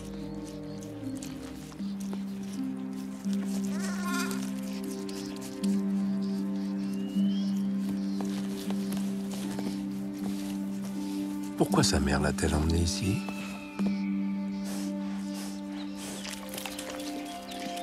Pour atteindre les sels minéraux qui suintent de l'ouvrage.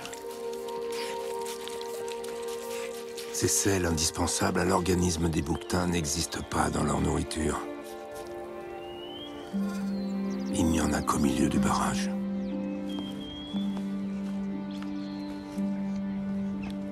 Cabri a vaincu sa peur, et maintenant il peut imiter sa mère et goûter ce succulent nectar de roche.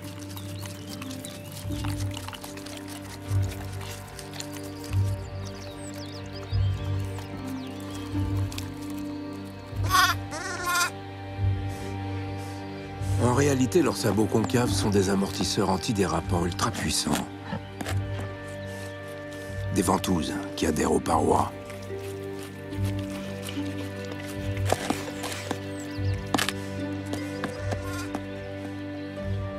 Quant à leur sens de l'équilibre, c'est un des prodiges de l'évolution.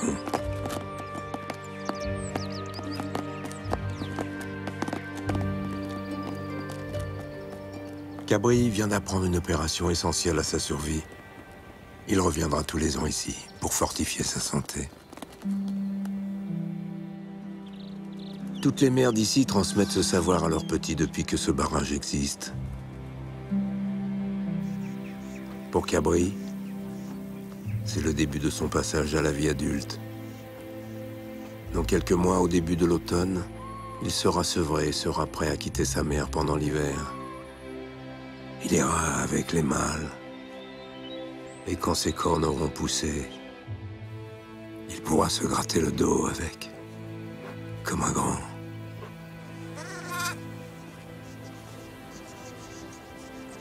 L'éducation des enfants est un défi gigantesque dans les hautes montagnes. La principale obligation, c'est la durée. 4 mois seulement pour qu'ils arrivent à se débrouiller par eux-mêmes avant l'hiver. La plupart des parents y déploient un temps et une énergie considérables. Mais les enfants, rendent-ils aux parents un peu de ce qu'ils ont reçu?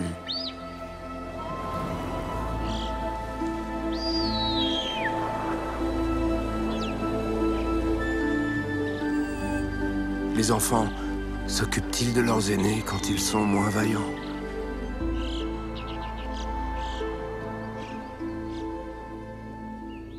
Grâce au progrès de la connaissance, le voile se lève doucement sur un monde dont on n'imaginait pas la richesse. Le monde des arbres. Et justement, dans les grandes forêts de hêtres des Alpes, on vient de découvrir une histoire de parents et d'enfants qui n'existe que dans les contes. Celle de la souche immortelle.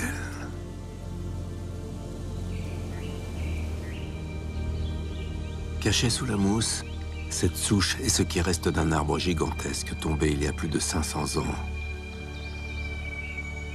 On pourrait penser qu'elle est morte. Pas du tout.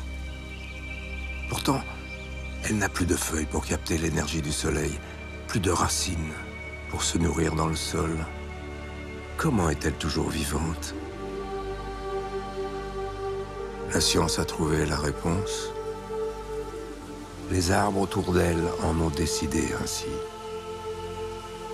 Ils la maintiennent en vie. Ils lui envoient de la nourriture.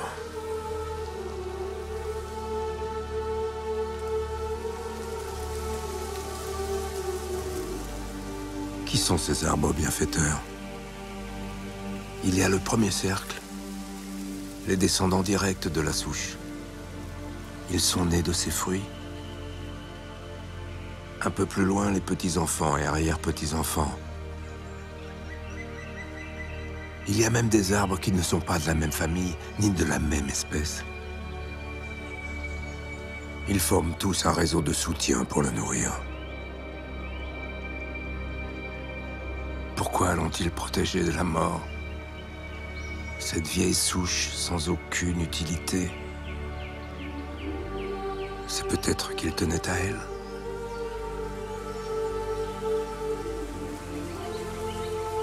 De l'affection entre les arbres.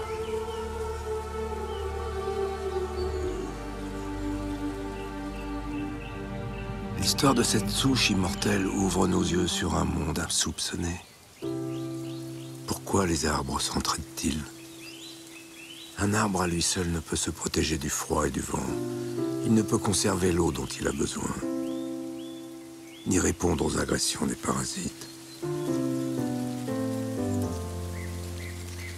Une forêt peut le faire.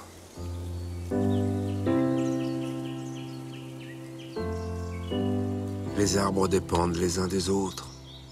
Ensemble, ils peuvent vivre des siècles et même des millénaires.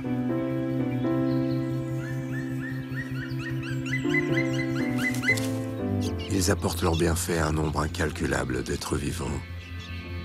Ils servent de maison et de garde-manger, de refuge et de restaurant. Cette générosité est le fruit d'une force extraordinaire de la nature. La solidarité entre les arbres.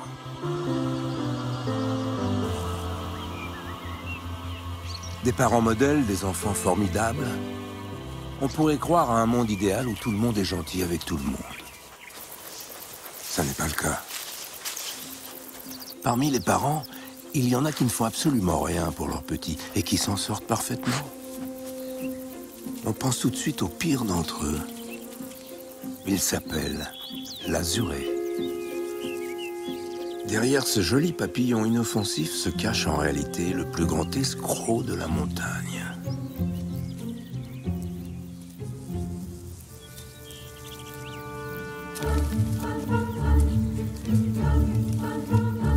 Au départ, il y a pourtant de bonnes intentions.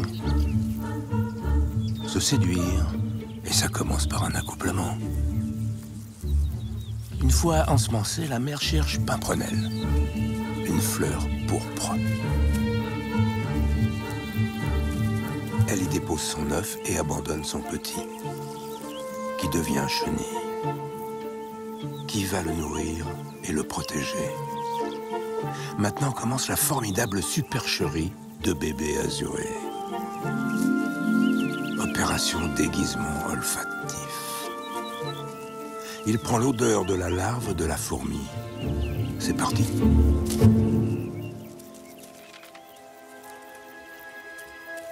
Intriguée par l'odeur, une ouvrière s'enquiert. Que fait ici cette jeune larve de fourmi? Vite, à la fourmilière. L'illusion fonctionne. La fourmi bigleuse ramène bébé dans la pouponnière. Les nourricières alimentent maintenant l'escroc par la bouche.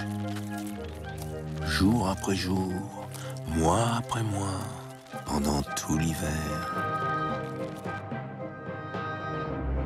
Et bébé blanchit, et bébé grossit.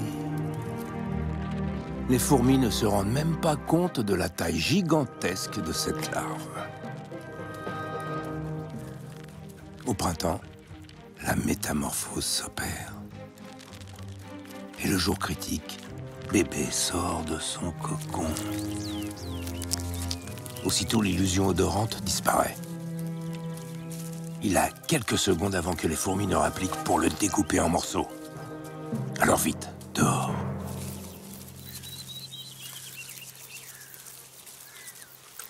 Il déploie ses ailes, et voilà. L'imposteur peut enfin devenir papillon. Il y a ceux qui profitent du travail des autres, comme l'azuré. Il y a ceux qui sacrifient tout à la collectivité, comme les fourmis.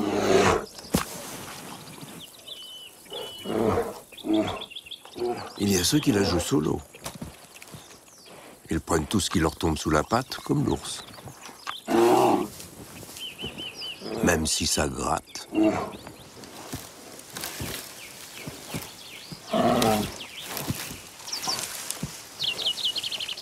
Quelle est finalement la bonne stratégie pour survivre dans les montagnes? La jouer perso ou collectif? L'ours est perso, mais il rend quand même des services, à la framboise qu'il adore par exemple. Après l'avoir digéré, il crotte et disperse ses graines dans les montagnes. Il rend service à la framboise sans s'en rendre compte. Mais il y a aussi des êtres vivants qui se rendent service mutuellement et dépendent les uns des autres. L'histoire qui vient est à peine croyable. Elle raconte l'alliance d'un arbre et d'un oiseau. L'arbre, c'est la rolle. Il pousse à la limite du possible, au-delà de 2000 mètres. C'est le plus vaillant des arbres. Il peut vivre des centaines d'années. Mais il a un immense problème. Ses cônes ne s'ouvrent pas d'eux-mêmes. Ses fruits sont prisonniers à l'intérieur. Du coup, la rolle ne peut pas se reproduire tout seul. C'est là qu'intervient l'oiseau. Un drôle d'oiseau, assurément. Il s'appelle Casse-Noix. Casse-Noix a une véritable passion dans la vie, ses économies. Les petites, les moyennes, les mal fichues, les bien rondes. Savoir combien il y en a et qu'elles soient bien toutes à leur place. Ça, c'est une moyenne. Il va les mettre où, les moyennes? Ici. La petite, elle peut rester là. Tiens, une grosse, ici. Et celle-là, de côté.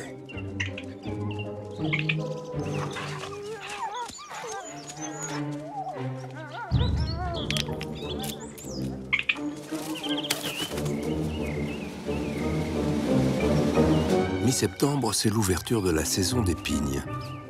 D'instinct, Castenois se dirige vers le plus grand garde-manger de la région. Le bois des Ailles, une des plus hautes forêts d'Europe où vit une communauté d'Arolles centenaire. En cette saison, ils produisent des quantités astronomiques de fruits. C'est justement ce qui intéresse Castenois.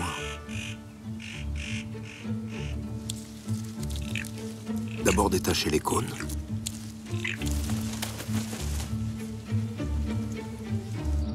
Poser les cônes sur l'enclume et au travail. Son bec puissant est l'instrument idéal. Avec une précision chirurgicale, il peut extraire 200 pignes à l'heure. Il les stocke derrière sa langue. Dans son jabot, il en transporte une trentaine pour les mettre en lieu sûr. Il y a un mode d'emploi pour les dissimuler. D'abord faire un trou, puis les enterrer profondément. Non, pas celle-là. 1, 2, 3. Ce qu'il ne sait pas, c'est que ce bois est aussi le plus grand repère de brigands de la région. Ils attendent le bon moment. Castenois masque l'entrée avec un peu de mousse. Et voilà, le tour est joué.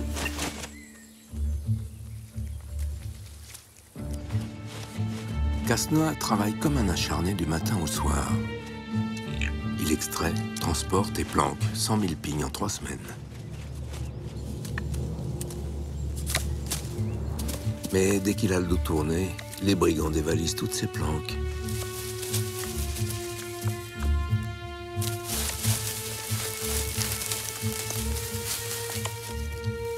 Et vont lui subtiliser les 3/4 de sa fortune.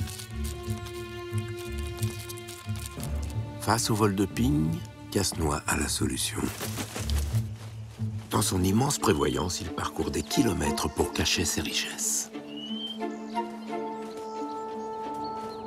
Il en dissimule même dans des endroits totalement inaccessibles.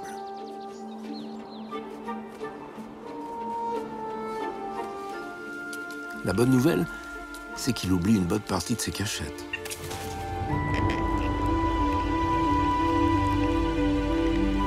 Et voilà comment les Arolles font leurs petits.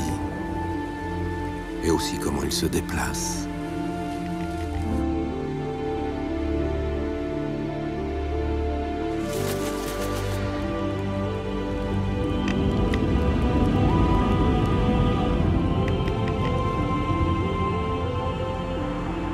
Un arbre qui s'associe avec un oiseau pour se reproduire. On sait aujourd'hui que l'entraide est une force puissante dans le monde vivant. L'autre force, c'est la compétition. On nous enseignait jusqu'à aujourd'hui que la loi du plus fort régissait le monde. On est en train de changer d'avis. La compétition est partout, mais elle se montre au grand jour au moment de la reproduction.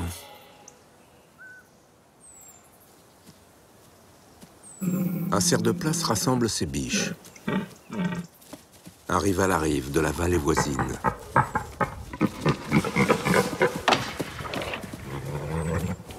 Le gagnant aura-t-il les biches? Officiellement, oui. Mais pendant que les deux compétiteurs font la guerre, un jeune pacifiste fait la cour. Il réussit à séduire une biche sans combattre. N'en déplaise au grand mal, la loi du plus fort n'est pas toujours respectée.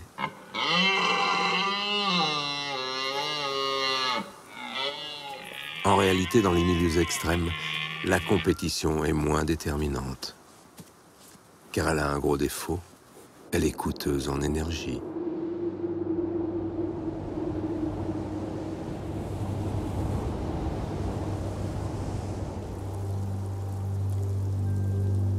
Dans les montagnes, l'énergie est une denrée qu'il faut gérer avec économie.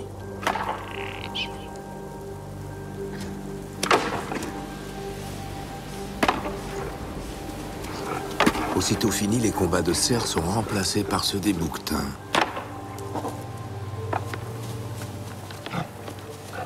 L'enjeu est le même.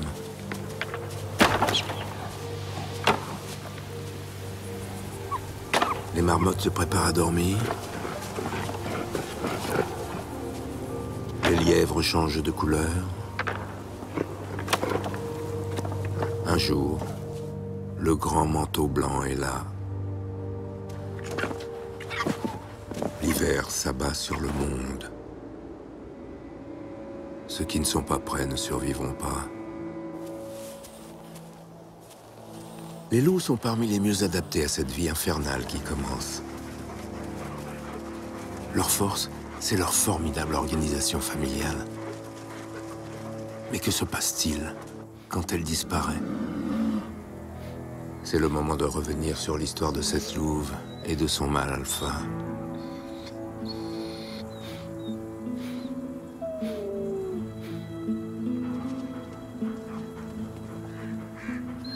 Repartons un an en arrière, en cette fin d'hiver tragique pour Louve. Cet accident a été le début d'une aventure qui a changé la vie dans les Alpes.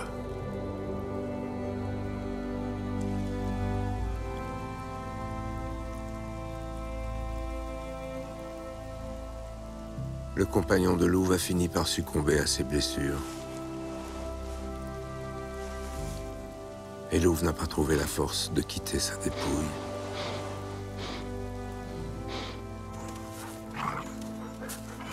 Dans sa meute, une autre a déjà pris sa place. L'absence de Louve a déclenché les chaleurs d'une de ses filles.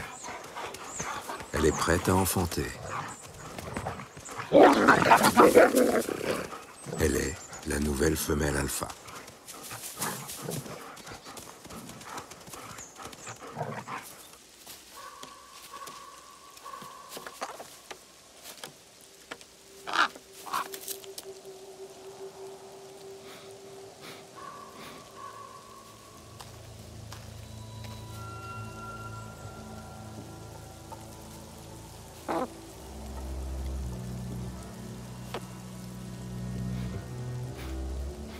Que va faire Louve?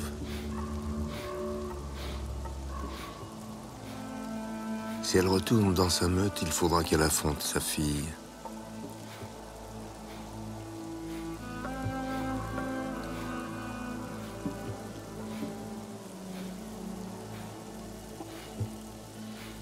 Elle doit partir.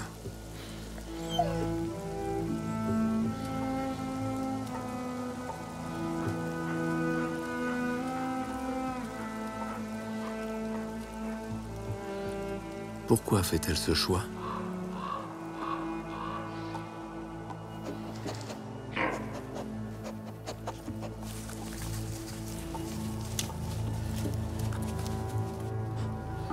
Parce qu'elle n'est pas vraiment seule. D'ici quelques semaines, elle va mettre au monde une portée de louveteaux.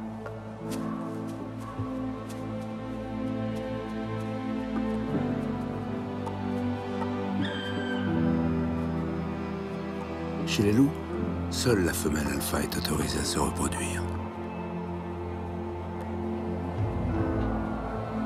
Si elle restait, ses petits risqueraient d'être éliminés à la naissance.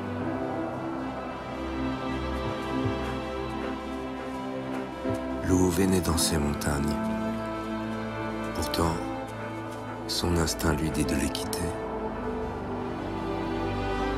S'enfuir le plus loin possible.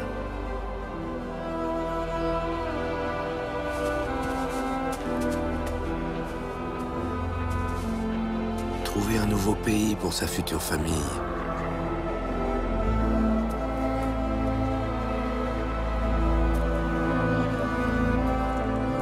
Mais où aller? Qu'y a-t-il derrière ces montagnes? Pour l'instant, elle l'ignore.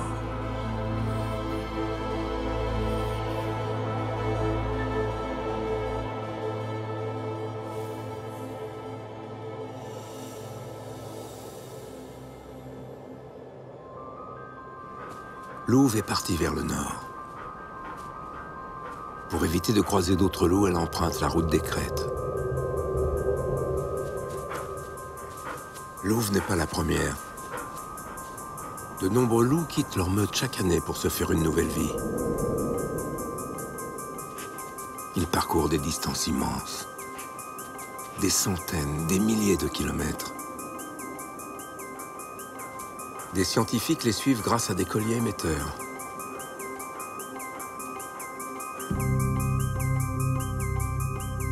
Partie des Dolomites en mars, Louve est entrée en Autriche. En quelques jours, elle a franchi plusieurs massifs. Puis elle a bifurqué vers l'ouest et le Tyrol.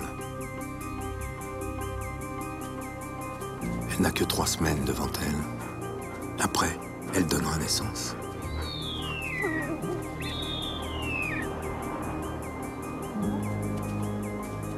Un loup en exil n'est jamais seul. Nombreux sont ceux qui l'observent, comme le gypaète barbu.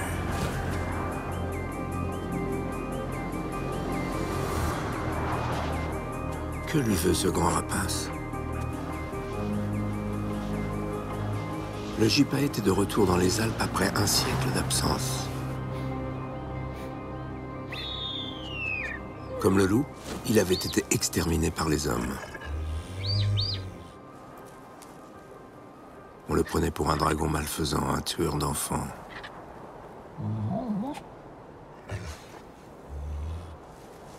À cause de ses yeux cerclés de rouge, de cette barbe effrayante,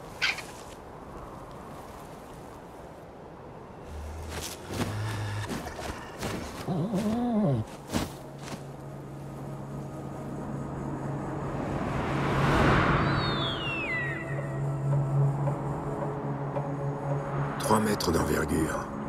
Le plus grand vautour d'Europe et aussi le meilleur des planeurs.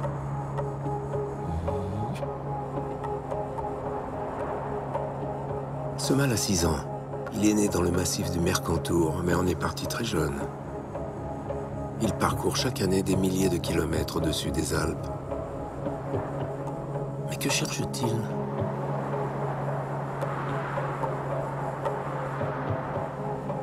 Pour l'instant, il suit Louve. Attend-il qu'elle meure pour la manger? Parce que, question menue, vous allez le voir, le gypaète n'est pas des plus faciles à satisfaire.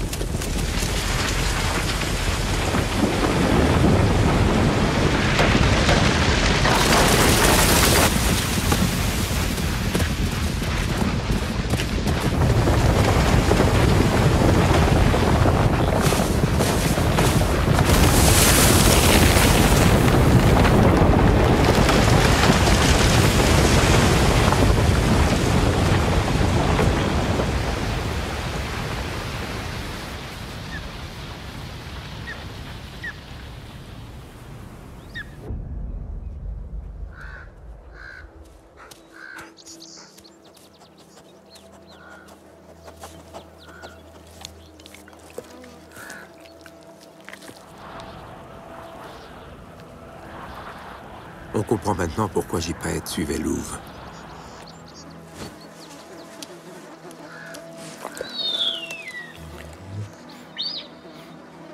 Ses efforts vont être enfin récompensés.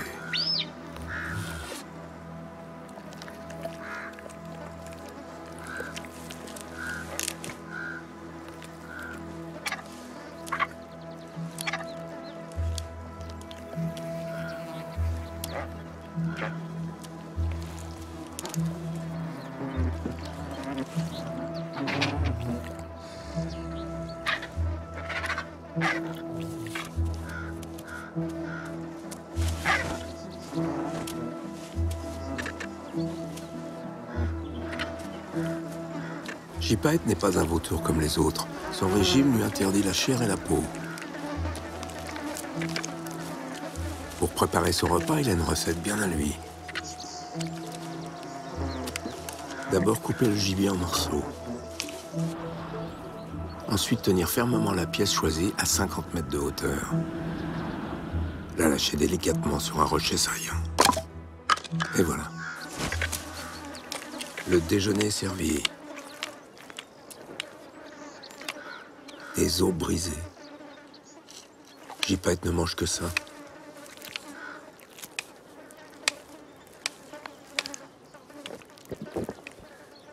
Il a dans l'estomac l'acide digestif le plus puissant du monde vivant.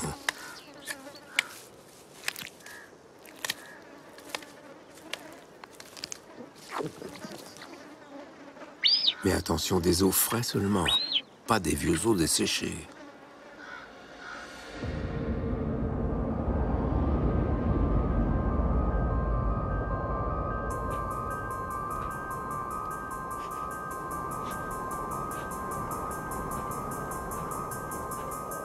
L'eau va continuer de marcher, 50 à 60 km par jour.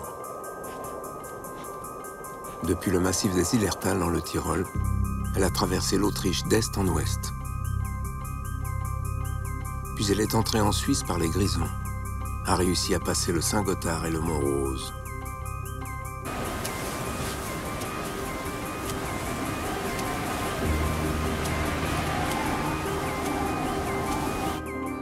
Elle a contourné l'impressionnant Matterhorn. En quelques semaines, elle a parcouru plus de 1000 km. Elle est entrée en France dans le massif du Mont Blanc.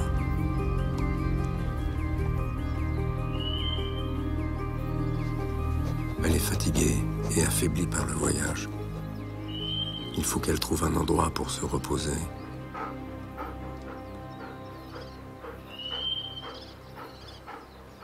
Elle va bientôt donner naissance.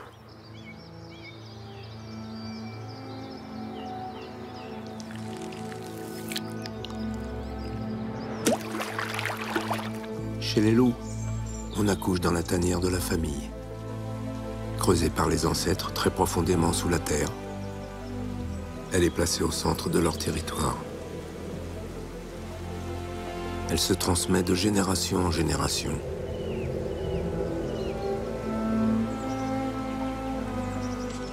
Louve n'a pas de territoire. Elle doit trouver un endroit au sec avec un peu d'eau fraîche, pas trop loin.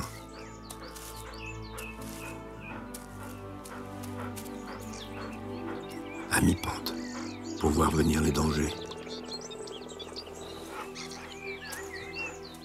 Un trou sous une vieille souche. Voilà.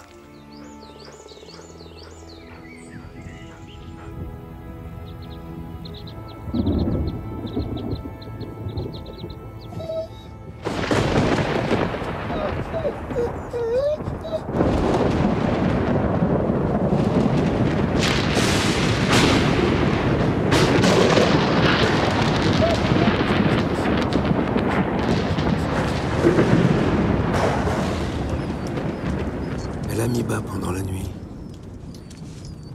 Une portée de 8 louveteaux.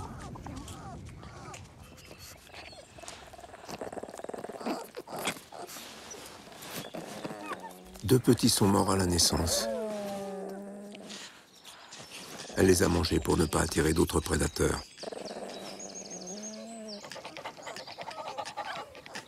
Nombreux sont ceux qui ne feraient qu'une bouchée de ces petits. Renards, corbeaux, sangliers.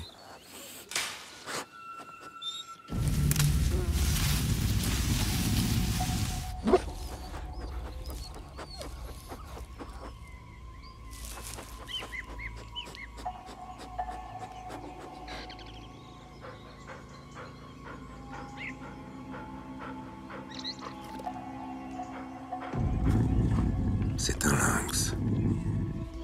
Le prédateur le plus imperceptible des montagnes. Elle le sent, mais ne peut le voir.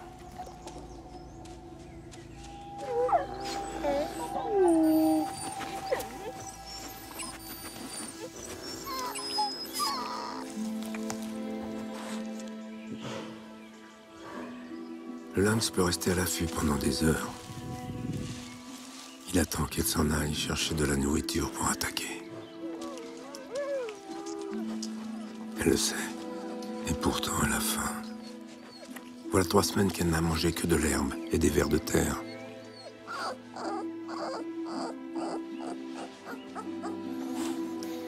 S'il était encore dans sa meute, elle pourrait confier ses petits aux autres femelles.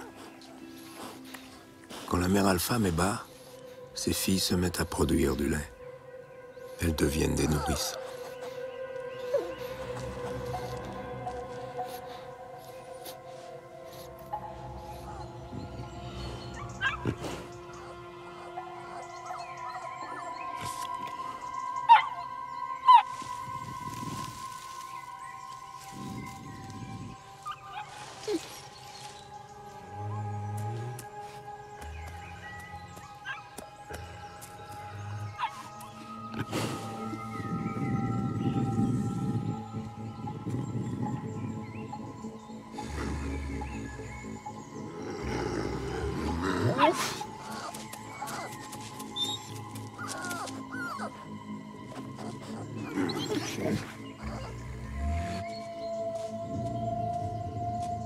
Lynx renonce pour aujourd'hui, mais il peut revenir à tout moment.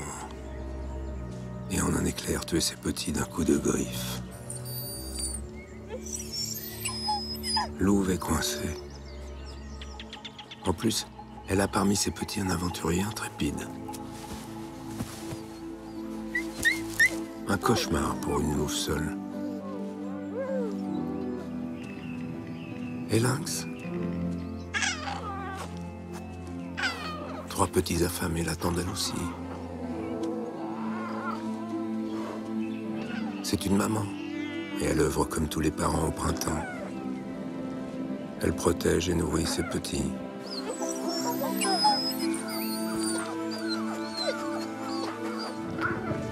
Au XXe siècle, les lynx ont totalement disparu des Alpes. Puis quelques rescapés ont été réintroduits en Suisse.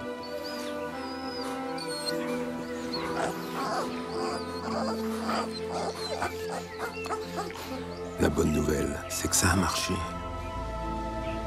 Aujourd'hui, les lynx sont présents pratiquement partout dans nos montagnes.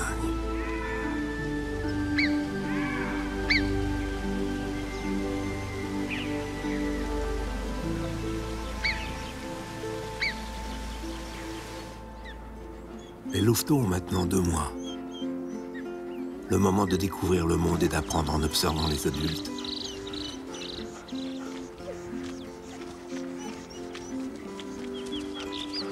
Louve doit faire attention à ne pas en perdre en route. Surveiller intrépide, c'est lui le plus dangereux. Par simple curiosité, il est capable de filer sans prévenir.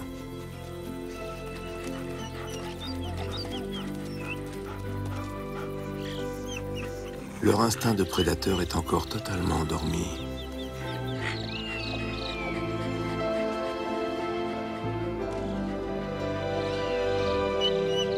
Ils ne seront pas chassés avant l'âge d'1 an. À 2 mois, c'est le moment du sevrage. La mère arrête progressivement le lait et commence à nourrir ses petits avec de la viande régurgitée. Du gibier chassé par la meute.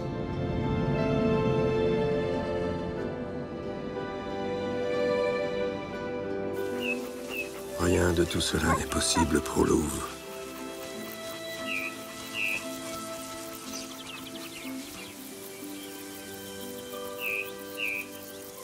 La méthode éducative des loups est un mélange de permissivité et de restriction. On n'interdit rien au jeune loup. Il doit faire ses propres expériences et apprendre ainsi à tirer les conséquences de ses actes.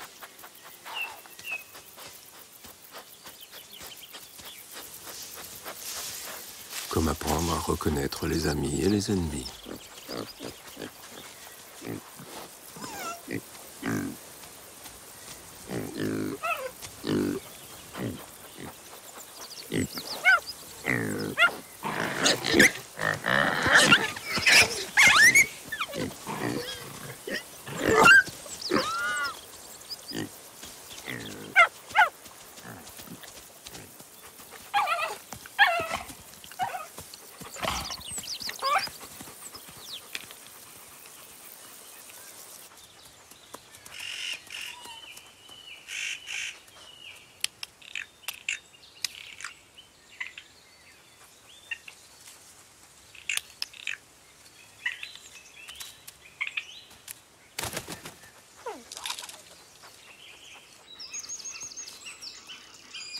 Lou va trouver une nouvelle tanière. Mais toujours rien à manger à part quelques insectes.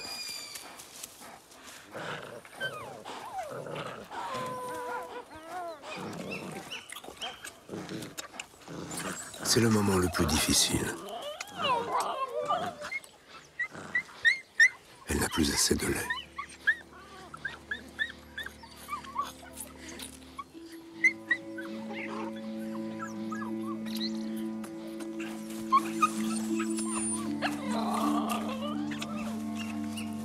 Plus il réclame, moins elle peut les satisfaire.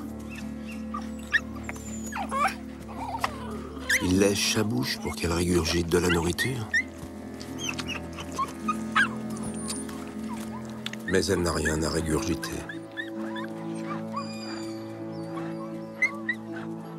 Il faut vraiment qu'elle trouve une solution.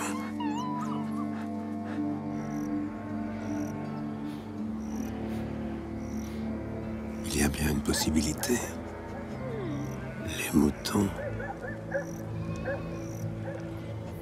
Ils sont faciles à attraper, mais si elle veut manger une brebis, il va falloir qu'elle affronte un ennemi de longue date. L'homme. Les premiers sédentaires se sont installés dans les Alpes à l'âge du bronze, il y a 4000 ans. C'étaient des éleveurs de moutons. Ce fut le début d'un long conflit avec les loups. Aujourd'hui, pour défendre leur bétail, certains ont choisi de les éliminer.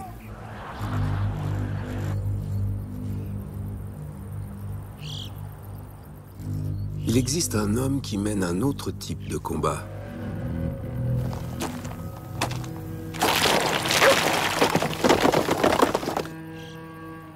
C'est un adversaire de taille pour les loups qui veulent se nourrir des animaux des hommes.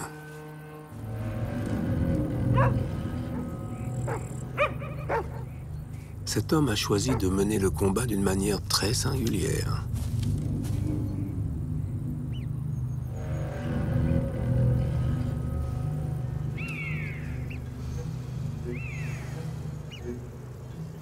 Mathias Corneli.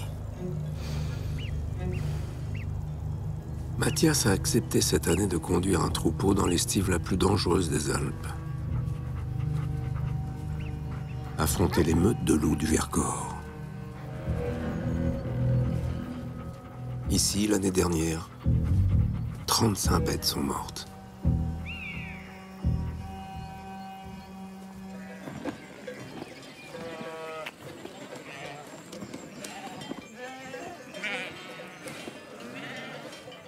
Les éleveurs de la région lui ont confié 650 brebis.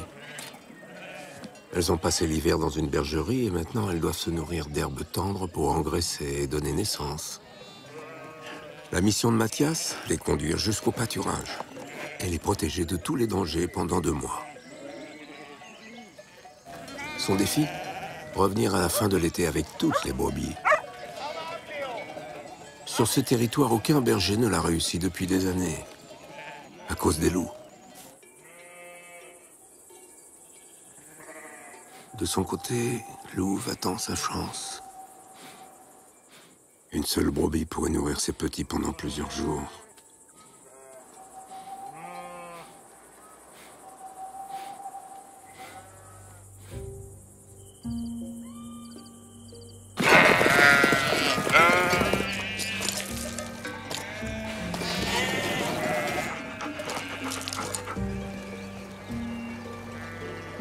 Les hauts plateaux du Vercors, entre la chaîne de l'Aubiou et celle du Dévoluy.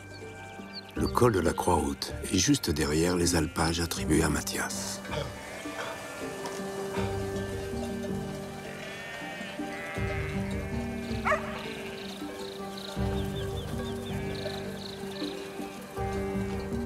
Pour l'accompagner dans sa mission, une équipe de choc qu'il a choisie et formée. Il a 2 types de chiens. Les chiens de conduite, légers et rapides, et ceux qui protègent le troupeau, lourds et puissants. Raga est une femelle beauceron. Elle est passionnée par son travail et c'est de loin la plus active.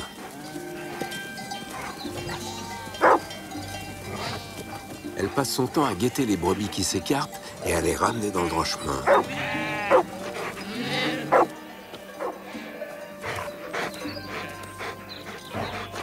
Tout ça pour faire plaisir à Mathias. Léo est un petit berger des Pyrénées, léger, rapide et avec un cœur de lion.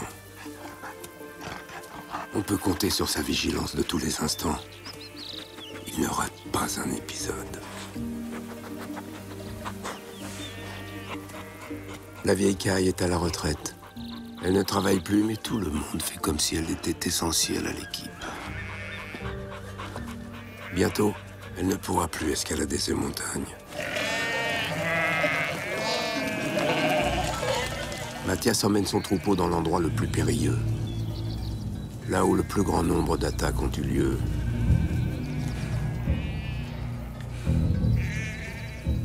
La combe de tous les dangers.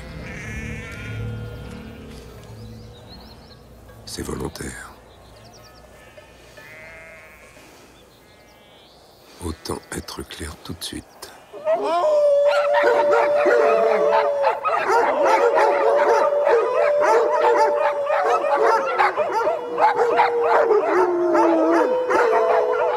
Mathias et ses chiens sont là. Et n'ont pas peur d'eux.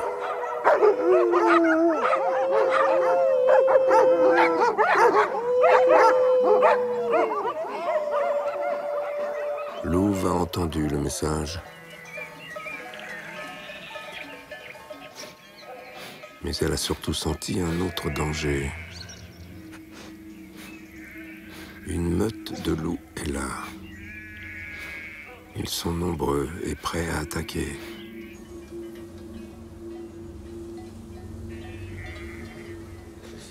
Les chiens de protection prennent leur place. Thor se positionne en hauteur. Il surveille tout. Il sent tout. Il écoute tout. Réa se place au milieu du troupeau. Elle est particulièrement attachée aux brebis qu'elle materne comme ses petits.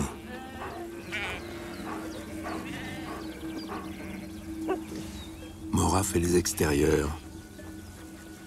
Elle se déplace parfois loin du troupeau pour laisser son odeur marquer son territoire et défier tout loup qui voudrait s'approcher.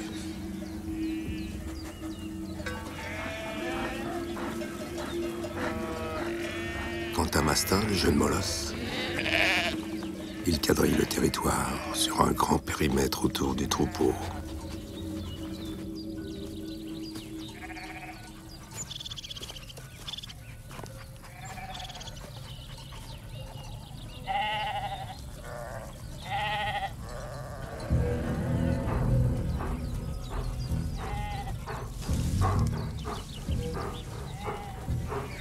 Les loups travaillent en équipe. Ils observent et cernent leur proie. L'odeur des brebis excite leur faim.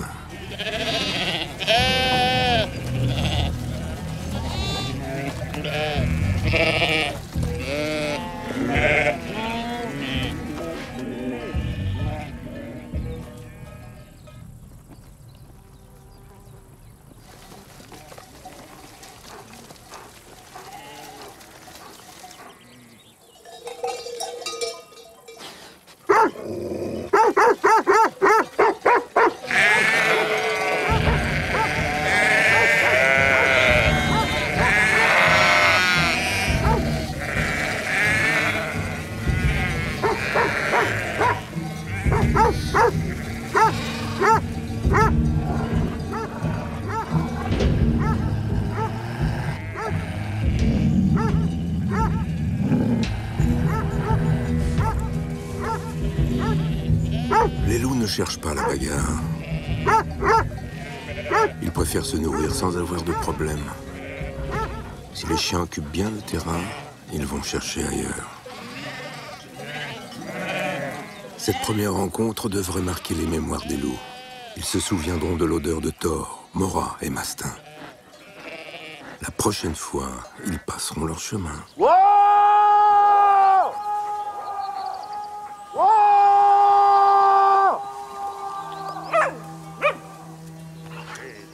Mathias et ses chiens protègent le troupeau et se protègent entre eux.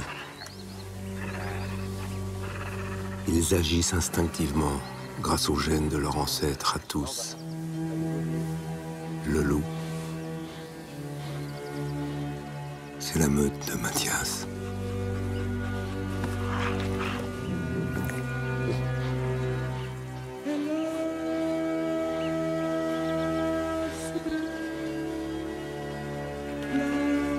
Depuis qu'il fait ce métier, il a gardé plus de 15 000 brebis. Et il n'en a perdu que 3 à cause des loups. Mathias n'est ni pour ni contre le loup. Pour lui, la vie est sacrée, même celle du loup. Le loup est là. Il fait avec.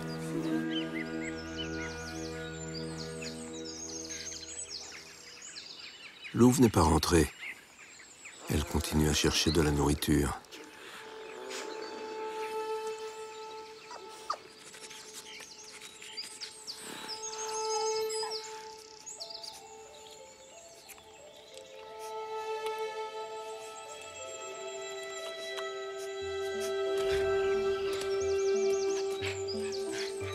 À 10 semaines, Intrépide est le plus actif de la meute.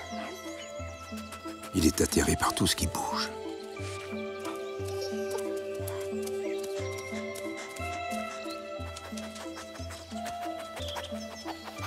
Il est maintenant sur la trace d'un mets délicieux.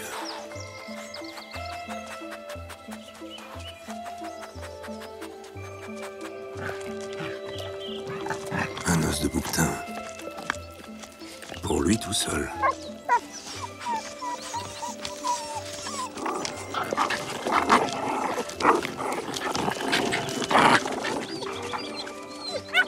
C'est lors des jeux que les personnalités se forgent. Il y a les leaders, il y a les suiveurs, il y a ceux qui abandonnent facilement, et il y a ceux qui ne lâchent jamais.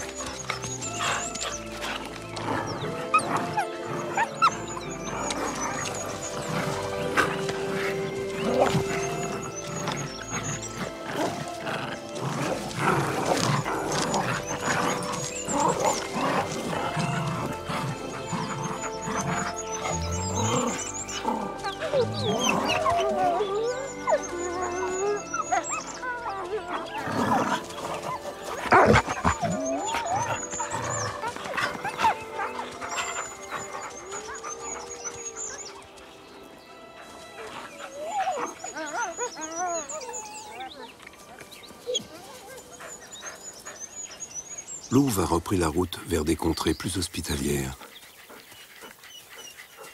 Elle a traversé le Vercors, le massif de la Chartreuse et est arrivée dans la Tarentaise. Elle cherche un territoire paisible où elle pourra s'établir. Aujourd'hui, elle a détecté des odeurs d'urine. Ce sont des signaux qui indiquent une frontière à ne pas franchir.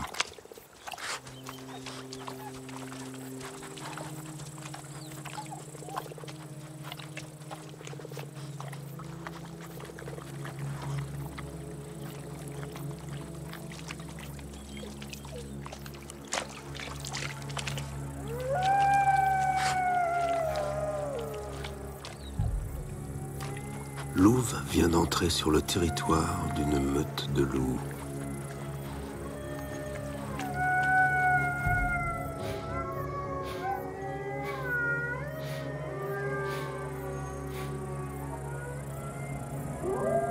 Ils ne sont pas très loin.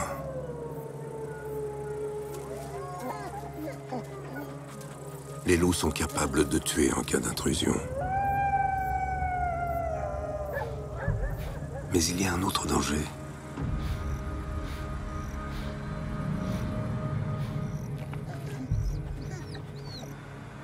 Ils arrivent de la vallée. Ils sont nombreux eux aussi.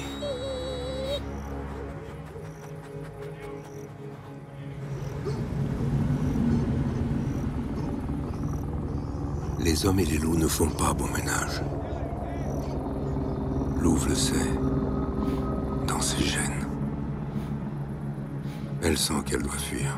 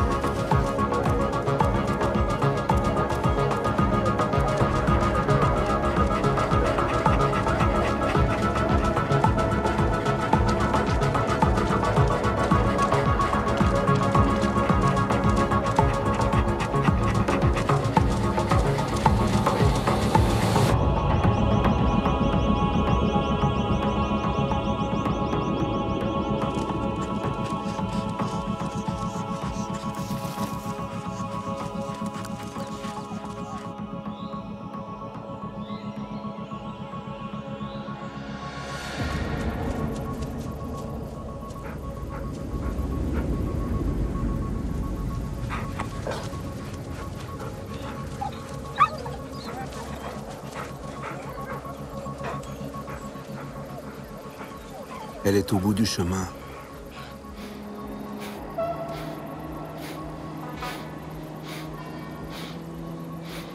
Derrière elle, une montagne infestée de dangers. Devant elle, un monde inconnu.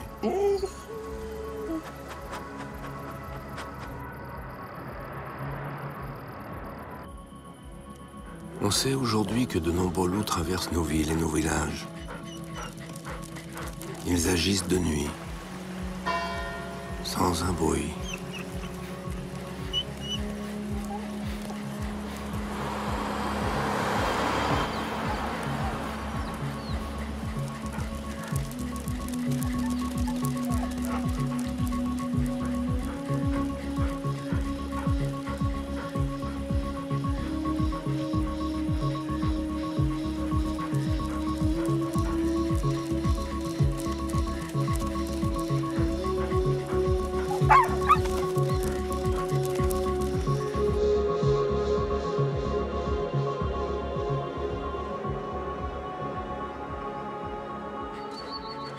Depuis qu'ils sont revenus en France, les parcours de nombreux loups ont été étudiés.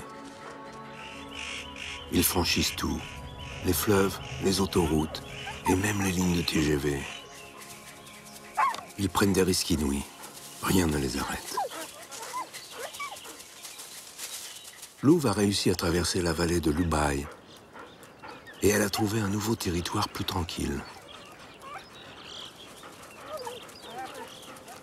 Ici, pas d'odeur d'homme, ni de chien.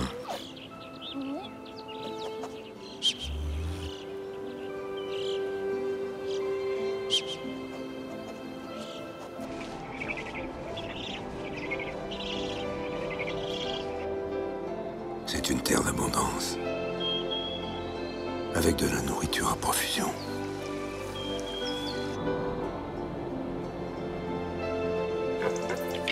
Louve vient d'entrer dans une réserve naturelle, le parc du Mercantour. Un sanctuaire créé par l'homme qui protège toutes les espèces.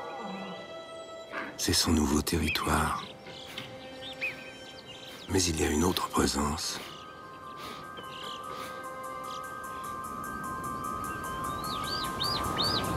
C'est Gypaète.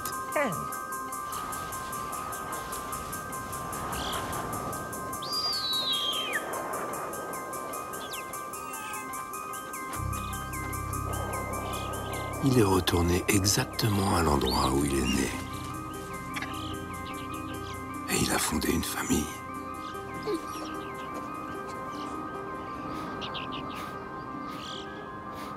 Louve a réussi à maintenir ses 6 petits en vie et en bonne santé. Mais l'hiver arrive. Et il lui faut de l'aide. C'est le moment d'appeler d'autres loups.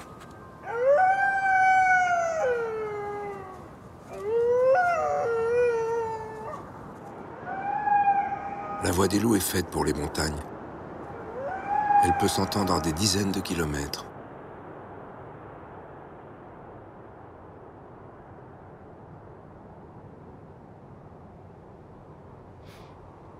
Mais ce soir, personne ne l'entend.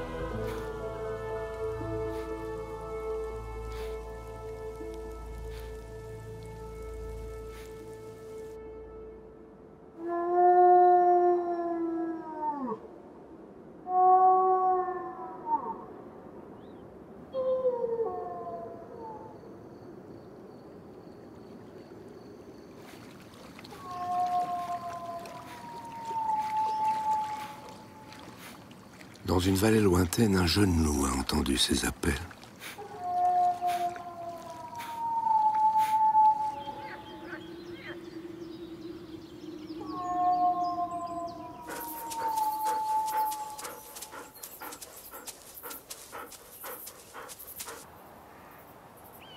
Au petit matin, ils ont pu faire connaissance.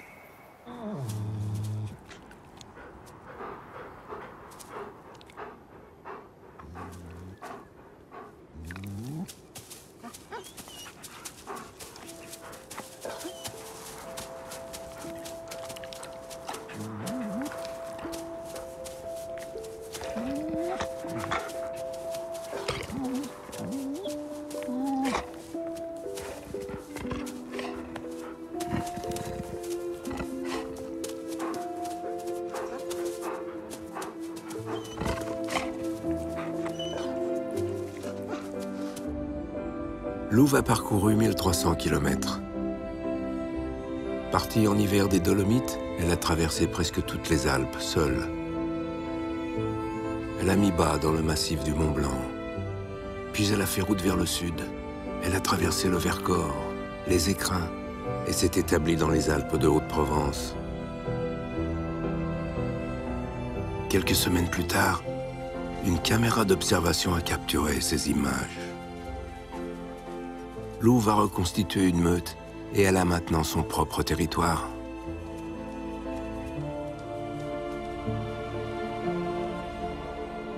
En vérité, le voyage de Louve raconte une histoire bien plus vaste. Les loups ont failli disparaître d'Europe au XXe siècle. Pas un seul n'avait survécu en France. Seules quelques familles isolées dans les Alpes italiennes. Puis dans les années 90, quelques loups solitaires comme Louve ont commencé à reconquérir les territoires que leurs ancêtres avaient perdus. En voyageant, en formant de nouvelles meutes loin de chez eux, ils ont peu à peu repeuplé les montagnes. Aujourd'hui, ils sont à peu près 2000. Les loups sont le symbole du renouveau des Alpes. Alors, quels enseignements pouvons-nous tirer de toutes ces histoires? Que nous ont appris tous ceux qui vivent dans ces montagnes? Avant de se prononcer, il faut aller interroger les sages. Celles et ceux qui étaient là avant les animaux et les hommes. celles qui vivent là depuis des millions d'années. Les plantes. Comment font-elles pour survivre pendant des mois sous la neige, dans l'obscurité et le froid? Et pendant leur courte vie à la lumière, comment se partagent-elles les maigres ressources disponibles? 2000 espèces de plantes d'altitude vivent ici sous la surveillance de Pascal, leur jardinier. Elles ont développé de nombreuses stratégies pour résister aux conditions extrêmes de la haute montagne. Entre 1000 et 2000 mètres, beaucoup se font la guerre. Pour asseoir sa domination, la polémoine bleue colonise des zones entières et étouffe ses concurrentes. La rhinanthe à crête de coq se loge sur la racine d'une plante voisine et prélève sa sève pour s'en nourrir.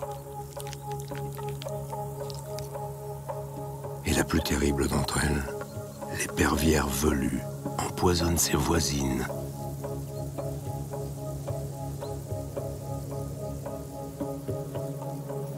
Ici, clairement, les plus forts éliminent les plus faibles. C'est, dit-on, la loi de la nature. Mais ce n'est pas tout à fait juste. Car il y a une autre loi au-dessus des nuages. Là-haut. Là où plus rien ne pousse.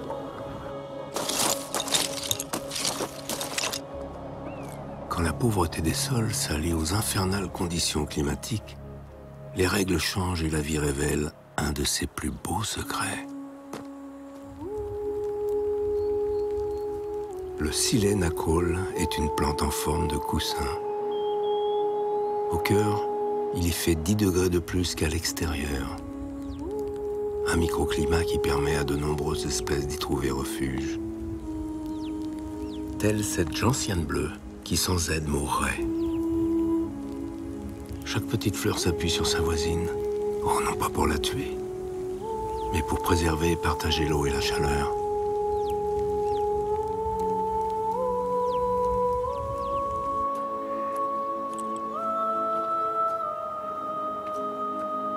La plus étrange d'entre elles est aussi celle qui vit le plus haut.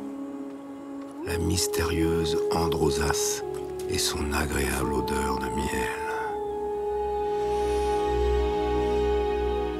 Celle-ci a peut-être déjà un siècle. On pourrait penser qu'elle est seule, mais en réalité elle abrite une multitude de petites bêtes invisibles. Bactéries, acariens, insectes, ils vivent en communauté avec l'Androsas. Elle est à elle seule un véritable écosystème capable de vivre en autonomie complète.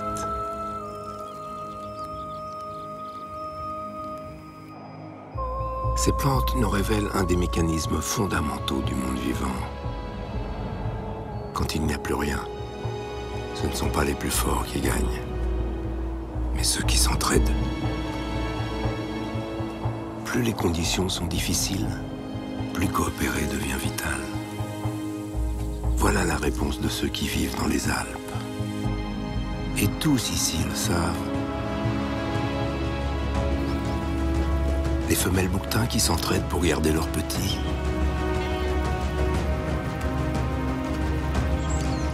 Les oiseaux malicieux qui s'associent pour trouver à manger. Les cerfs qui se réchauffent en se serrant les uns contre les autres. Les gypaètes qui comptent sur les loups pour trouver des os. Les arbres qui se cotisent pour aider les plus vieux. Les loups qui sacrifient tout à la sauvegarde de leur meute. Les arolles qui comptent sur Casse-Noix pour semer leur graine.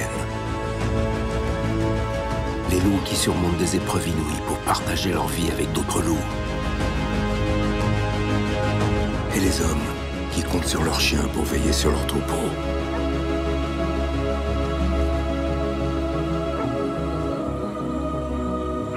Tous ces êtres ne sont pas les plus forts. Ils savent que la montagne est bien plus puissante qu'eux. Alors, Ils s'entraident.